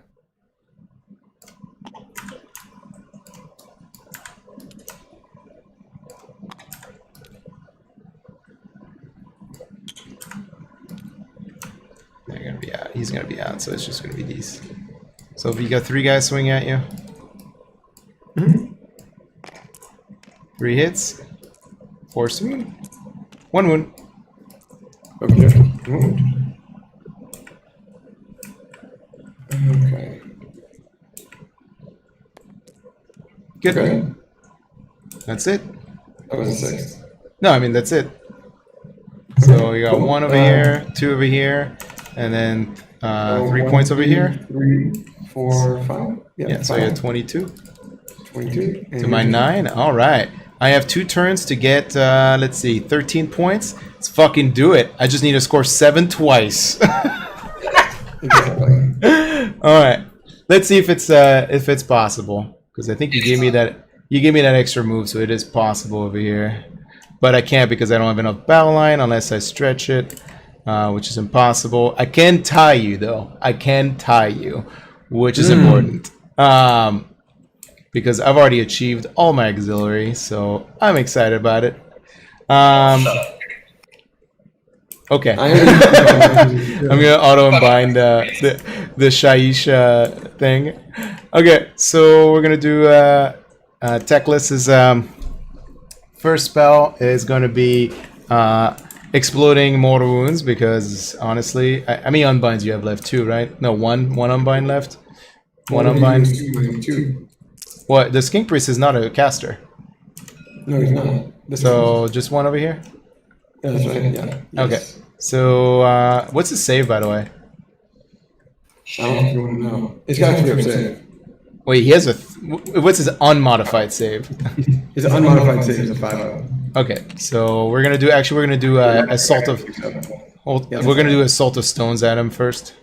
Alright, so I roll 10 dice, and if I roll under your save, you take a mortal wound, and on 1 or 2 it never it always fails. Because you will kill him with that. Nope. Alright, so 10 dice. Looking for 3s and 4s. So we got 4 mortal wounds. He's down to 1. Alright, now for the exploding AoE rolls. We're gonna start with the Source Knight over here. He takes D3. He takes 2. Puts him out of his way. The Skink Prince over here. He takes D6. He takes 1. This priest over here takes nothing. This Carnosaur over here takes D6. Takes 6 mortal wounds. His third spell is gonna be do I give myself double move? Yeah. We're gonna give, and then how far are they from this objective? No, they're gonna need to double move to get there. They're gonna need to make 6-inch run. He's gonna need to Yeah, so we're gonna give double move to them on a 10. And his last spell is gonna be Arcane Bolt to just nuke him. Okay. So it does D6 mortal wounds because it's a 10 up. You only had one wound left. It doesn't say 3. Yeah, it's just it does 3 mortal wounds. Have fun. You have 2 turns to make it work. All right. So movement phase, 12-inch move over here, and they're gonna break out of oh, what the fuck, dice models. What are you doing, sir? All right. So I already measured before. I was gonna get in range with that one. Yeah. Techless, how far does he move now? Because you had moved 12 inches, yeah, you would have gotten it no matter He moves 6 inches. Well, he's not gonna get to that one. That was the one I have to lose this turn. And then so he's gonna move 6 and then run whatever his dice roll. I'm just gonna spend one of my command points I generated. So he goes 12 over here, and then over here they're gonna run, get automatic 6 with a command point, so they're down to 0 command point, and get in the range of the objective. Right here. Yeah. And then the Cathal, I owe you a deadly terrain test over here on those guys. They're good. The Cathar is gonna run as well. 2, so she rolls a 6. So 8 inches. Joel's gonna own you another deadly terrain test. She fails. She takes 1. Alright, so she's down to 4 wounds left. Actually, she has a 4-up shrug because of the relic. She's fine. I'm no longer in Shining Company over here. I just want to point that out because that was the whole fucking point of this. You're also Alright, so I get 2 points over here. I get 3 points over here. So I'm up to 5, 14. And then I'm only going to get 7, which puts me at 21! Oh, no. What really matters, bro, is who gets priority on turn 5. Actually, you don't even roll priority anymore. You're off the table, right? I rolled a 2. Is that how it works? Is that how it works? He's off the table, right? He's still rolling priority, so he gets to score. Exactly. I know. I'm shitting on you because this game was just literally in 5 turns have not rolled above a 2 for priority. That's like literally like the game definition. It was just like, oh, I get 1 initiative, so I lost the game. Sounds good. I lost it by, let's see what the primary objective would have been. Would have been in 1, which would have been here. So you would have gone another 2 points, and I would have gone 21. Cool. Well, fuck this game. I gotta say, obviously I need to learn how to fucking navigate with these pterodons, and I am shocked at how slow this army is. The Lumina, holy fuck! They're so slow. But yeah, Alex, if you had literally just moved up to be outside of his relative threat range with his archers with the pterodons, but be inside, like even if he gets a double turn going 1 and 2, you're still fine, and then they get to go wherever they want. Honestly, I shouldn't have been that scared of like the 20-man unit that I could have been in range of too. Like I could have just made sure that maybe 3 or 4 of them were in range. So he also had to kill your knights, and he was only going to kill 1 unit a knight's turn. Yeah. And after the first turn, like they lasted surprisingly longer than it was a combination of techless, like magic phase sucking turn 1, sucking turn 2, then finally turning on turn 3, and then just basically losing priority every fucking turn. It was just like absolutely brutal. Like, I mean, by turning on, you mean 50% D6 rolls. What, on turn 1? What are you talking about? No, turn 3. Oh yeah, turn 50% of a 33% success rate. That's pretty good. No, it was. But the problem is like it made up for the like really bad roll on turn 2. Like it averaged out, but it was like situationally the wrong time to average out. It needed to do it. It needed to be average on turn 2, not like crazy on turn 3. Which is what the problem was. Like it depended on the initiative rolls. Like that's just like I can't even say this army's bad because like you're never like the odds of rolling that low on 5 rolls per 4 rolls in the entire game is something like astronomically low. This is like I think the only second game of my entire AoS experience I've ever had an initiative roll dice off like that before. I just can't believe you didn't shout once the entire game when he has Bravery 5 on like half his army. It doesn't do anything. Voice doesn't... Even when you kill 2 or 3 of those skinks. They ignore modifiers to bravery, Greg. They're coalesced. It does nothing. That's why I was like, I'm not going to bother casting Voice of the Mountain. I was like, it does not. I was like, no, I was like, my entire game strategy was like to try to get him to like low command point so I can make him take multiple battle shock tests. And then like when he's total eclipse, he can only choose 1 unit to ignore it. But that one turn Techless had to do, which is on turn 2, and then he did like 1 mortal into a skink unit, another 1 mortal into another skink. It was just like, oh my god, he's just like that plan is not working out at all. Dude, it dies. No, I mean like I'm just like, other than Alex not playing the Pterodons right, I'm just like, nah, I can't even like I was hoping this game would be like a good like feels experience for this army, but it's just like I can't even use that as a good measurement because like I've only ever rolled this low on like on initiative like once in my entire like my previous experience of AoS, and that was against Matt Bassley at Riptide. That's like literally same situation with BR. He literally won the game because I did not roll above a 2 for the entirety of the initiative rolls. So you went Beasley? Yeah, that's how I lost Riptide. Is I never took a priority the entire game. Ironically, that's how he lost to me at the end. LPO. What's up? Yeah, that is how I lost LPO. In the RTT we just played, except for our game, I had lost every priority except for 1 throughout the entire event. Oh, Jesus fuck. Like this is the problem with like shooting armies. Like when I play Fire Slayers, losing priority doesn't feel so bad because you can just like anchor and like play for the second turn. But it's like when you're playing a shooting army, you're like always like, well, if I don't win priority, I'm probably gonna lose. Like it's like that's how it feels every time you play a shooting army in this game. Just like, oh, well, if you play at least Skaven, you have so much chaff units, you can kind of buy yourself a turn of buffer. But like this army just does not function to objectives, and and it comes down to 2 reality, right? It's the fact that they require you to take wardens, which are not great. I'd rather just be, if I can make Sentinel's battle line by being Luminef and then just taking Dawn Riders, I would rather fucking take Dawn Riders over Sentinels for my like chaff units. Like you could just take 2 units of wardens and then 1 unit of anything else, but you're gonna get hurt on better part of valor for sure. Yeah, I mean the whole point of like having 6 battle line unit is better part of valor, right? It's like that's the only reason why.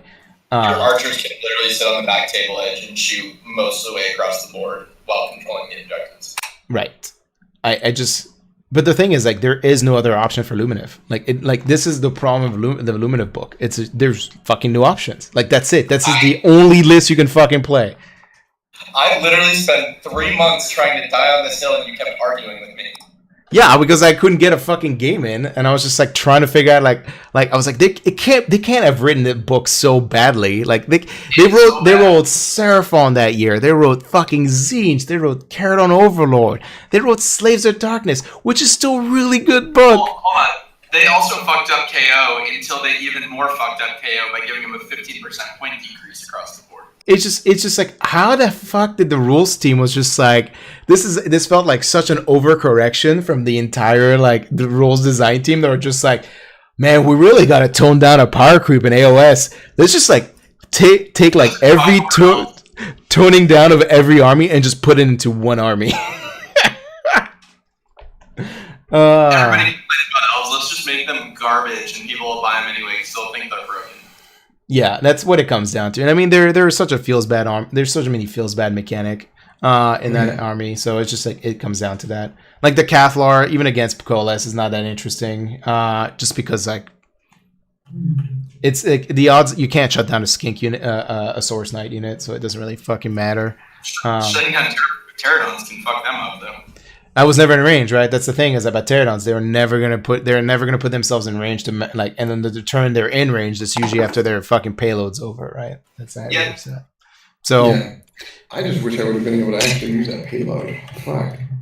Yeah, you didn't roll very well on that. Like I felt like it just came down to like we're both fucking a bunch of game crippled, like playing on this die, we're just like our dice are just like you know what? Like, we're just gonna make this an exciting game of just Jeremy and Alex just getting salty. I mean, Alex did roll 2 out of 3 4-ups, but the chief was already dead, and 6 out of the 9 of them were already dead. That's why I didn't do much. I just diced that out with 2 ups. I rolled 3 1s, and then I rolled the 2 ups for the chieftain, and then I rolled 3, 6, 9, 12, 13, 14, 15, 16. That's exactly the average. Yeah, it's a little above average. I think the average works at like 14.5 or something.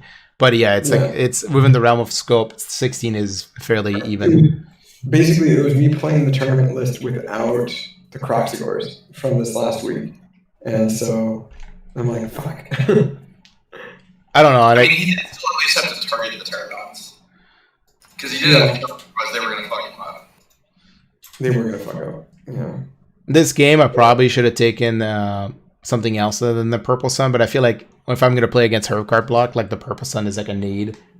But, you know, you have to roll 6s, which apparently it was not present in this game at all. Why the Palisade? The Palisade is just like, I mean, I placed it badly. I probably should have placed it here turn 1 because I can shoot over it and because I don't need line of sight. And it would have just prevented you from like entering through this entryway to get to the archers. He's body light, so he's trying to control the board with blocking movement instead of active bodies. I mean, the thing about like worst case scenario, the Shaiish, what's it called? The Purple Sun of Shaiish and the Palisade can make a fairly big wall on the table. Like, Jeremy, the other thing I'm surprised of is you didn't move the Shining Company. After you moved him behind the pyramid, you may as well have just moved him into the pyramid and been able to destroy the entire. So I thought about it, but I couldn't because he had a Chaos Knight right here. Oh, did he? Okay. Yeah. Sorry, Saurus Knight. Sorry, Saurus Knight. So I was never going to be able to enter it and not be wholly within 3 inches of one of his knights. So I was just like, can't do it. Though the mistake was like, not going out of Shining Company earlier. Like, honestly, like I should have gone out of Shining Company of all the archers after the skinks came down. It's one of those like mechanics I fucking hate in this game because it's just like it's literally like the most prohibitive for very little value. It's also a TTS issue though, right? Because like when you're moving models one at a time, you're going to remember it. When you're picking them up and moving them all at once, you're just putting them in the same formation and you forget about it. Yeah, see, like if I had casted both endless spells like this, on turn 1, I could have blocked this entire flank on like of you maneuvering into it. He had his entire stuff. He had a bunch of stuff right there. Yeah, I know he has a bunch of stuff over here, but like what I was thinking in my head was just like shut off this flank, kill everything in range, and then just like keep fighting over it, like just keep fighting in like a retreating like the knife flank strategy and fight over the center at the point. I thought he had Saurus Knights where that Purple Sun is right now. Yeah, I think so. But the goal was like turn 1 killing them, and then just like he only had one. You had one over on turn 1. He had one over here, and then one over here. You only had 2 models on the objective. So I don't understand. I'm actually personally shocked that you did not just put a big unit in there. Yeah, like just why? There, like, it gives you the ability to charge and fight me right from the like easily. But if you like plop Teclis down or like a unit of an army down, like Wardens, it's a little bit of a different. Okay, I'll actually preface this also. I didn't realize that the Venari were going to be so easy to get killed because they're fucking squishy as hell. Like, well, my fucking my fucking Mortec Guard just bounced right off of them. So. Yeah, because when we played against the Mortec Guard, when you played against that list, they were ethereal. They had a rerollable They had rerolling 1 saves and -1 to be hit. And then your Mortec Guards are not designed to deal with things that ignore Ren. They're designed to deal with things, with Ren. It's like, don't get me wrong, like the only time Venari blocks actually matter in a metagame is against Mortec Guards because it's the one army that has like a hard time dealing with ethereal units, and they're basically dealing mortal wounds back to Mortec Guards, which is the one thing that bypasses their entire defensive mechanism. So yes, it's a bad matchup for Mortec Guard. Is it like the worst matchup? No, but the thing is, remember, you were fighting a Venari unit, and you were also -3 on the leadership, and kept failing the goddamn Cathalar War Scroll spell, so you weren't swinging into them. Yeah, that was a big problem. It wasn't the fact that they were not squishy; it was that you were just unable to pass the bravery test, so they were not swinging into the unit the entire time. I don't know. like this is still by far, I think, the best Lumineth list. I mean, I might just play around with like some of the endless spell choices. Like, I still think Runes of Petrification might be useful more than the Purple Sun, because it's effectively the same plate, but like it works like a shitty version of a Warp Lightning Vortex. Yeah, it is a shitty Warp Lightning Vortex, but I mean, if you want to run it. Well, like it would have been more consistent Mortal Wounds into your MSU spam here, right? So, but that's all it has. And then against Hearthguard, it does like fucking nothing. So, and that's the problem. Is You like, can go to 24-inch range from the Cathar spell if you wanted to instead. If you didn't want with the the thing is, like, I every time I keep thinking about that, Greg, I'm like, there's so many games where I'm just like, the Cathar spell isn't actually useful. Yeah, I mean, that's true. Yeah, so I'm just like, oh fuck. You can also throw the reroll hit spell on him instead, and then it's a 24-inch range on that. So now you're 24-inch range, you're rerolling hits. That's true. You And can then take Lenny that and way you Light. can still- And then you can still throw a Techless spell through the portal. That just requires her to cast the Balewind instead of another unit casting the spell portal. Yeah, so you just have one of the Warden units cast the spell portal. Yeah, that's a possibility too. There's just like it's like every time I want, like, firstly, also I didn't know there was an endless spell limitation now. You can only take like You can 3 out of 2,000 points. So it becomes like problematic to decide which ones I'm going to need to take. To exist. What's up, Alex? So, you just can't run the like 6 Mortal Wounds or 6 endless spell, list. Well, the problem is like there isn't that many good ones for Lumineth. Like when you're playing Chaos or Skaven, right? There's a bunch of good ones. If you're playing Destructions, like Goblins, there's a bunch of great endless spells as options. Because you're looking for things that do damage. The Lumineth spell options, the only one that does damage on top of the generic ones is the Rune of Petrification. Problem with the Rune of Petrification is it's pretty dicey because it's an AoE resolution at the start of every movement and end of every movement phase, and it's on a 4-up. It does D3 mortal wounds to a unit within 6 inches. And since you cast it during your hero phase, it triggers on both the start of your movement phase, the end of your movement phase, and then the start of your opponent's phase. So you have 3 chances of rolling it before it they can move away from it effectively. So it has an average of something like 4 mortal wound output per unit.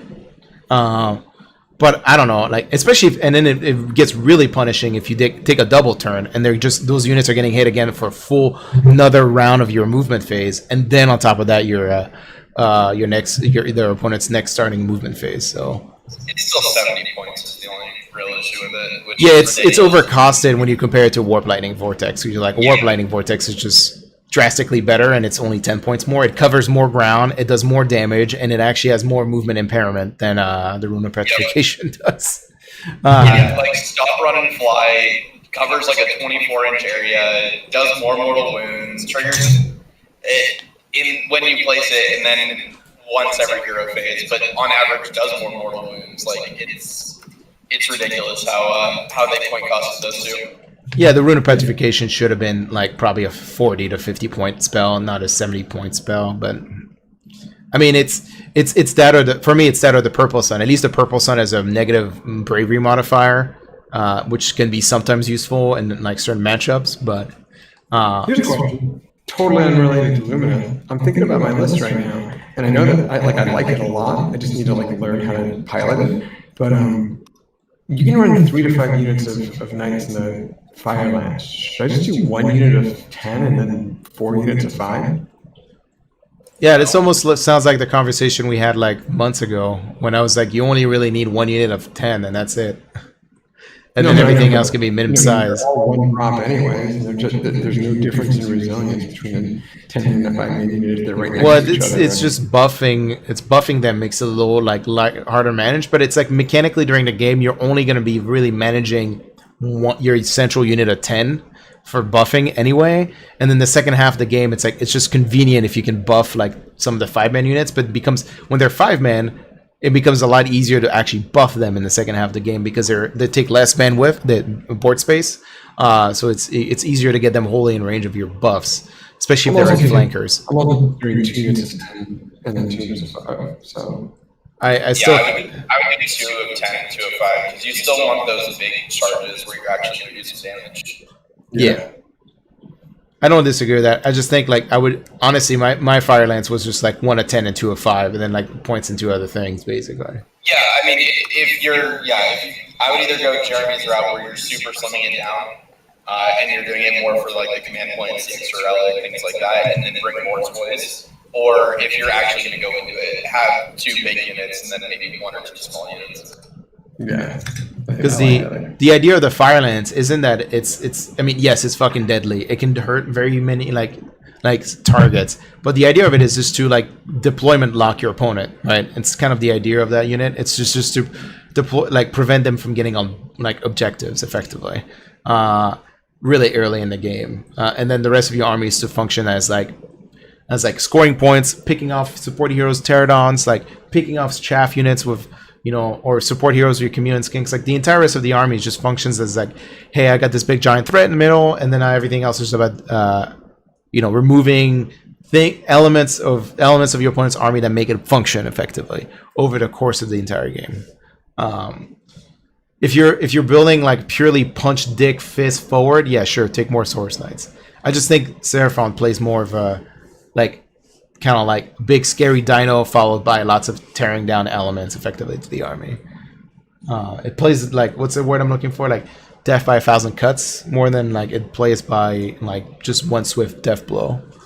I also like more choices because I think you want 1 or 2 things that actually have some decent rent. Going into something with just 1,000 attacks with no rent. Yeah, it's brutal. You're just going to kind of bounce off of them.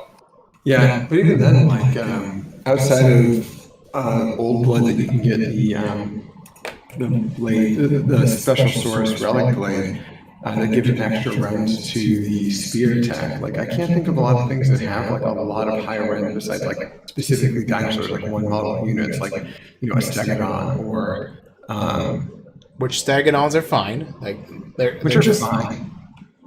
I mean, I was still considering the Thunderquake Battalion with the Croxagores and swapping the Engine of the Gods with the Skin Priest. He's 10 points cheaper, and I mean, he's not great, but actually, you know what? That doesn't make sense. For 10 more points, you get 2 more wounds on the engine. That's gonna be the way to go. Well, the engine only matters, right? Like if you have a Slon, and even then, I still don't like engines in Coalesce list. Like it's a good mechanic for like second half of the game when you're like losing out on the attrition war, but like most of the time, like the investment you make into that, it never feels like it's worth it unless, of course, like you just stick Croak in it, right? But then that Croak in a fucking Engine of the God is fucking expensive, and then to take Croak to make him do his full like Max Fury mode. You need another like whole set of investment into it.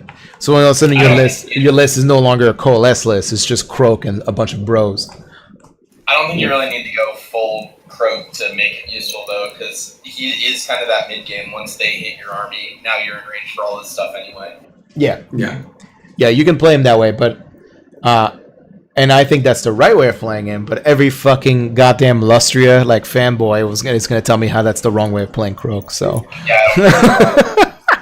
no offense to our fans listening, but man, holy fuck! Like those people are like, no, Croak needs to have an Astrolith Bearer. He needs to be on a Balewind Vortex, and he needs Temple Guards near him, and that's how you play him. And any other option is bad. Did you see a guy that got like second place at a GT overseas with that list? I was looking at it and I was like, Jesus Christ. Like, then again, there was also like a Petrifex list that got third. And I was like, how nowadays? I mean, Petrifex is still like, that's the thing is like, hey, a 4-up rerollable Mortec guard is still pretty fucking good especially if you have respawn mechanics for him. It's just Petrifex was just over the top. It wasn't that like Mortec guards were bad. I also think that like the Techless Bomb, the Croak NATO that everyone's playing in Australia and over in the UK is still good until you see like a Fire Slayer list or Deepkin list across the board. Deepkin, yeah. Fucking Deepkin list. Like this army like plays dice to Deepkin every fucking game. Like you just Morsar Techless, and then you combo charge it into the archer, and then you first activation kill all the archers. and then you're like, cool. Well, maybe Techless will do something at some point. Like, I don't know what else you do. Like, what do you do as a Lumineth player with this build against like, the only way I can see them save Lumineth with the rules that they have written is like, Wardens go down to 100 points, Sentinels go down to 130, Battle Cows go down to like 280, and then like all the heroes like basically go down to like you're just, you need effectively, like, I feel like this list functions if it had like 20 more bodies, and that's it. I honestly have no idea how fucking Liberators are 90 points, but Wardens are fucking 120. Well, think of it, compare them more to Sequitors, right? Because in their mind, they're like, well, they're both wizards, right? And they're both like battle line. Sequitors are wizards, but yeah, I know. It's they're like, but Sequitor was like 5 Sequitors, like 110 points or something. Something like that. It's 110 points. So you're paying 10 points more for once per game D3 mortal wounds, and 5 more bodies. The same amount of wounds, but you have like 5 more bodies for objectives. So you're thinking in a head, it's like, you're not getting the reroll saves, the reroll hits. Like, you're doing more damage with hammers on the Sequitor unit. Oh yeah, but at the same time, it's not that the vacuum comparison is not that useful. Because you think, when you think about it, it's like, cool, we've described Wardens are worse than Sequitors, but what could make like a Stormcast list better? What's literally every other option available to the book? What makes a Lumineth list better? Well, it's because Wardens are just there to make those archers battle line. that's literally the only job they have. No, it's to make it slightly harder to charge them. I just want, like, literally giving them, if Lumineth faction gave you battle line for at least Dawn Riders, like if Dawn Riders functioned the same way as the Wardens did for like battle line definition, you could make so many different hero that makes Dawn Riders battle line. That's one of the biggest things they're missing. Well, yeah, they need a combat hero, which they do not have any other than the Light of Give them a combat hero that is on a horse, and now Dawn Riders are battle line, and boom, you're good to go. Yeah, because like that's the thing, is like, if I could replace every one of my Warden unit with a Dawn Rider unit, I feel a lot better about this list, because at least it can play to the objectives early and like in the mid game. And like right now, like, this list can only play objectives in the early game, and if you just start like putting like this game too much pressure down the field, like I can't get back on the objectives. So it's just like if you build the Warden units, you're really not scoring that much. And then you just have to kill Sentinels. And they're shitty bravery too. Like, you just spread around bravery against a Lumineth army and they start I never understood their army design for like the bravery reasoning, because in why the fuck are they bravery 6 and then also lose a bravery if I spend one of their faction resources? It's the bravery, like, bravery has cost me more models in most of my games of Lumineth than like my opponent's like ability to kill them. Maybe like, not in this game, but like Seraphon has like bravery 5. They don't give a shit about bravery. Like fucking Skaven have bravery 4. They have mechanics all over the place to just ignore that shit. Like I've had a scenario where like those like Wardens fighting your Carnosaur, for example, Alex. Like the hero killed like 5 of them. They managed to finish off the one hero that charged into him, and then they all ran away in the bravery check. And I was just like, nah, I don't have the objective, and I can't do anything about it. And it's just like, and there's no mechanic that, like, other than the Cathalar and like having a hero nearby for command points. But like none of those things are, you know, like I said, like they're not in abundance and they're hard to like use. And the bravery punishment is just so high for that army. Unless you run like, what is it, like Lithiana? Was that what's the one that's like +2 bravery? Like, all right, if you don't want to get fucked over by bravery, take this nation that is good for nothing else. Yeah, well, at least you can give your archers like rerolling once to hit with 1 CP for 2 units. Mm-hmm. That's the only thing of value. Anyway, Alex is about to pass out. He's turning into a grandma. Oh yeah, dude. And it's 12 a.m. And then you, Greg, are